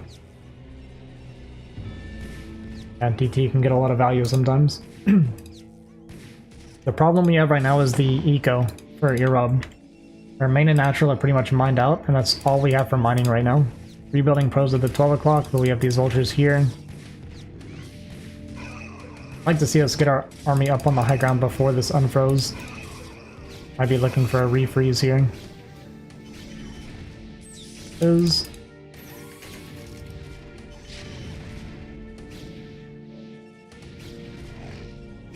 But as the dust settles, I feel like Leo's in a much better situation. And like setting up a siege tank here in case there's another recall that comes in. But during all this, Glio did a good job of taking a 4th base as well. So I feel like he's in a very, very strong position now. Looks like this Nexus might get cleaned up.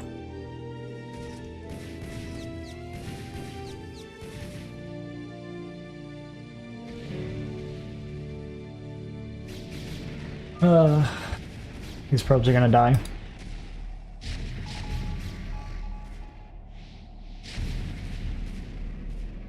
We got one probe out.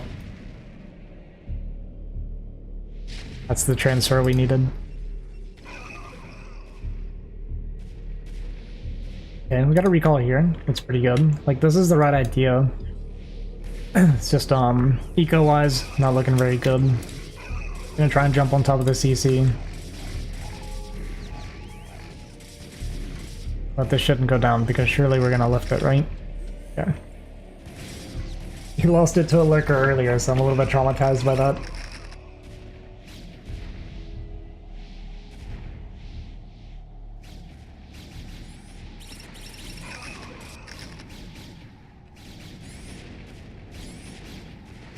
Okay, I mean, this is like skirmishing that we need to make. We did take our third base back in the meantime.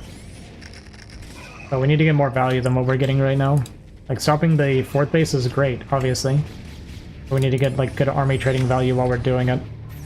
Which really needs to be done with Storm. I mean, we're floating 2100 minerals. At this point, don't be ashamed to make Archons, even.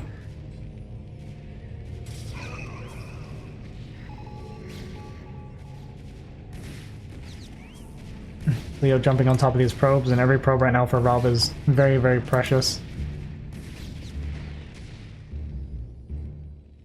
But at the same time, Leo's eco is not looking that good either. I mean, our main and natural are dried up, we're in one base, so trading vultures for probes. Kind of a double-edged sword there, I feel like.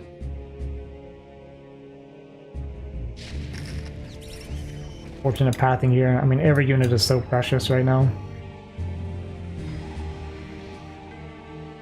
Does have 2 storms on this. Third base kind of up and running again, transferring back to the fourth base here. I mean, when the dust settles, it's very, very even right now.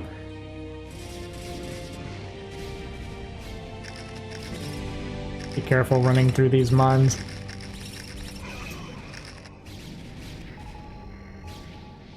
But the vultures do a good job swinging around here. They're actually going to be able to jump on top of this. We have these... We actually have a bunch of probes tucked down here that Irob's not aware of. Tries to pull through this when he had the cannons here, so this is all of those probes.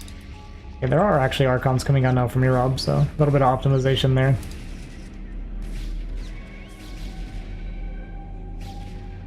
That's fine. Moonwalk from the vulture to get out. Messed up. Ah, if only he knew about these probes. Like, these 6 probes is a big deal right now.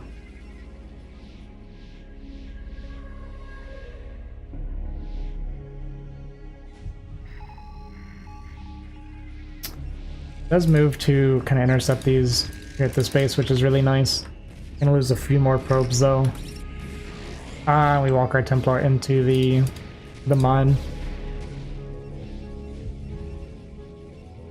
His vulture harass is pretty huge right now for Gleo.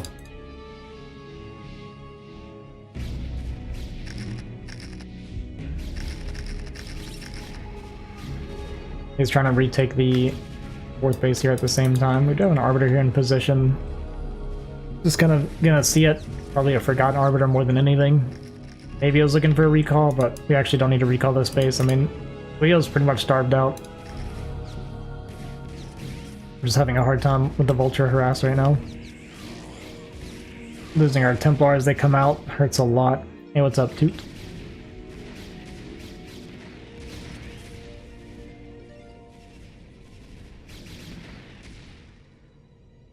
This is such a big deal. I mean, look at our mineral income right now. Like, these 6 extra probes is like 50% more mining for us. An Arbiter got recalled, or EMP'd, but we have a second one coming in for recall, and I really, really like this play. This is all of Gleo's mining. So we're trying to deal with this vulture harass in the meantime again. Gleo just constantly running vultures around and killing all these probes.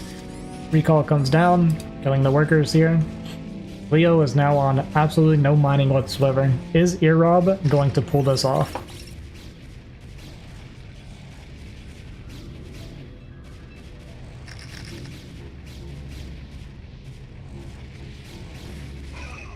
He goes down in the Archon, but it does not save the CC. And we need some, like, pretty big storms. We have such a small amount of army, but we're mining and Gleo's not. I just wish so bad we discovered these probes. It honestly is, like, game-changing.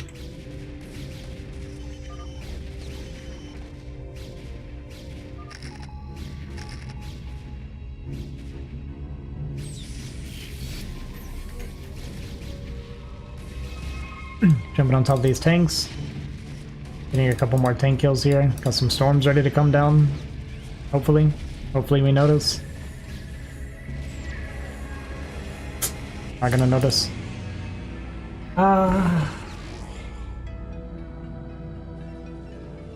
Is this gonna be another, like, crazy close loss? These games tonight have been kind of wild, some of them. Oh no, we're gonna lose the Arbiter Arbiter with enough energy for a stasis as well. Okay, we found the probes, but it might actually be too late. I mean, imagine these 6 probes are mining that entire time, right?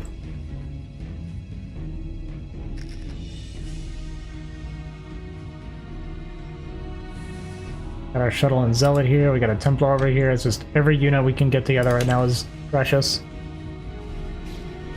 And unfortunately, we found these right as the vultures were set up to run in again.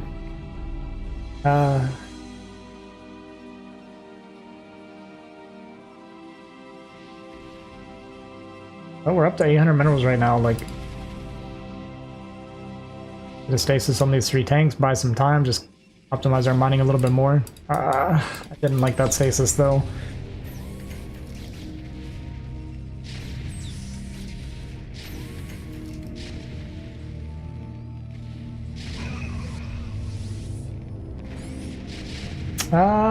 Rob, we're so close.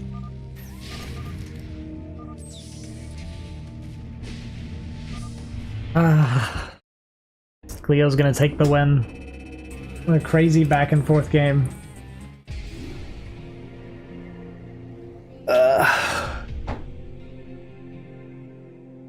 I know it's very biased casting, I can't help it.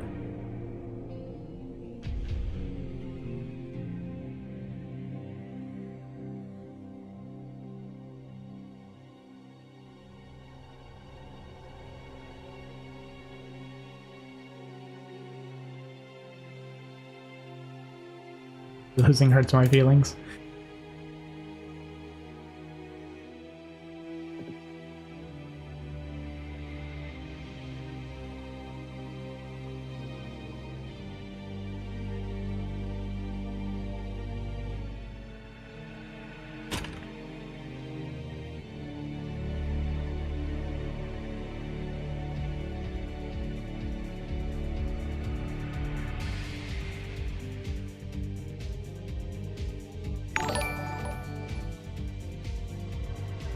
Yo, Saiyan. You never followed me? What the heck? Appreciate the follow, man.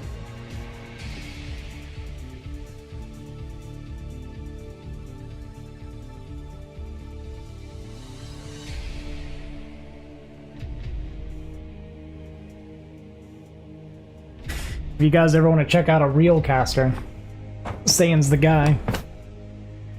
Got really high level casting content on his YouTube channel. I find myself listening to them every now and then when I kind of wind down and chill out.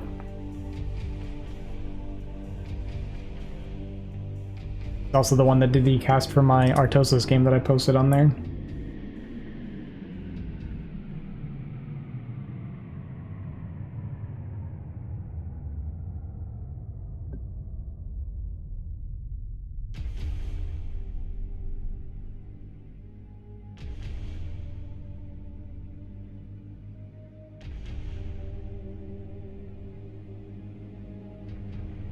Alright, so next we got Hiko versus Gleobird, a TVT. Favorite.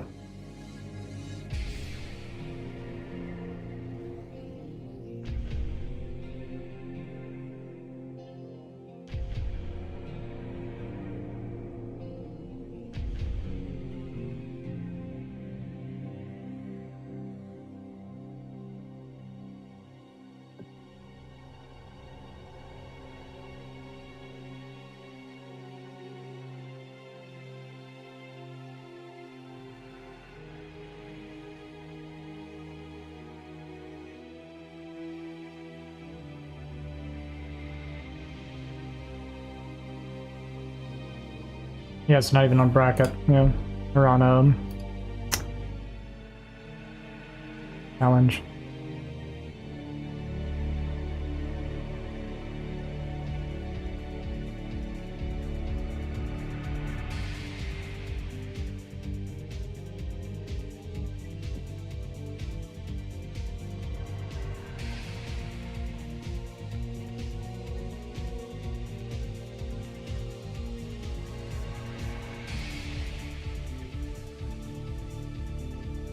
Just join in because it was 5:30 a.m. your time. And it kind of sucks. So Kind of needed more Zergs. The Zerg representation was unfortunate tonight, we'll say.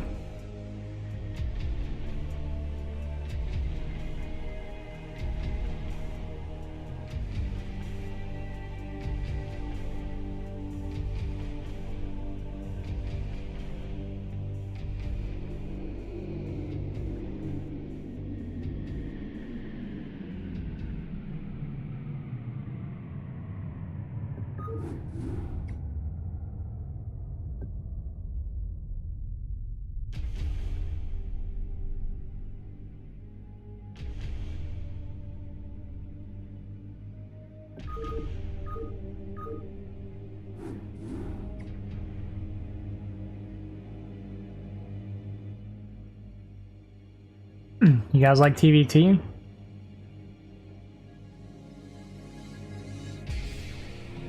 Let me ask this. Is there actually anybody here that would like TVT? Does anybody see TVT and they're like excited?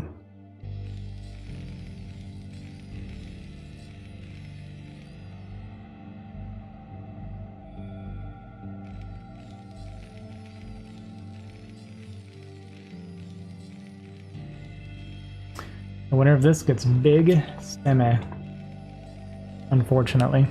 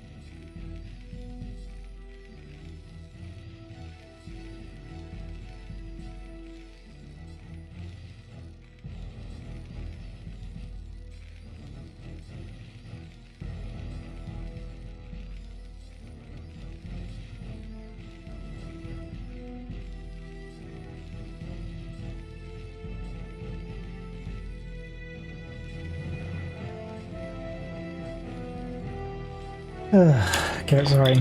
Not a whole lot to talk about in the beginning. That being said, why is Gleobird? Gleobird is so far behind on minerals. What happened?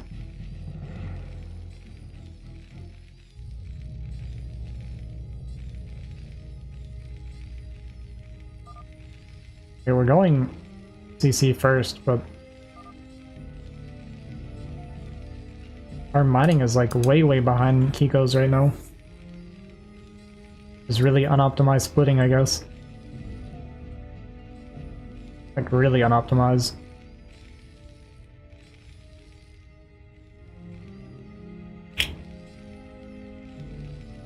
Yeah, Kiko was just like a big mining lead here in the beginning. Not entirely sure what happened here.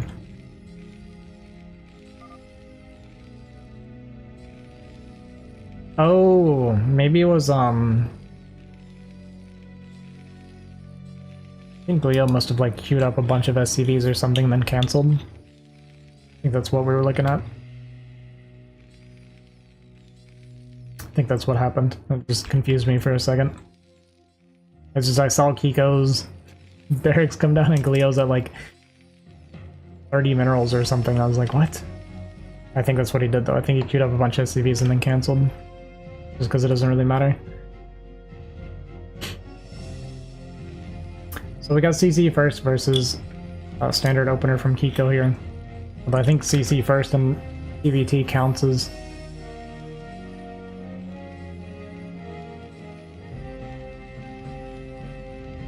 kind of standard in TVT. I see it a lot. It's like saying the 12 Nexus isn't standard in PVT. It's very standard.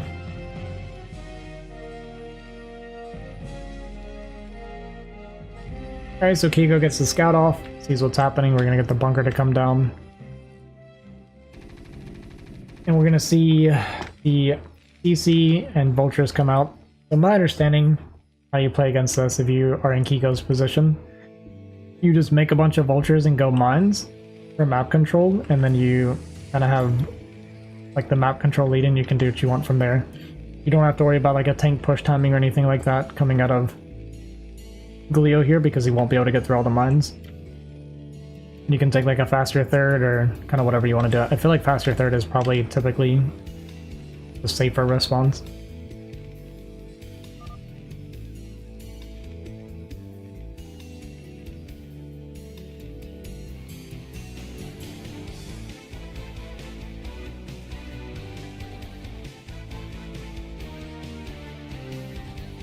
So we'll just work the vulture out here and make sure no scouting comes out, getting mine upgrade, and just we're gonna keep making vultures. Okay, we're actually gonna go in. Actually led with the SCV, so the SCV took all the damage. I've not seen that play before, but it's like really, really smart. Because you're not gonna get like vultures out of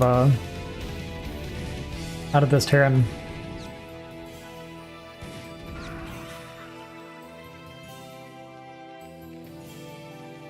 It's like almost always going to be a tank follow-up. So being very annoying with this this here. Try and get as much damage as I can before the tank comes out. Get 6 kills. Okay, we're going to lay mines on top of the tank. Nice. Like, this vulture is getting so much value. I've never seen this response, but really, really smart. Okay, Marine does clear one of the mines. So the tank's not going to die when it pops out. But we're losing a bunch of mining. Tank's going to take the hit, and then it's going to get repaired. But while we do that, I mean, this vulture's going to keep wreaking havoc. Could have swung a tank around this side. Up to 9 kills now. 10 kills. I mean, the game's just over. What a vulture, huh?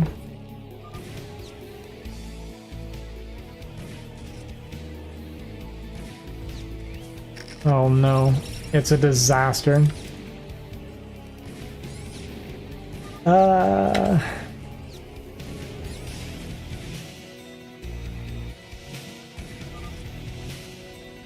I mean, Kiko's up. Yeah, GG, good luck. Yeah, the game's over. Won the right to go to bed. Alright, it's gonna be Kiko and Simi in the finals.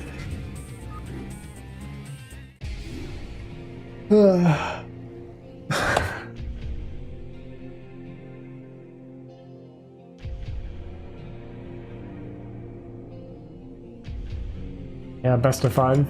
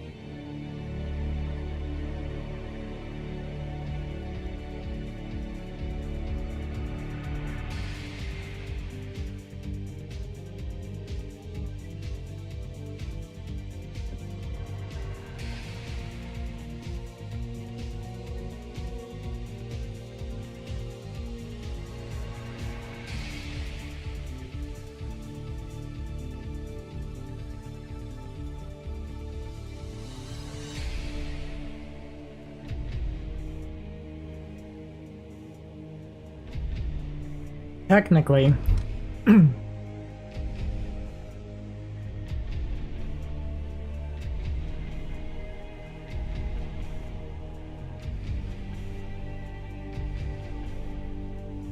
after 15 minutes, there's supposed to be a walkover.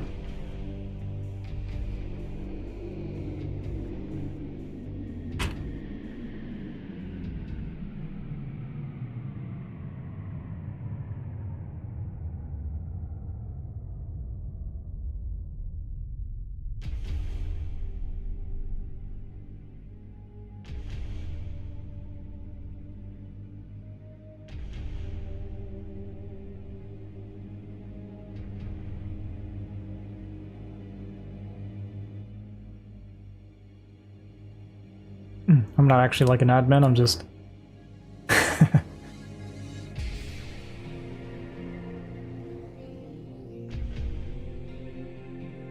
just trying to get Kiko not to quit.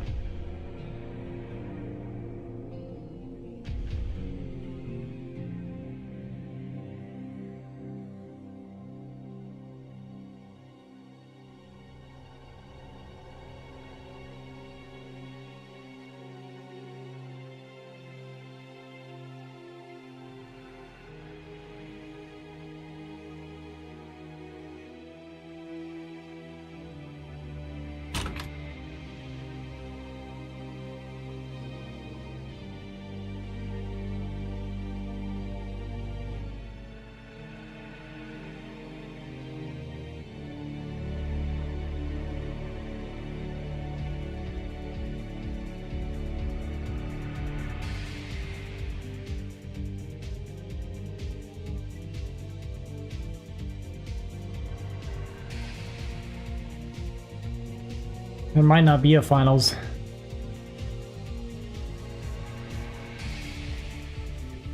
You guys may have just played for second place.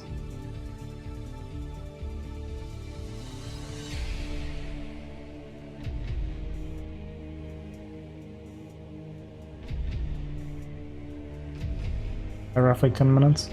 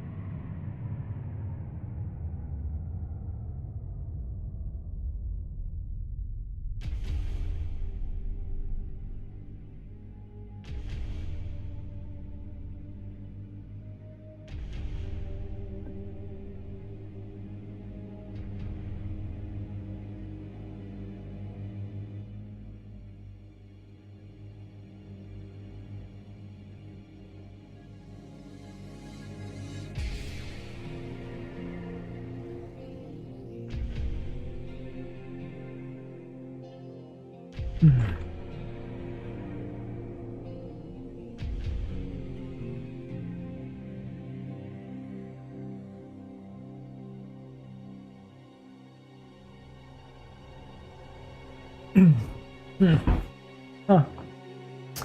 Didn't get to watch any PvPs. I purposely didn't watch any ZVZs. Which got all PvZ and PvT. One TVZ. But I didn't end up watching like any of the loser bracket stuff till like quarterfinals.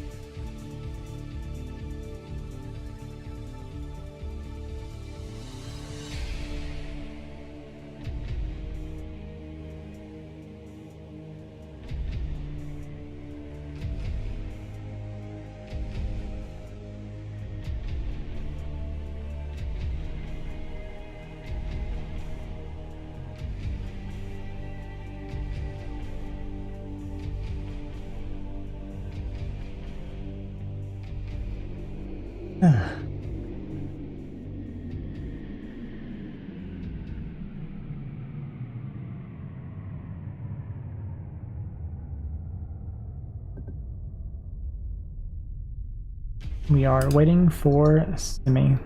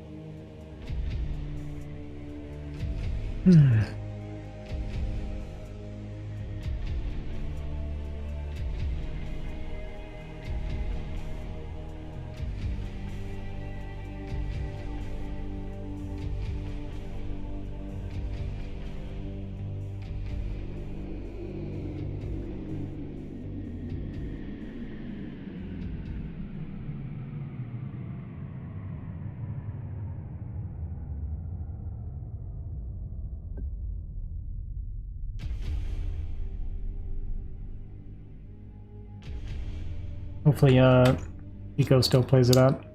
Yeah, wake up. What's up, Kiko? And then we're just kind of hanging out and waiting, I guess. Yeah, there's like nothing to do. Just searching through like YouTube, looking at videos that I can't watch. That's pretty much it.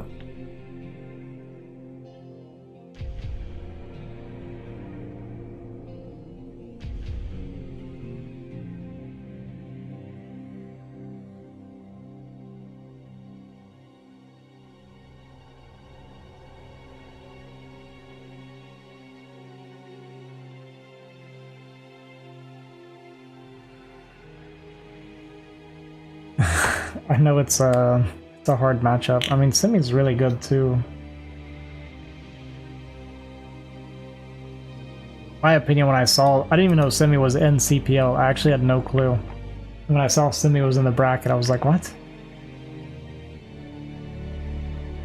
Dude's like S rank if he would actually play. I mean, he rolls us in K-League when he plays.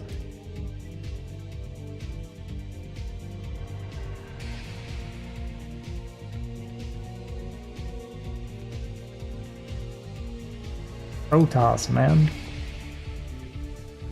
I don't know if you heard me talk about this earlier. You know how like I typically am a macro player. And someone asked me to stream so they could watch while they were getting ready for bed. And seen Ozzy beat Ardo, he's a pro leaguer. I mean, you know, it can happen, I guess. I would not be able to consistently beat Artosis. I caught him on a really good day for me. But it does motivate me to, like, really practice. But anyway, somebody was asking me to ladder, and they were gonna watch. And it was like 3 AM or something, so I was like way too tired. So I just made a different account, and I just cheesed. And after like an hour and 20 minutes, I had 2100 MMR. And it was really depressing because the first time, like, my highest rank is like 2147 or 67 or something like that. It was really depressing that I don't even cheese. Like, I was just making stuff up. Just completely winging it, making stuff up. And to get, like, mid-A that easily, just doing random stupid stuff, was, like, really depressing. And the games are always quick when you do stuff like that. It was like an hour and a half. I was like 7-1, and my only loss was because I tried to play a normal macro build against a Zerg that cheesed me. Unbelievable. You can practice more, yeah. But it just, I don't know. It made me think, like, this is why Protoss players are the way they are. 10 more minutes? Oh no. It was 15 minutes, 12 minutes ago. Trying to get hungry, not good, I guess, at 2 AM. I've been eating pretty badly. I've been bad about eating really late, too.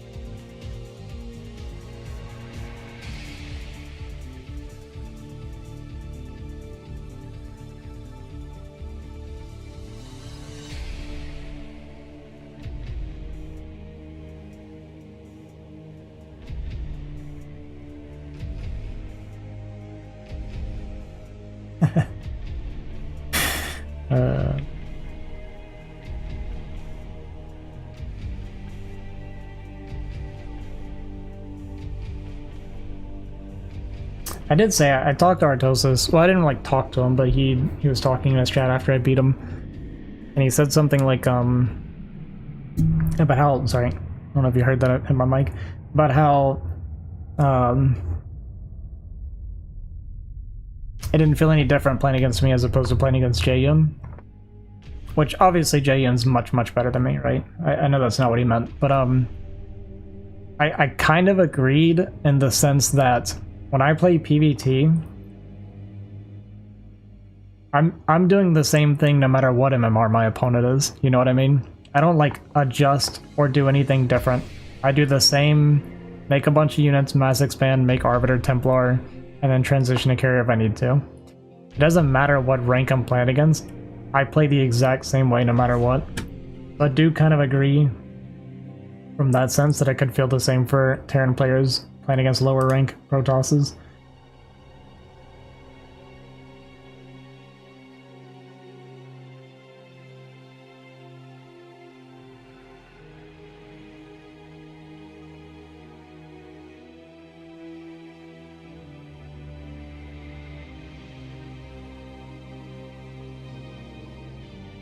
Bike?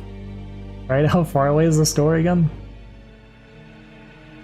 Got 45 minutes to the store or what?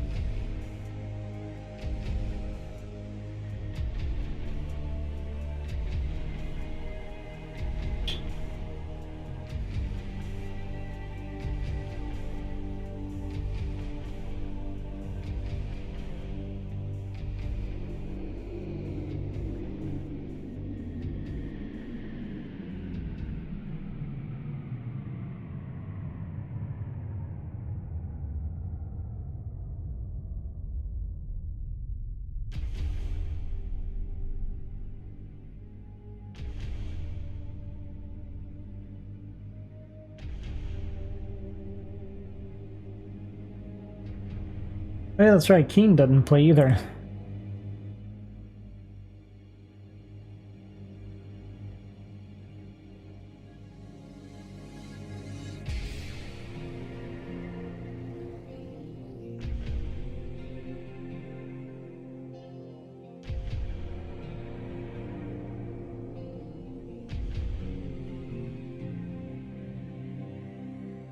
Leo posted his loss to Kiko, and he did the vulture emote to go with it. Leo seems like a pretty funny guy. Seems chill.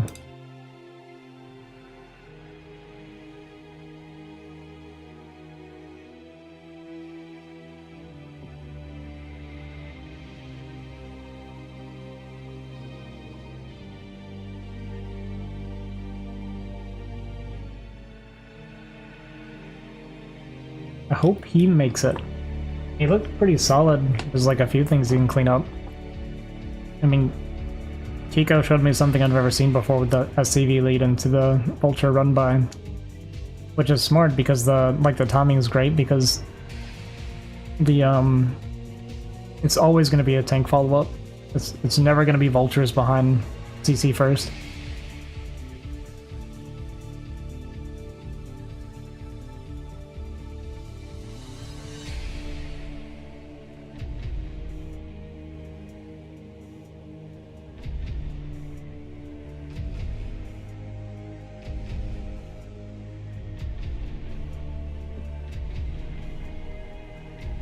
Is Data casting finals right now?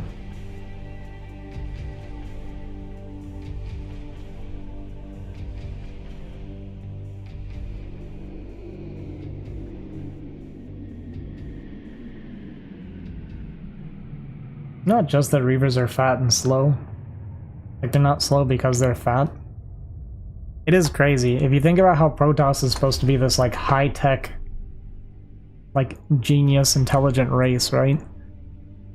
And the best they could come up with the Reaver for the Reaver was a hand on the mouth that just like pulls it.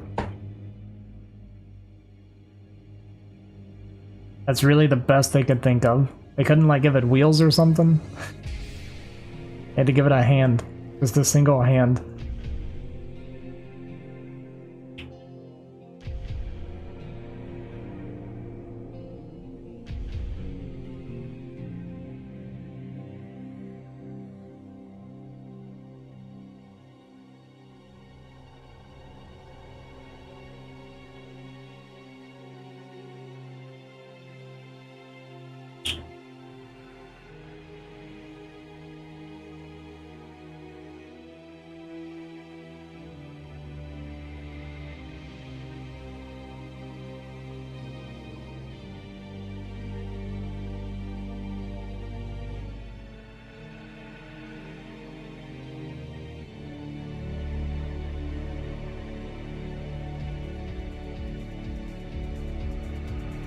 The thing is, I need to get up at 6 a.m.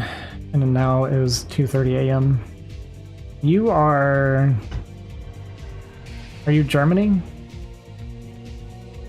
I feel like I heard you were German. Bulgaria, okay, okay.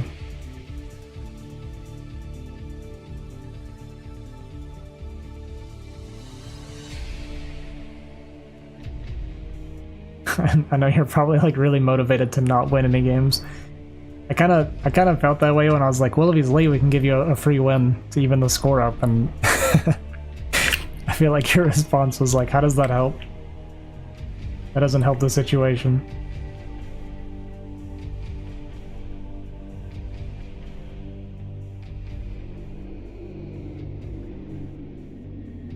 Just make it a best of 3.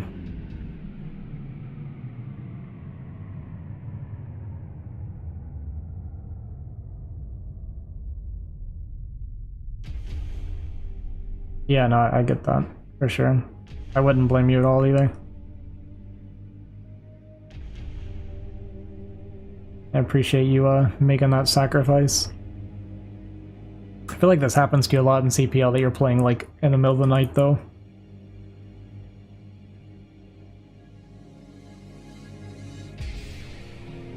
Because I feel like, I'm pretty sure we had a couple games before you were playing like 2 or 3 a.m. your time. Maybe that was Silent Storm. That was somebody.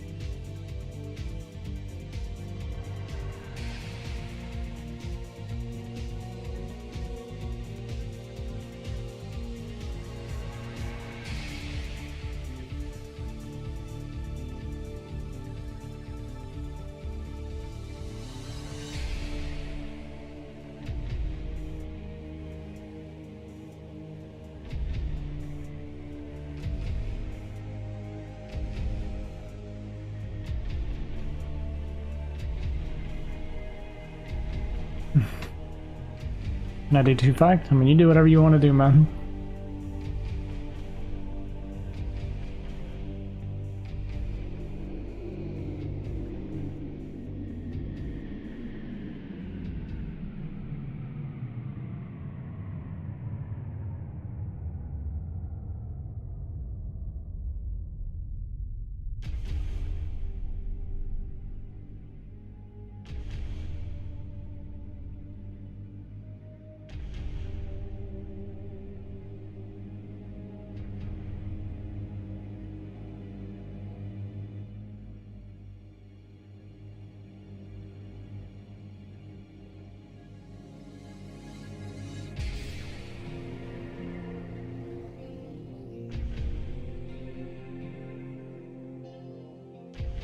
Okay, I've decided I'm getting pizza tonight. I'm not fat enough. Not fat at all. I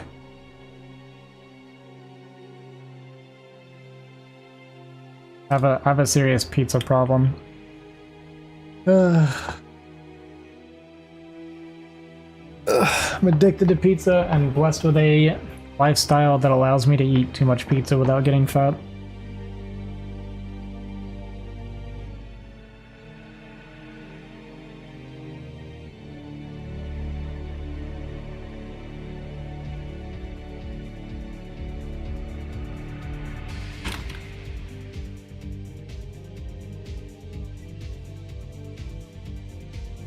Points for a stretch.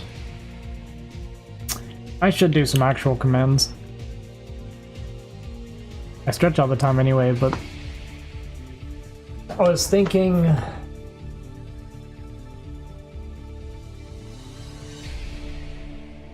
I'm not sure. I need to come up with some ideas for actual redemptions though.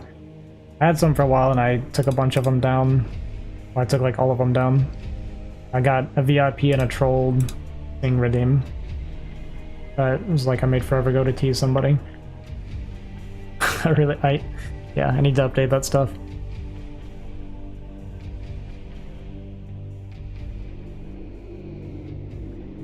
No problem with pizzas, it's full of vegetables. I mean, mine's not.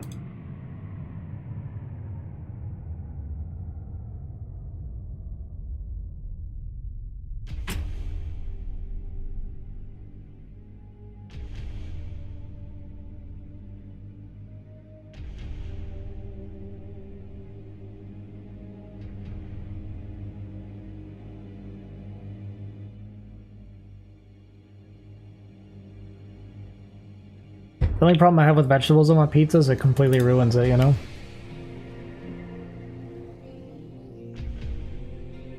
Okay, how long has it been here? 6:09, it's been 25 minutes now.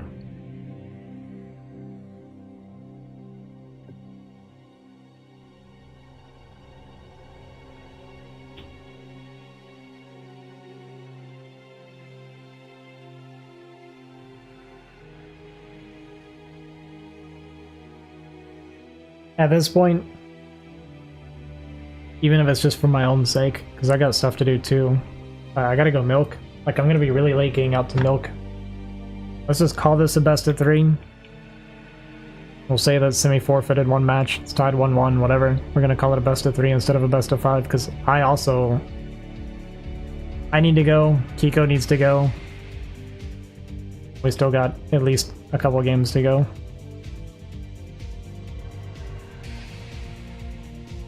So if you're down with that, or you can start down, those are really your two choices. You need to make it a best of 3 or you can start down 0-1. But just if you win a couple matches, then we don't have to go the extra game. And Simi's late enough that he technically would have given a walkover by now, because it's supposed to be 15 minutes. We're coming up on almost 30.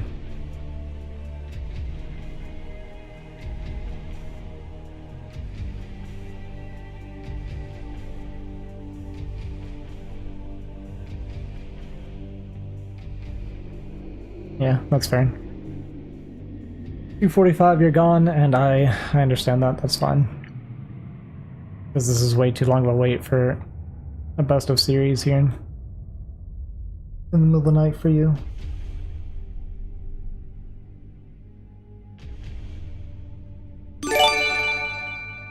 Yo, Herb Mon. For the raid, dude. This is the grand finals waiting room.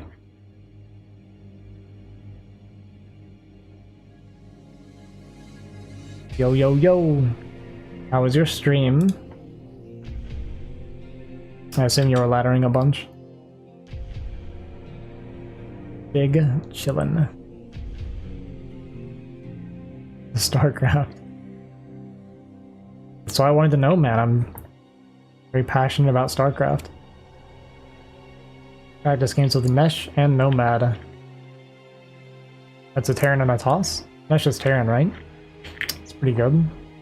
Good practice partners.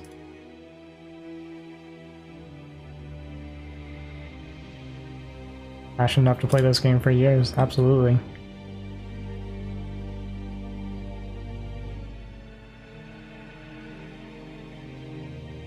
It's funny because obviously, like, I have a serious passion for the game. I've been playing it since it came out.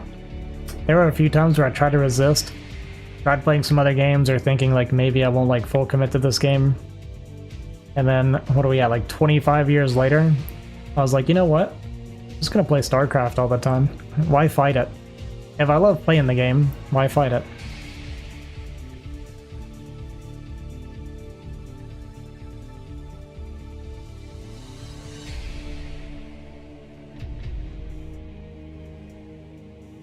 Feel the same way, yeah.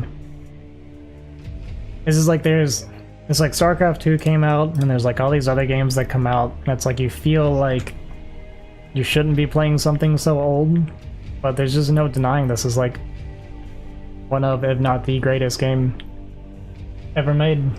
And I have a lot of goals that I want to achieve and accomplish, so yeah, no reason to quit early.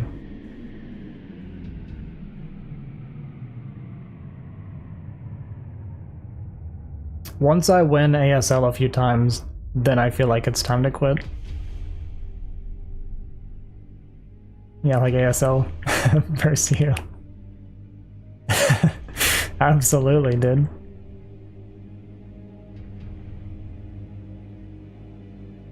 No, right now my immediate goal, I haven't been laddering for the last like month, but my immediate goals right now is S rank with Protoss and A rank with Terran. And I was gonna ladder tonight, but this is taking way longer than I thought it would. Okay, Simi's finally here. We're not gonna ladder tonight, but I'm gonna be taking ladder super serious starting tomorrow. Casting always takes way longer, yeah.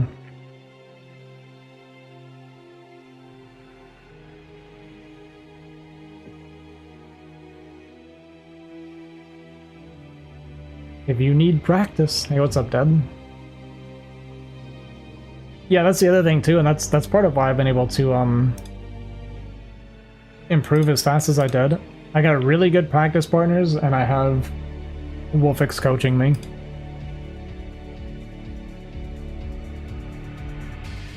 He's here, we're doing it.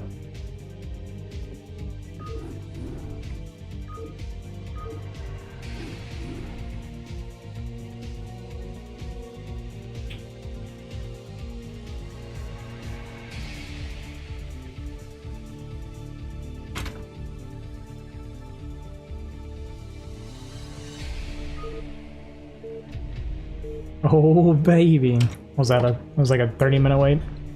Not bad. Zane's a fantastic caster. Why even say something so obvious? Just saying thanks for doing your job. Score, we just started the finals, but Kiko came out of the loser bracket, or lower bracket, because we don't like to say loser, I guess. Simi won the winner's bracket, so Simi is winning 1-0, and it's a best of 5.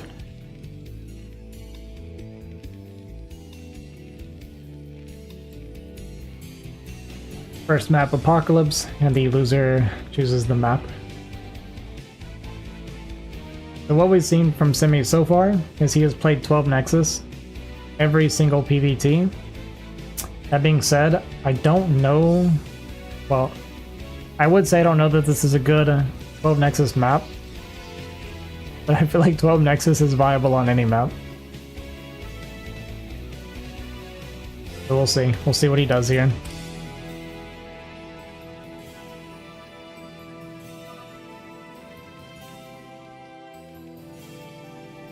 I do know Kiko likes to play the gasless expand style. I've seen him do it quite a bit, and he did it against Simi as well. But he did it against 12 Nexus, and then Simi also likes to do the mini version. That being said, we do have the gateway coming down. So it is our first non-12 Nexus game from Simi here. We'll see if Kiko goes for gasless or not. If this is the game where he decides to go gasless, he will have a bit of an advantage.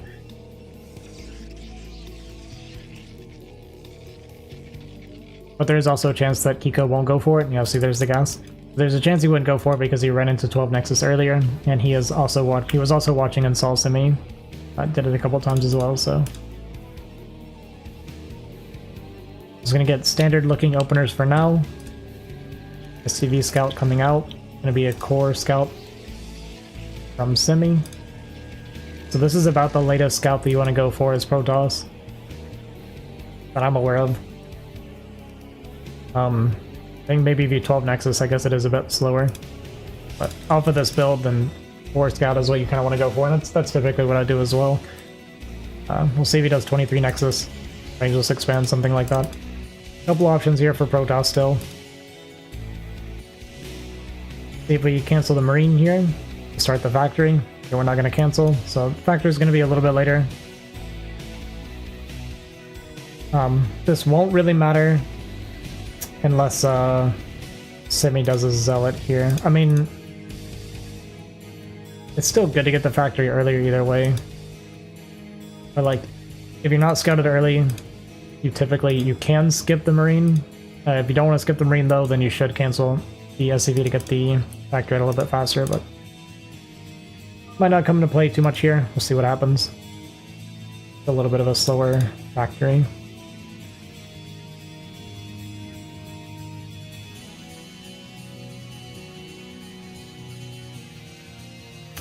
Robo's gonna die. We got our 3 Marines out. The Dragoon is chasing the SCV here, but with 3 Marines, you don't need the bunker either way. You can just drop the CC here without the bunker. So a couple options there, like if the Dragoon's chasing the SCV, and you're on 2 SCV, or 2 Marines, sorry, you can typically drop the CC first, and then worry about the bunker. But since you're on 3 Marines, it doesn't even matter. If the Dragoon came straight across, 3 Marines will be the Dragoon, and he did know that he skipped Zealot.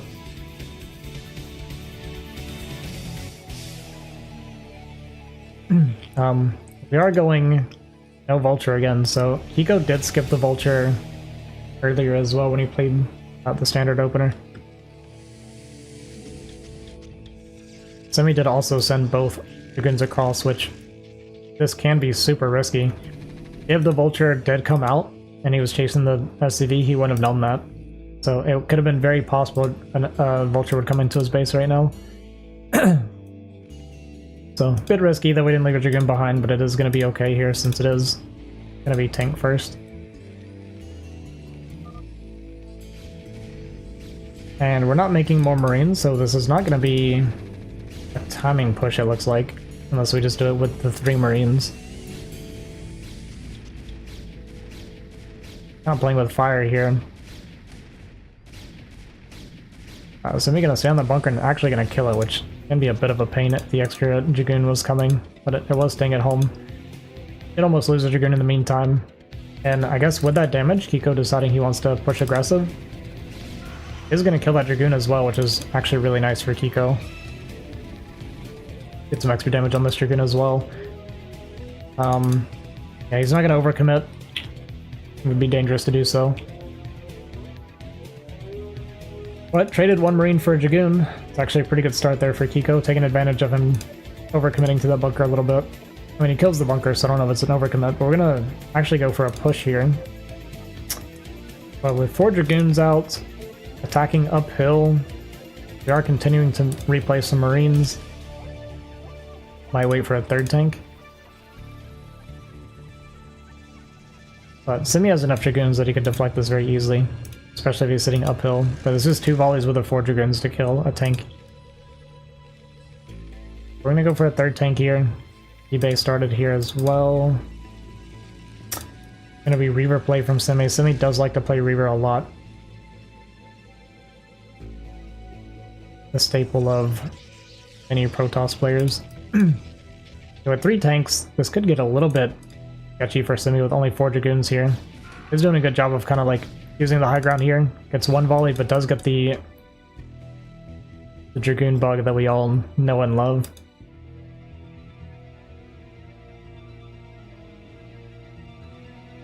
Kiko maybe thinking of trying to get to the low ground, but I mean, we've taken so long now that extra Dragoons are coming out, so it's becoming really, really dangerous to go for this.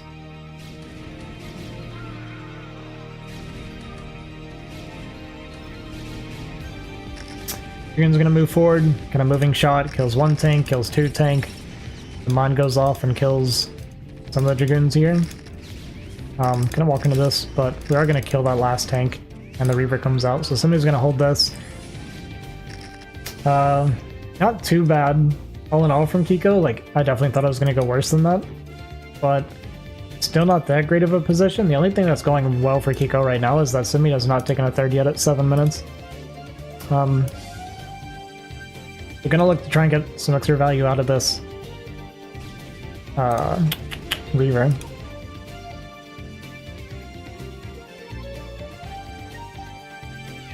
The turrets are up, and they're pretty decently placed that the shuttle can't drop the Reaver without being in range of the turret. We're gonna drop it off here and go for the turret. Actually, because of the repair, it's gonna take an extra shot, which does allow the Terran to repel the Reaver here. Starts rebuilding the turret, set down some extra mines.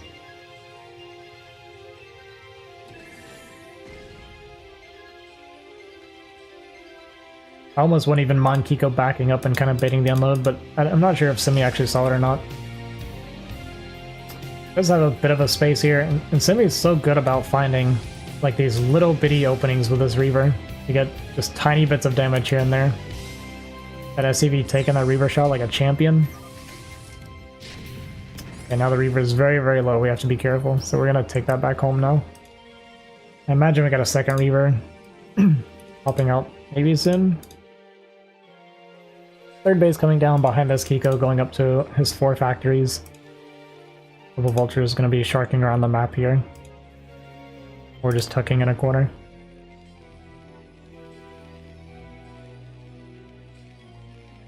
We do see the command center idling a lot, and we saw this from Kiko earlier.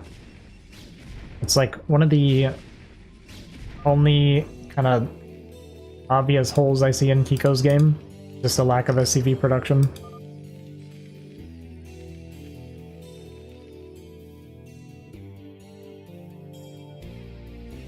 Third base done for Simi here, and the tech behind this, we're just going to go Forge, 4 Gateway. Eventually walk into a mine, but Protoss takes care of itself. And he's going to just look to position here to deny a third, use the Reavers here to harass any move outs. In the meantime, we do have this Vulture counterattack that kind of snuck around. Kiko not quite able to keep up with the multitasking, but we are getting the Vulture in here. We killed off these Zealots, and we're on these probes now, killing probes, which is great for Kiko. Goons are going to come back, walk through some mines, and still not die. Okay, this is really good damage from Kiko now. At this point, we're just commit to the Vultures and keep killing probes. I mean, we cleared an entire probe line. We're at 2 kills, 7, 11 kills. Simi's goons didn't quite come all the way back. Maybe watching this Reaver a little bit. But still, these Vultures are alive. And this is so much probe damage from Kiko. Gonna swing around with these 2 Reavers. There is a tank in position. And suddenly, Simi's eco is not looking very good.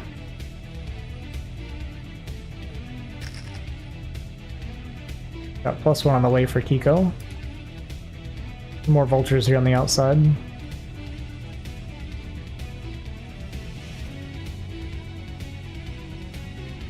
Okay, that took a lot of steam out of Simi there. So as long as Kiko could secure a third... Oh, we lost our barracks. Yeah, our barracks died, so we can't make any more factories. He might have... I guess he would have died more factories and kind of realized it. Meanwhile, sorry, I missed this. Another Vulture getting inside. I guess those 2 came around. Killing even more probes. Another 4 probes going down for 2 Vultures. There's the Reaver value, picking off. That second Scarab just did 0 damage, or what? Seems fair.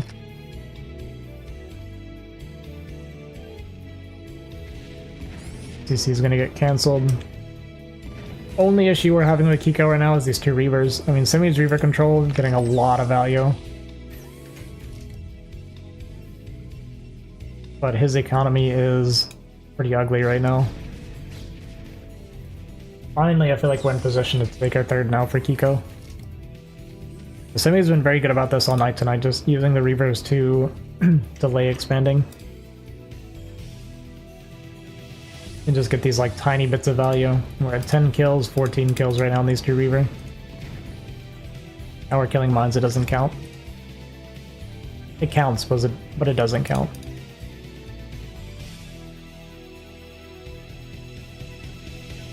Ugh. But because of Simi taking all the damage, there's not much like tech follow-up here. I think we actually dodged that last mine, possibly. It was very close.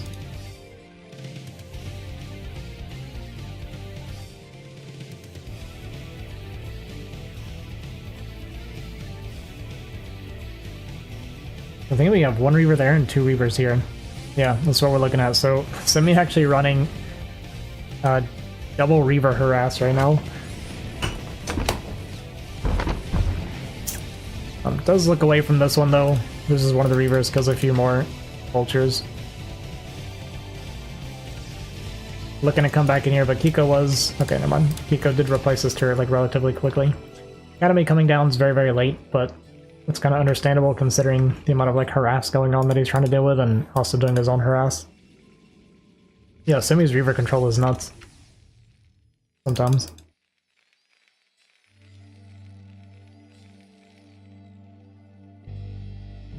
Simi going up to his 4th base now, but Kiko pretty comfortable on 3 bases. And with all that probe damage, like he should be feeling pretty good right now. Also, as a dropship coming down, could be a little bit vulnerable. This is a full wall, so the Dragoons can't get back there, so you'd have to rely on the shuttle, potentially. But he does see it here with this observer. Sees the movement from that, we'll see how he reacts to this.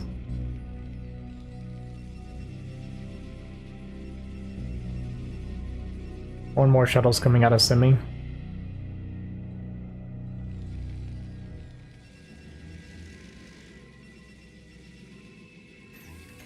Moving the Dragoons up to try and intercept this dropship, but a little bit late to do so, so the dropship is going to get past and it's going to be able to get back behind here, which is a bit of a pain. But we do have the shuttles here. So even with this, like these units tucked in here, yeah, he's going to be able to drop, so this will be fine. Kiko scans ahead, sees all this stuff here, sees the shuttles coming in and turns around. And he will sit on this incredibly useful ramp in the top right corner. Scans the main base, sees the archives finishing, so he knows he's not dealing with carrier this time.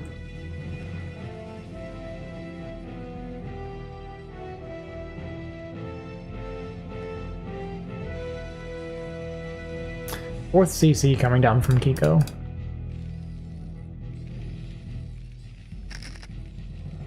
Upgrades, a little bit late, but again, kind of under pressure, so a little bit of delay there.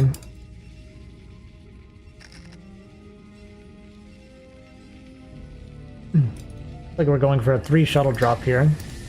Gonna be just the 1 Reaver. Oh, another Reaver comes out right on top of either a mine or a siege shot, I'm not sure which one. Gonna lose all 3 shuttles, 2 Reavers. This will get cleaned up. It's gonna be a little bit annoying, but as long as we kill it without losing these armories, it's not too bad. But losing these armories would be a pain. Oh, we actually... we're not building scarabs, and it looks like we didn't build scarabs before we came in here. Counter drop from Kiko in the meantime. Looks like we didn't kill too many probes, but we do stop the mining at least. Yeah, really unfortunate that we did not continue making scarabs, because we absolutely could have denied this. Score is Simi's up 1-0 right now. Yeah, if you made scarabs, we'd definitely be down this armory for sure. Probably both. Actually, definitely both, I feel like. It's a long time that we were up there.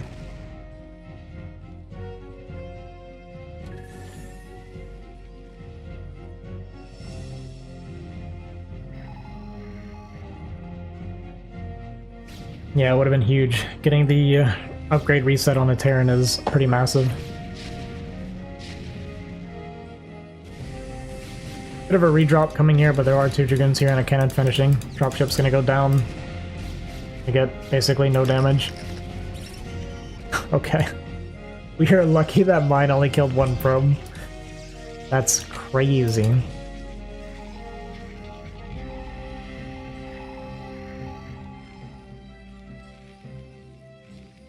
Like +2 finished and we started +3 right away. So we're gonna have a 3-1 army upgrade here for Kiko.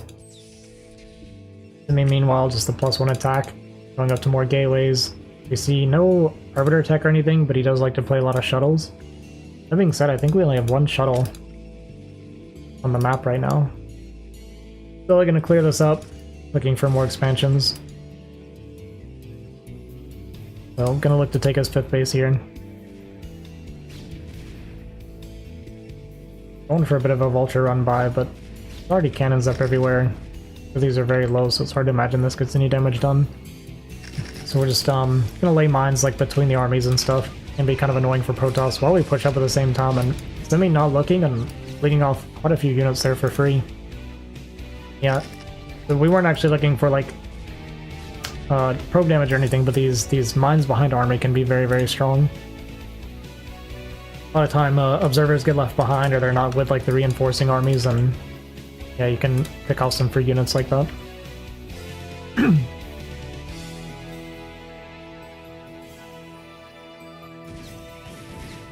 Gonna find this 5th base coming up.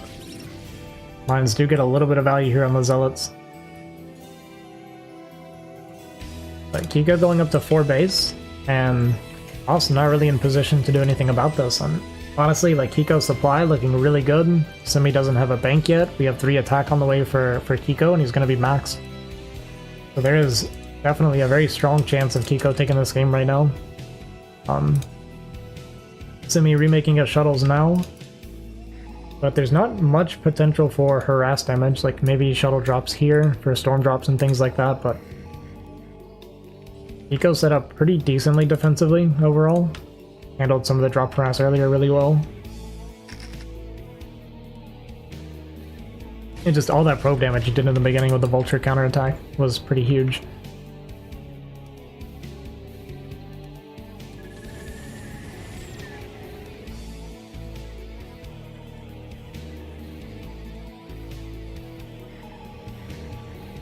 Yeah, I mean, even if Semi's going up to 5 base, a 4 base Terran's totally fine with that base count. Semi looking to potentially go up here, but this is uphill, up a ramp, and these Templar a bit separated are going to get picked off by the Vultures here. And this is just a bad attack from Semi. You can't really go up the ramps like this into Protoss. But Semi may be feeling a little bit desperate, and I said it was bad. How are we making this work? I mean, we are missing a lot of army from Kiko, but that went way better for Semi than I thought it would have been, and it would have gone going uphill with all these Dragoons. Hello Bacon, thanks for the follow. Appreciate it, man. Yeah, the lack of Vulture support. Yeah, it's almost too tank heavy. And yeah, we had a bunch of armies sitting here at the natural still. That being said, it still wasn't bad for Kiko. I mean, we're even on supply. Semi maybe not with enough gateways, but without another main, it's a little bit hard to fit enough gateways in just 1 base. Like I said, even if you're trading as Kiko here, 4 base versus 5 base toss, which he's not even mining from the 5th base yet, it always feels good. We're on 3 attack upgrades and 002.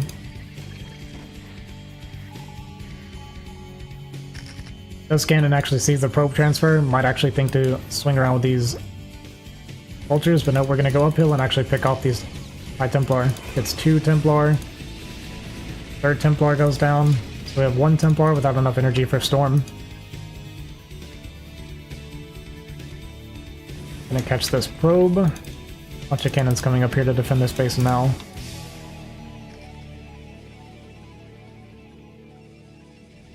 I don't know, I don't think that's walled for Vulture. Meanwhile, Semi adding another gateway here. We have nothing for like any arbiters or anything coming on the way. We just have the one shuttle, or sorry, 2 shuttles. 3 shuttles. But EMPs come down. It's our Templar that didn't have enough for Storm anyway. Drop off some Templar, but don't get the Storm off of that one. This is a good fight for Simi here.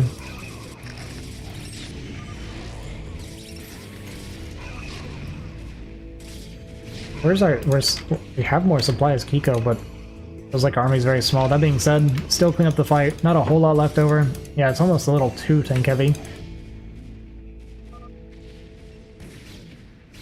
But still good for Kiko. I mean, we're down 2k banked, but supply up a little bit. Really fine for Terran. Taking our... Actually, as the Terran, we're the one taking the main base.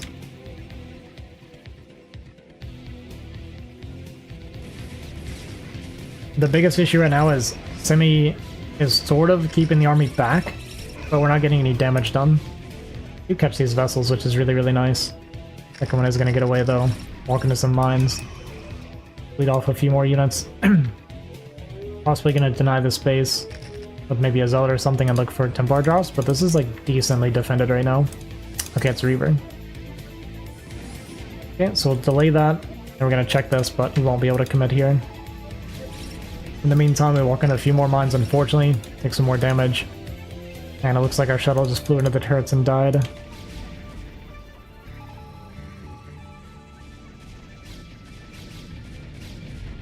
Now Kiko, even on supply, even on bank, we'll just shoot up a few more units, but 2-3 finished. 0-0-3 for Simi here. Yeah, Kiko is doing quite well. Here we come for this push. Another shuttle coming down here and possibly to look to continue to deny this base. Leaves this minefield behind him here. We have 2 observers, but we only have 3 goons. Trying to go uphill would take very, very long to clear that minefield. Gonna pick off at least one of the tanks here on the side. But not gonna be able to break through this ramp. So am I gonna lose this base?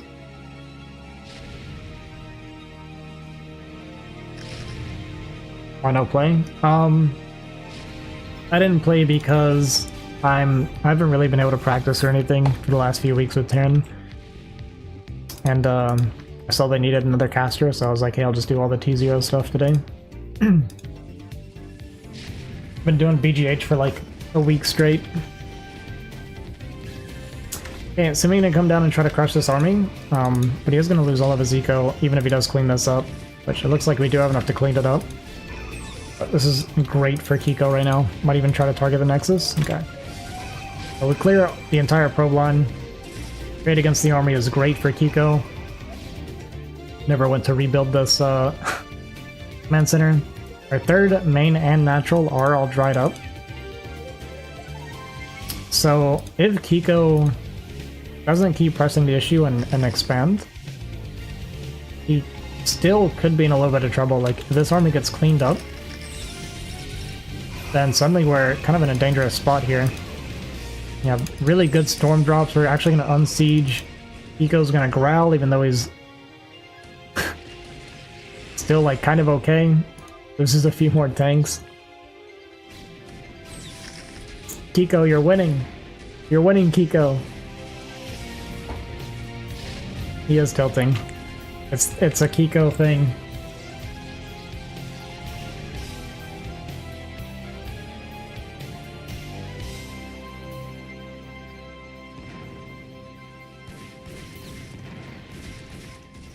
And jump on top of this Reaver defending this base.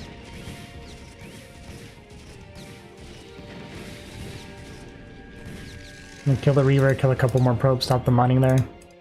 Let's finish this base. I mean, Kiko's still even on supply with his big upgrade advantage, like 3-3 Terran. I say upgrade advantage, but he's on the 3-3 mech right now.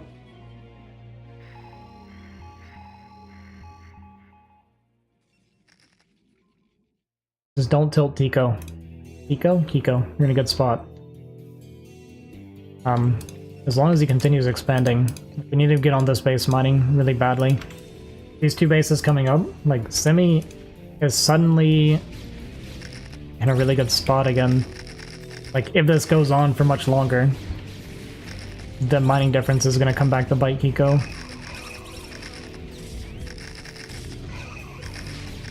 Just like waiting for one of these mines to go off. Kill all the vultures. Okay, we are going to deny this base temporarily. Reaver going to be coming down here. Simi's still at 27 minutes being incredibly annoying with his Reavers. Like, still remaking Reavers and being annoying with them. You usually don't see it happening this late in the game still. Let's catch a probe transfer here.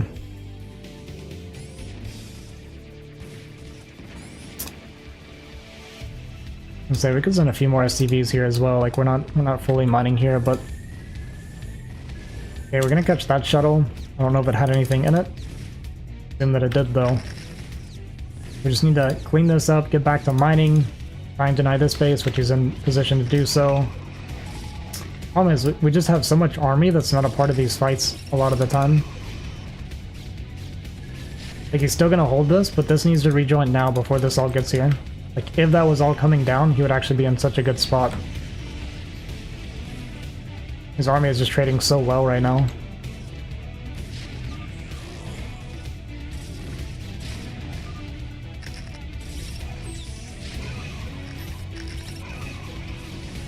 Oh, this Reaver. Okay, we killed the shuttle with the Reaver in it. SCV is coming. Like, this is such a scrap right now. We got tanks killing the base down here. More army coming down trying to join this. Yeah, Kiko needs this base badly right now. And there it is. The classic. We're getting to late game. We have 4,000 gas. Let's make 1 billion Templar.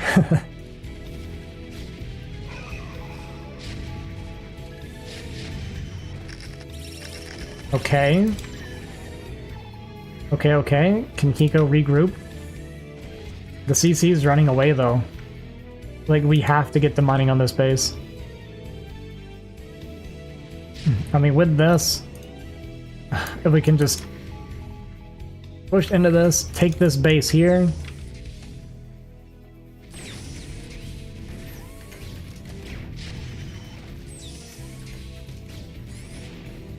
Dude, this is such a scrap.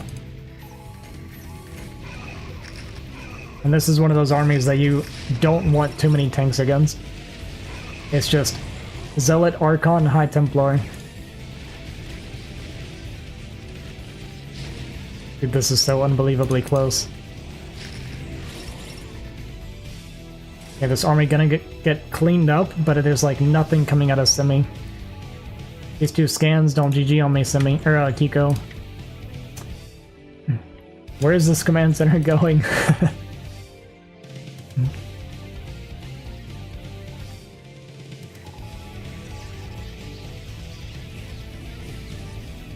We need this. We need this command center to be mining. Intercepting, yeah, more probes, but Storm's gonna come down. Good reaction from Kiko. I guess we were watching. And kill these probes.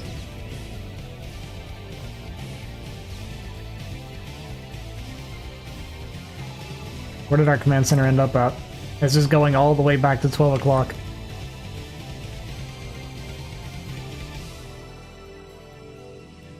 Gonna go for drop harass on this base. I mean, we're pulling out everything we can. Scan ahead, see that it's okay to drop here. Gonna scan and see. The army's pretty small right now. The vulture value is like really huge too in these like small situations, like low eco situations. This tank gonna deny mining here. Like, we're gonna go to this base as well with the other one. I assume it's another tank, could be 2 vultures. Okay, 2 vultures gonna come out. Simi at least responding pretty quickly. Having to storm drop the single tank here to defend. Bleeding off more probes. This would all be amazing. Where did Kiko's command center? Okay, it's going all the way back now.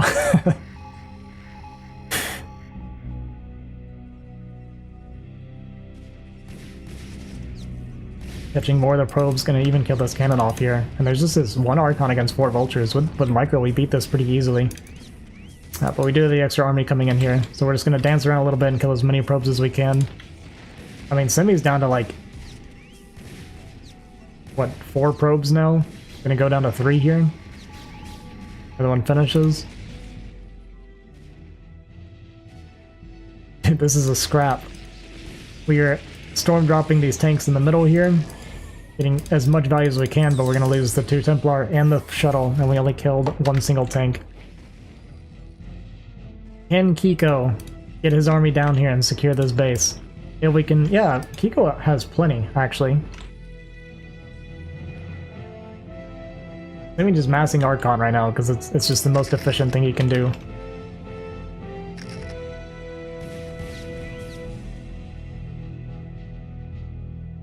Yeah, Archons for mine clearing is good.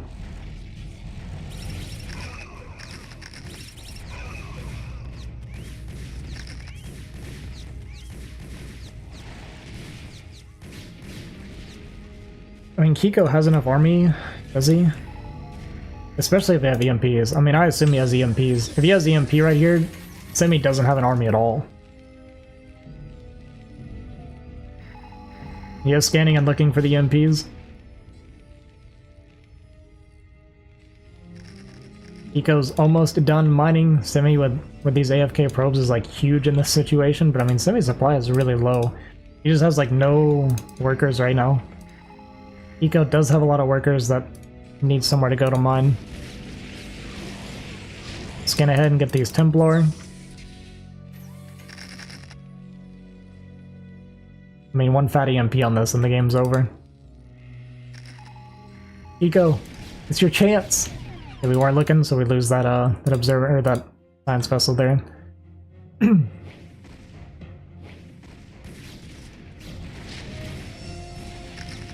Boom! There goes the big EMP, so all these are ready to die now. Like, unsiege and go. You just EMP'd like 6 Archons. And some of the Dragoons as well. Ah, but he's gonna sit, he's gonna keep scanning. Are these GG scans? Don't GG scan on me. Don't you do it, Kiko.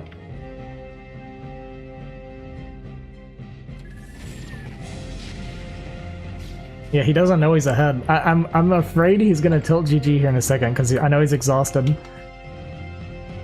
But after that EMP, he had a huge window to go in and kill. I mean, it's still there, like the HP is... we're 26 shield right now. Still scanning around, looking at the army. I think he finally noticed that the army is like really small. And he has 3 vessels against like mass Archon.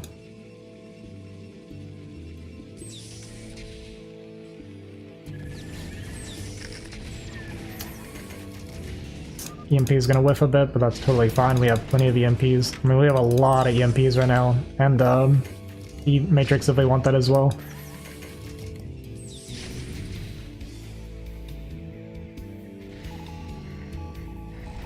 Actually even found the time to like reset these mines too and be extra annoying.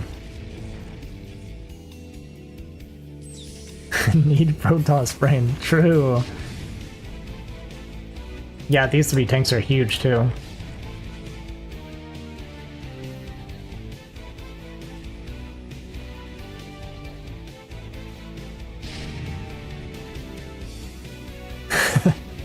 It really is. This really does feel like PTSD. Simi, possibly looking for a counterattack. Are these 3 tanks we left behind actually going to help us win the game?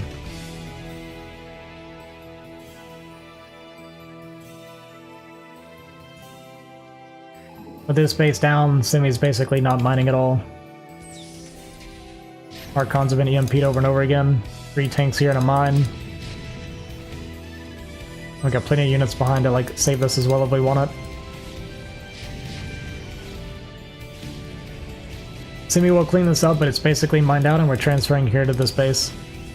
This is basically Simi's last attack. And it's kind of working. But I don't think we ever kill this army. Like, it's just not possible. Like, we're gonna clear this out, but Kiko did get his SCVs out here. He's mining. This army is way too big for Simi to ever clear. Simi's only got this one base mining here, with like a very low probe count, 11 probes only.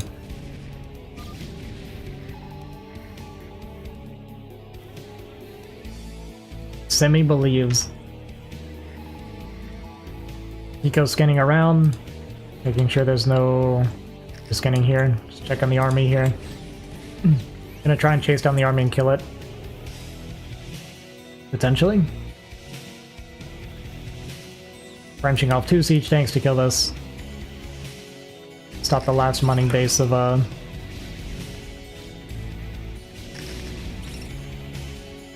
last of Simi's mining here. And Eco strategically leaving this pylon up to demoralize Simi, to show him how much he's mining. That's a 200 IQ Terran only move right there.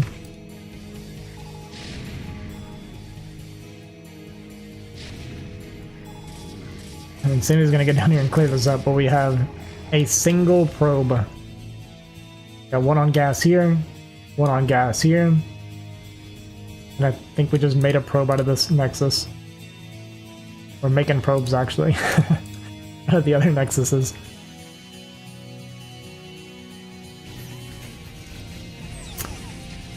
Oh, we unsieged right as the army comes in.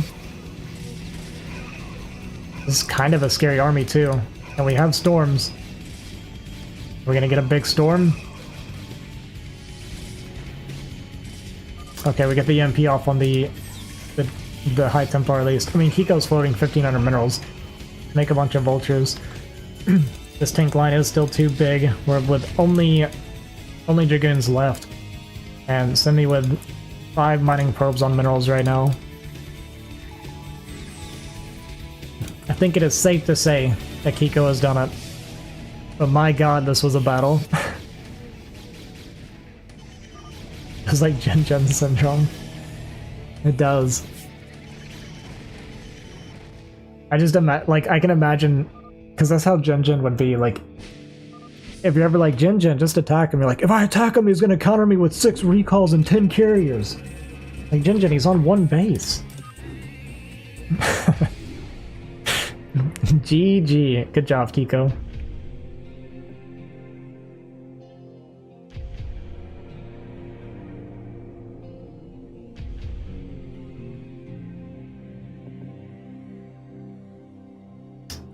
Gonna get retro for our second map here. How tired is Kiko right now?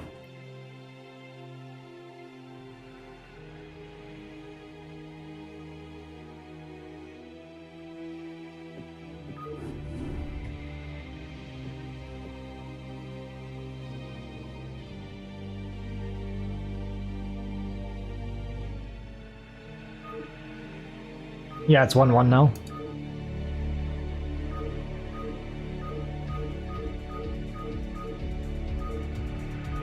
This is where you retro him.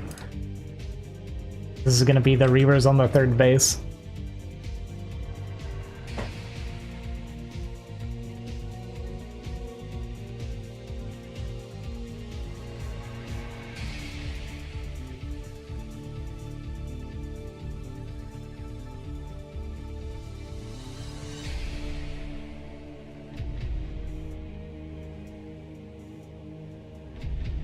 Does Simi ever do that? That doesn't feel like a Simi thing to do. This is 100% 12 Nexus from Simi.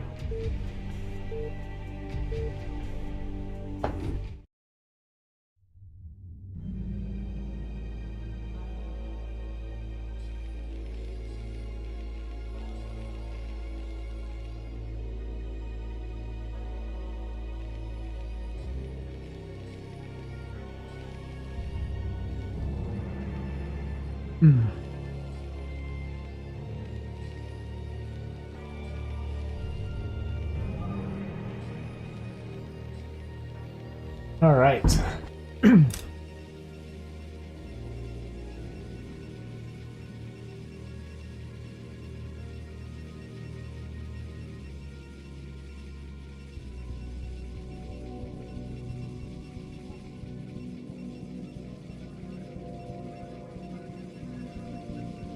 What is this a clip of? Genshin syndrome.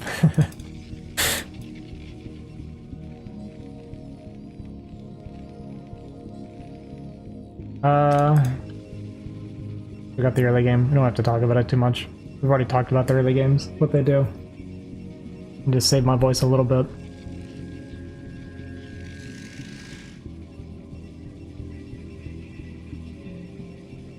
Okay, not gonna be a 12 Nexus. So I was wrong. 100% was incorrect. How exactly does CPL work? They do a bunch of like pre-season matches to kind of establish like people's general rank, separate them into tiers, and then yeah, they separate them into teams with like coaching and stuff like that, and a lot of practice matches, and they do weekly matches, team against team, tier against tier, that kind of thing.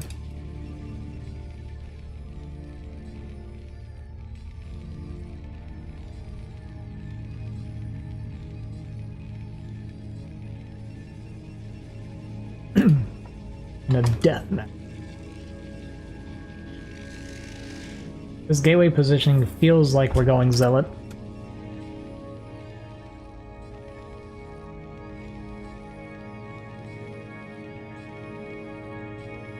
Promoted to coach? Is that how it works? Ranged, I think you're too good for it, man. I mean, technically, I think they said there's not an MMR cap, but you get very, very few A-rank players. I don't know why Simi's here. That being said, Simi lost to Kiko, so never mind. I know why Simi's here.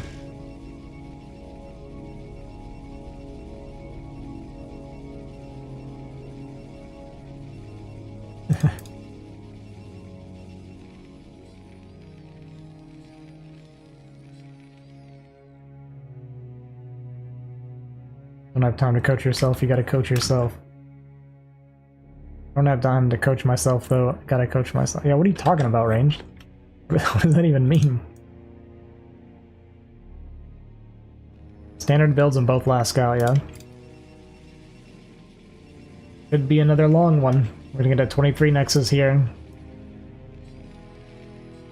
Oh, it is not a standard build. We are not getting a long game here. Eco said, I am way too tired to continue playing StarCraft. We're gonna go 2-fact.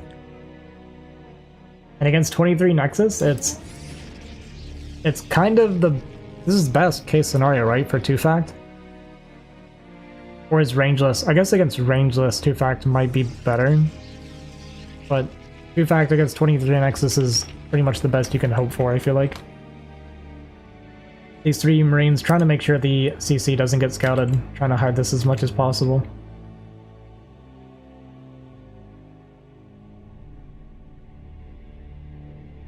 But 2 goons coming in, and Kiko's in trouble with this getting found out pretty early. When Simi sees the no Nexus, I would expect to see... Oh, we're going DT Rush. Alright. Nobody's playing standard StarCraft right now. But, yeah, we're looking kind of dead for Kiko. When you're going 2-fact and you're in your base and you're... Okay, we're not gonna lose the tank at least. Does this get across the map before DT come out? And we're going shuttle. Are we gonna DT drop? It's gonna be DT and a DT drop.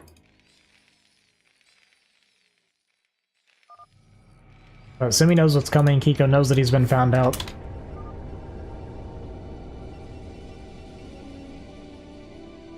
I feel like this game's over.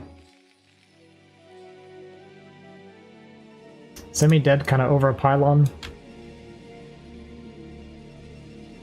Second gateway coming down. Yeah, I'm surprised we added the robo before the second gateway. That seems crazy to me.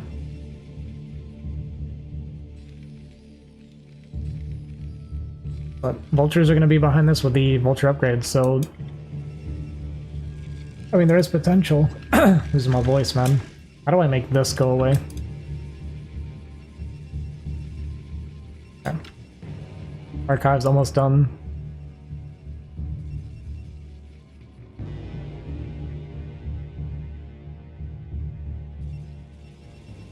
The DT queued up right now. Yeah, I'm pretty sure he forgot it, right? I was thinking that too, because it feels like we should have had DT coming out like long before this. Yeah, he made Robo before the archives. That's what I was saying, like, that seems crazy to me. Eco might should be a little bit concerned at this point, because there's so few units here. But we're gonna be getting mines in between, so yeah, we can kill the natural, potentially. We have 2 mines here, 2 mines here. Yeah, it's actually gonna be enough. And the shuttle's out with a DT. We have no detection.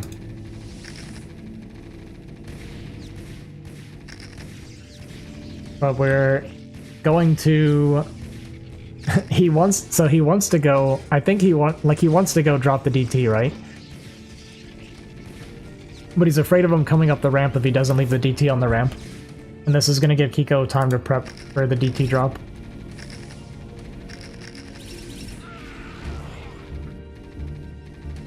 Trying to micro as best he can to save this Nexus, and he actually might be able to. Oh my god, that mind drag. Oh no.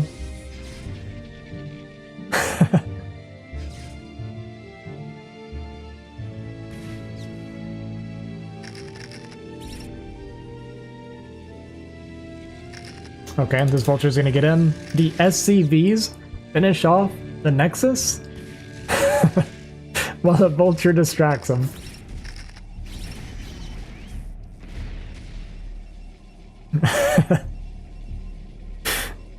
And now with the Vulture rally, I think we're screwed, right? I mean, Simi's looking kind of dead. We're gonna have the turrets up, we're gonna have a scanner ready if we want it. Dude, these two are having some crazy games right now. I think Simi's done. I mean, we're just gonna have like a constant Vulture rally. Well, we're hardly able to get our units out. Okay, good mine pickup there. But I mean, those Vultures like... Are those Dragoons like 1 Vulture volley away from dead? Yeah, if he didn't go Robo before Archives, I feel like he would have been in great shape.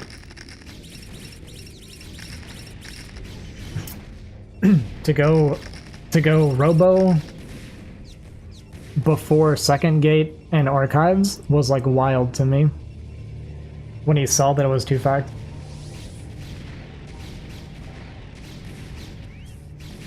I mean, we have 2 Dragoons with like no health. We could just make an Observer now. I imagine one's coming sooner. Maybe he just wants to try and optimize as much as possible here because of the situation.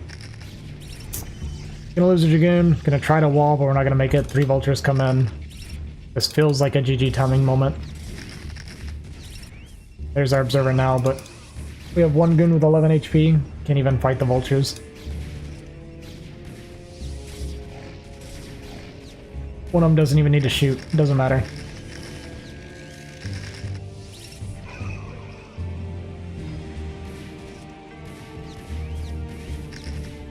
Eco started his command center behind this too, just to make sure. Just continuing to be as annoying as possible.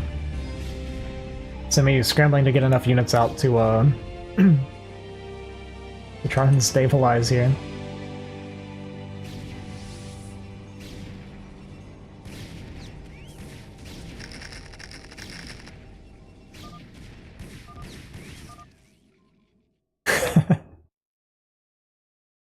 Eco's pausing, says, I have old lady here, 91. Okay. We're a caretaker. We're taking care of old women and beating Simi at the same time. Oops, it's crazy. Crazy.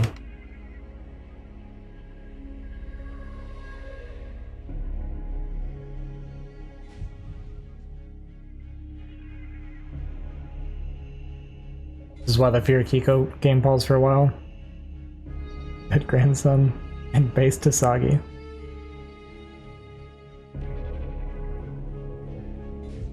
Let the grandma play, she can win from here. True. Surely.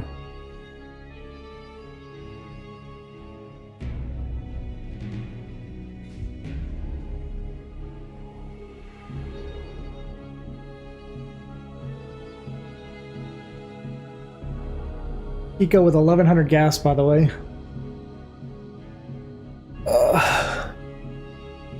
What do we think we use that for? We even built a starport. What's the starport for?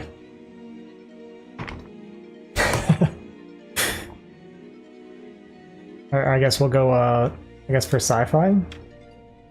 Nuke? This would be an actual nukeable game, though.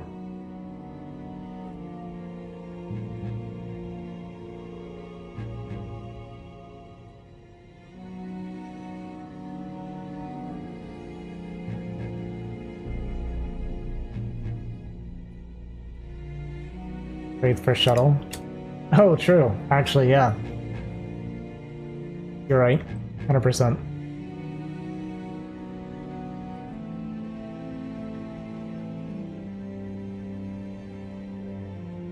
You go playing Brood War from seniors home and the seniors have to come down. World folk home. No one got their meds yet, right? Eco's not doing his job right now.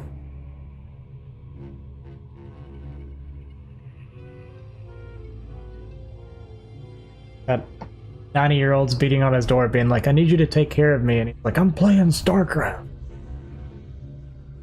It's the finals. Use your wheelchair. Go the 6-year-old guy in Thailand? I think he's the caretaker.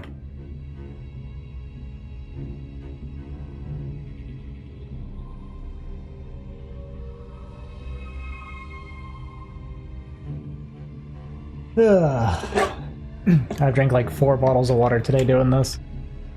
This is the longest I've ever casted anything. We're at 5 hours now.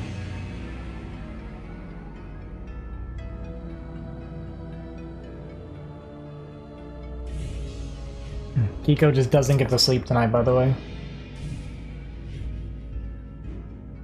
He's gonna win these 2 games and then lose the next 2 to make it take as long as possible. Casted 8 hours multiple days in a row at BSL. Yeah, Saiyan, you're actually a good caster. Okay? I have a weak voice and I don't cast. You're officially a professional caster.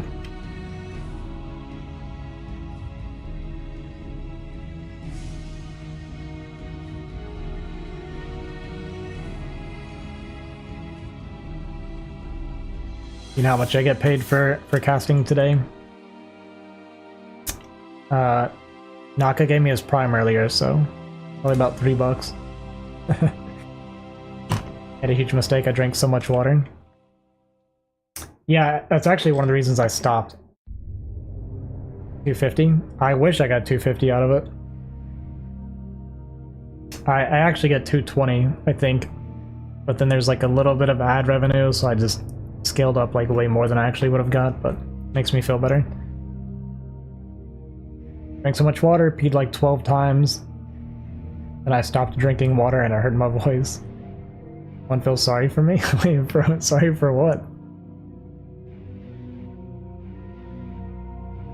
What is... What? What are you asking me?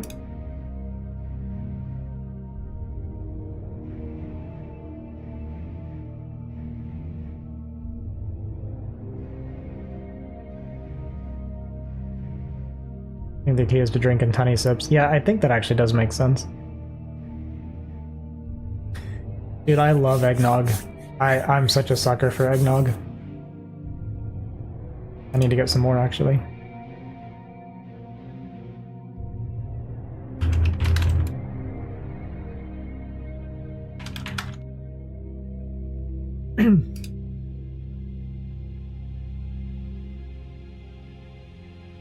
Love the nog. Wait, Range, your partner? What? When did that happen?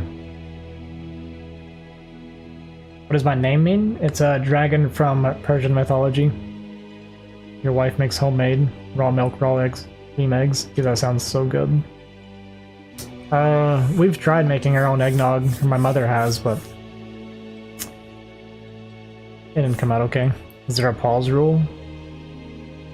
Not that I know of. Back from the Justin TV days. It's forever ago.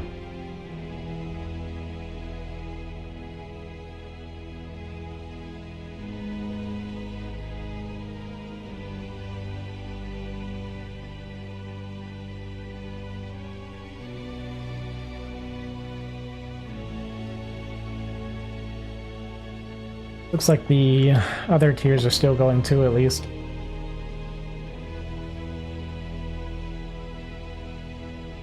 One point your stream was featured on Team Liquid. 250, 300 concurrent viewers. Dude, why'd you stop, man? Did Grandma die? Oh, with you, Nomad. All of the tiers are finished? Oh, okay. Well, Dada was still streaming.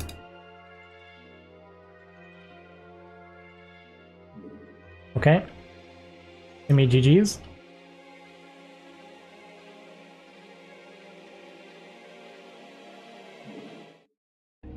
I mean, he did lose anyway.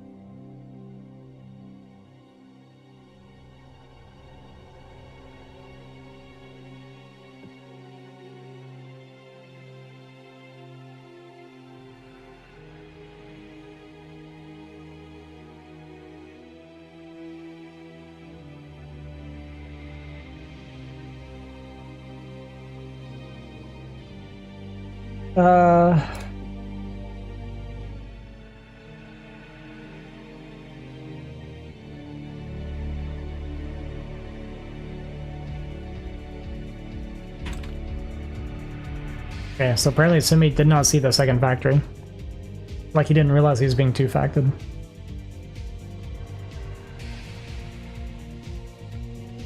Yeah, we're still in the finals. Kiko is up 2-1. Ugh. And they have been two pretty wild games, actually.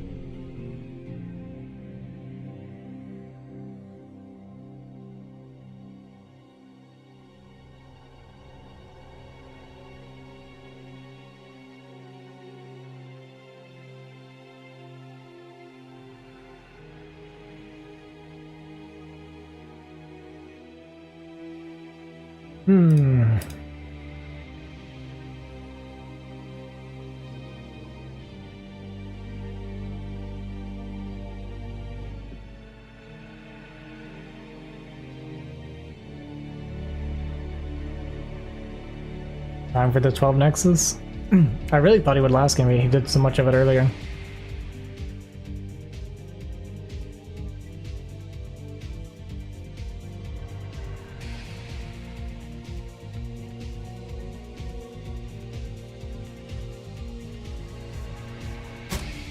I'm ordering a pizza now.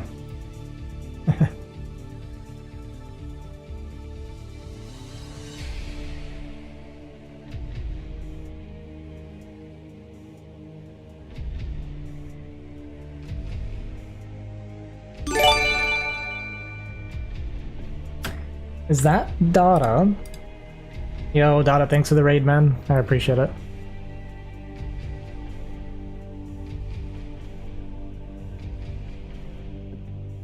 We are just waiting on Hiko to come back. Hiko is currently up 2-1. Simi was the winner of the Winners League, like winner bracket, so he is he started off 1-0, Hiko won 2 in a row, so Hiko kind of pulling the upset right now at like 3:30 in the morning his time or something like that.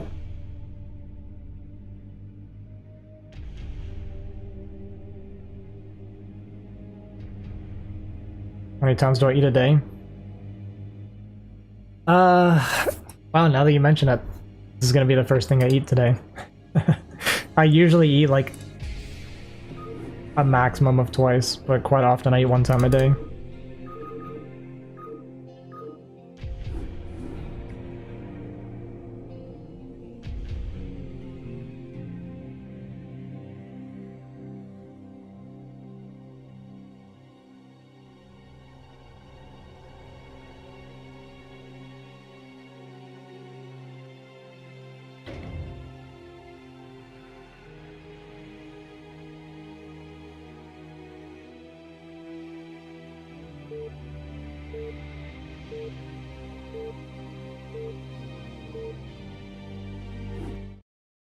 Okay, give me 1 second.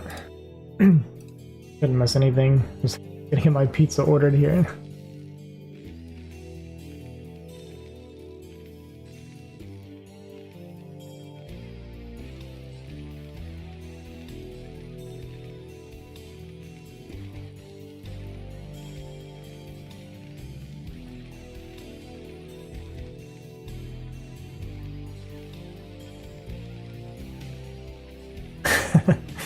I'm glad we could get it figured out for you.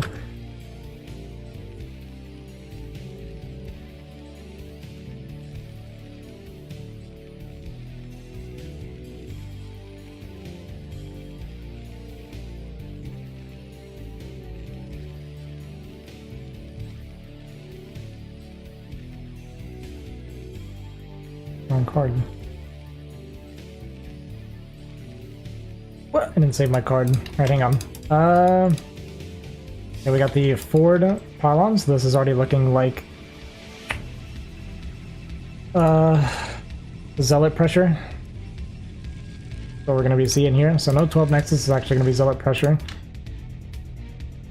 This could be reading into his opponent a little bit. Kiko is pretty well known for he does like to play a lot of gasless expands.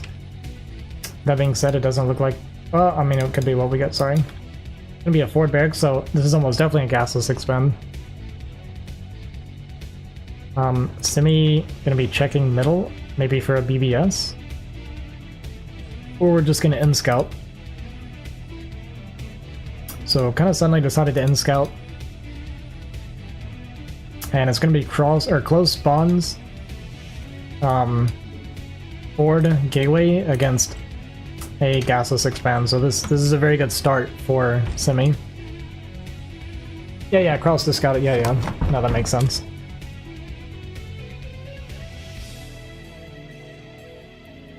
And actually seeing this SCV shows him that it's going to be a bottom right, and when he sees that it's gasless, he's going to be pretty happy with that. So potentially a lot of damage here to start it off for Simi.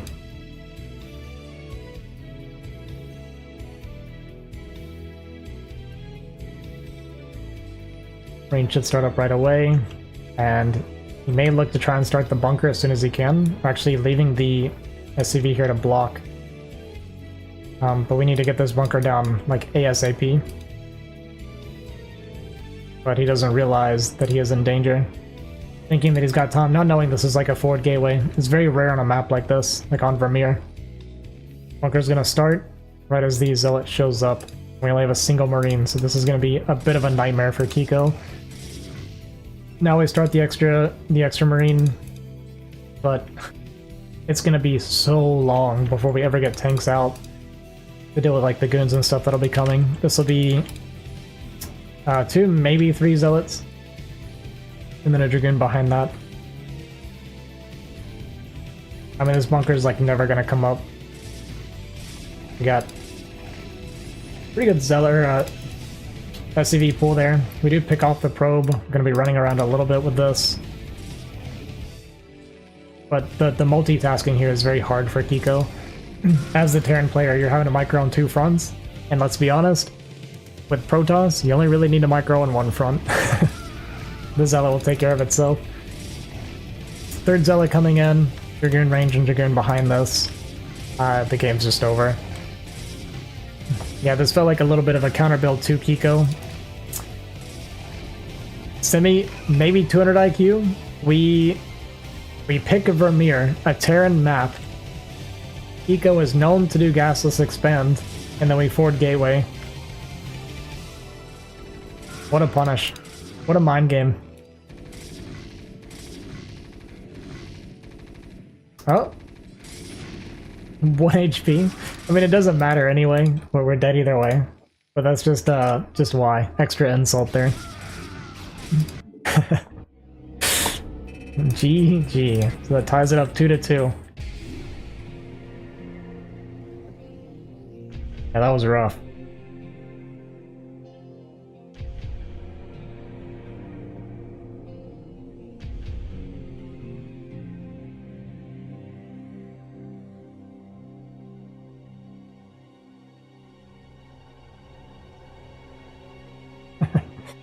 Kiko. So last game, thank God, says Kiko.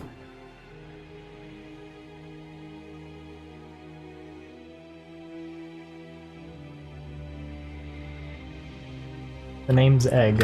Lurker Egg.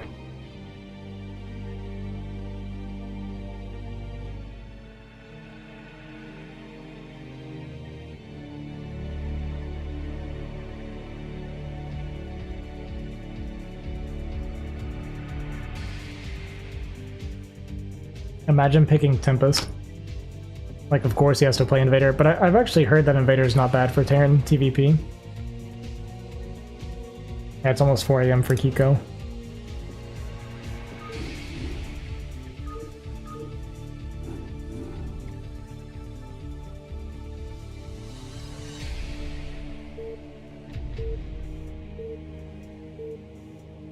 Okay, I have to finish ordering this.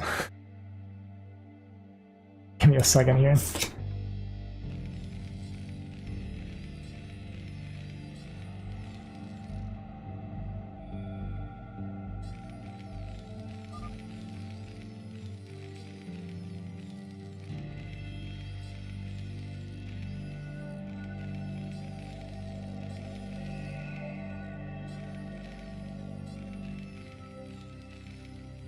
Good.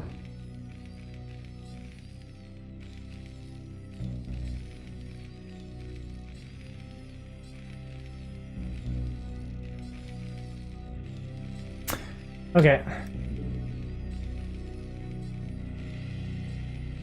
Pizza is ordered.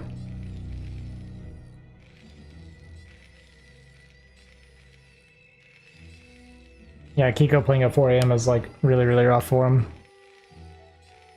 The semi-gas rush? I've never seen him do it.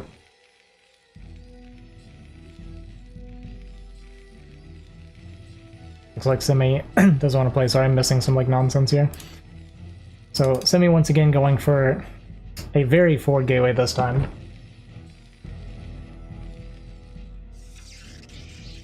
So this is going to be forward gateway with a gas deal, so we're playing it like Dark Origin. I mean, we're playing it like a 2-player map.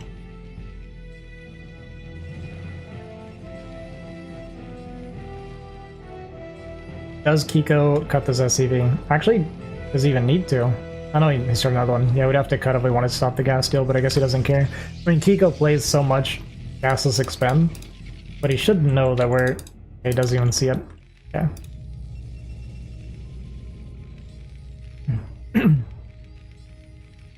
We're gonna pull the SCVs. I have seen this this response. And it feels like it's a really good response, but it scares me to do this. But this actually is good to do. As long as you kill the gateway, but yeah, I think it is too late, actually. I think it needed to be sooner if we were gonna do this.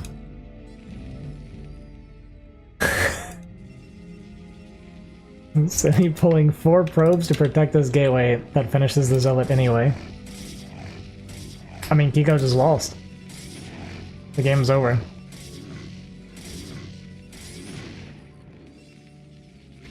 I mean, Is it over? Wait, maybe it's not over. We have... What is this, 10 SCVs, 11 SCVs? What are we mining with down here? It's actually not that bad if we don't lose much here.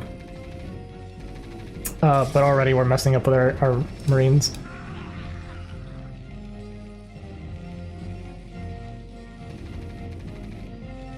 Oh no. That's around. Okay. Yeah, I think we're done. These probes are broken.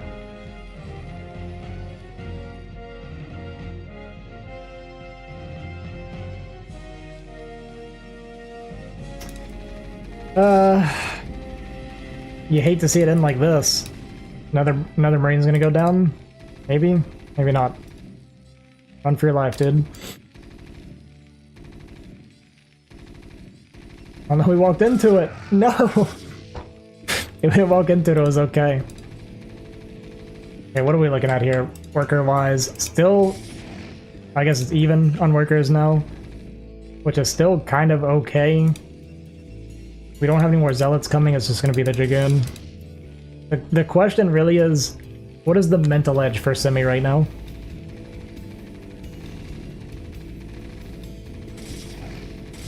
Because based on this, it's probably kind of high. Just now the depot's coming down.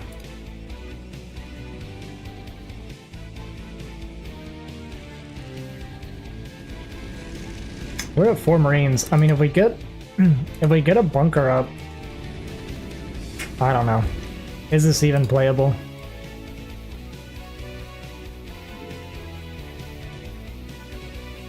I mean, we can move down for a bunker right now. We have 1 very low HP Zealot.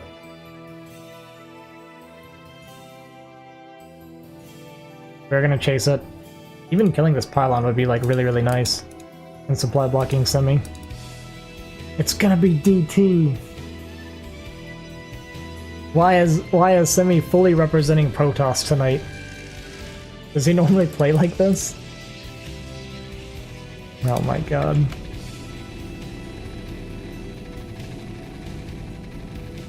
I feel like there's no chance that Kiko is gonna be prepared for a DT rush. Like, we need to see an eBay, like, pretty soon. We're gonna, like...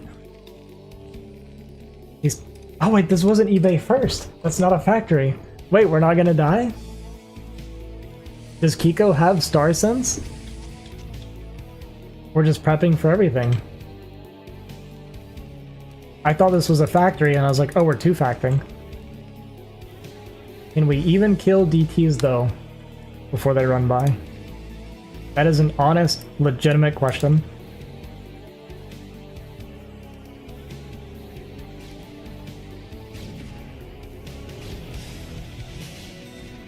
We're gonna need, like, a turret pretty far back. Actually, no, back is worse, though. Okay, this placement's okay.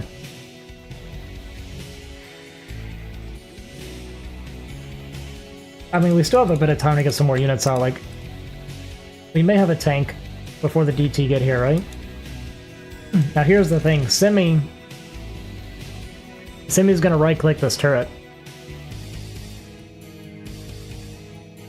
He's either gonna right-click it, or... Oh, we even killed a Marine so we could start a tank. Maybe an SCV? Oh no, that's actually kind of bad. We need like all the DPS we can get.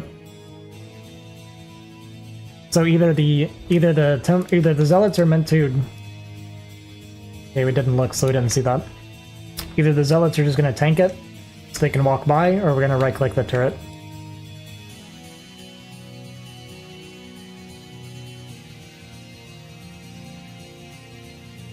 Does Kiko? No. There's the right-click on the turret. Or we can just walk past. We can just do both. Why not just do both?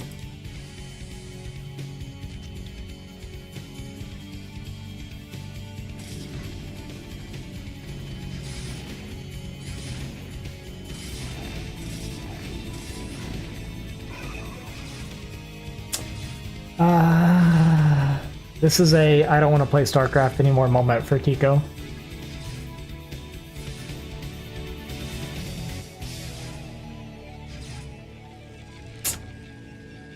Yeah, that's game. This is game, guys.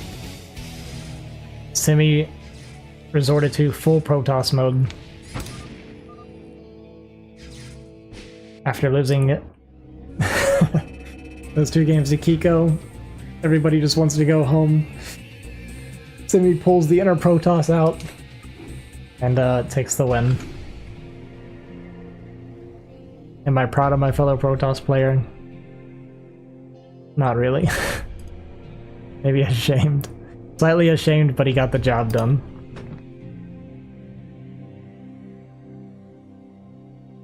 Protoss gonna Protoss.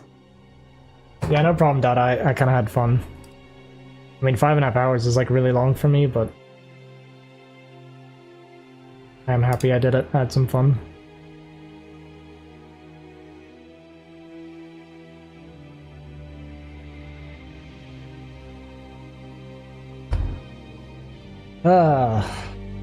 Okay, well, I said I was gonna ladder after my cast. I am not going to ladder after my cast. I am done with StarCraft for the day.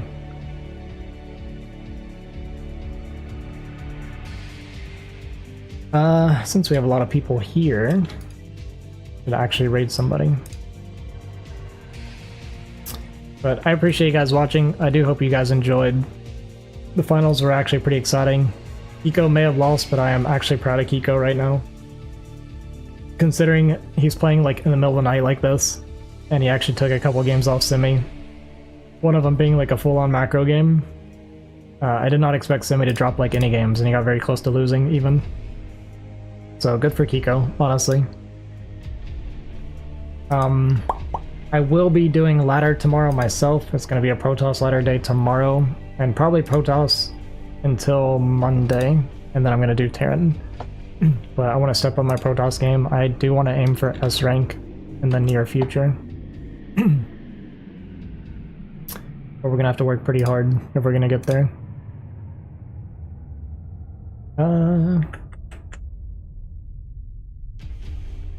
Okay, well, I don't see anybody streaming StarCraft that I heard a raid, so we're just gonna call it here. Yeah, thanks for watching, everybody. Hope you guys had a good time, and I will be back tomorrow. Have a good night, have a good day, depending on where you are, and I'll catch you guys next time. Peace.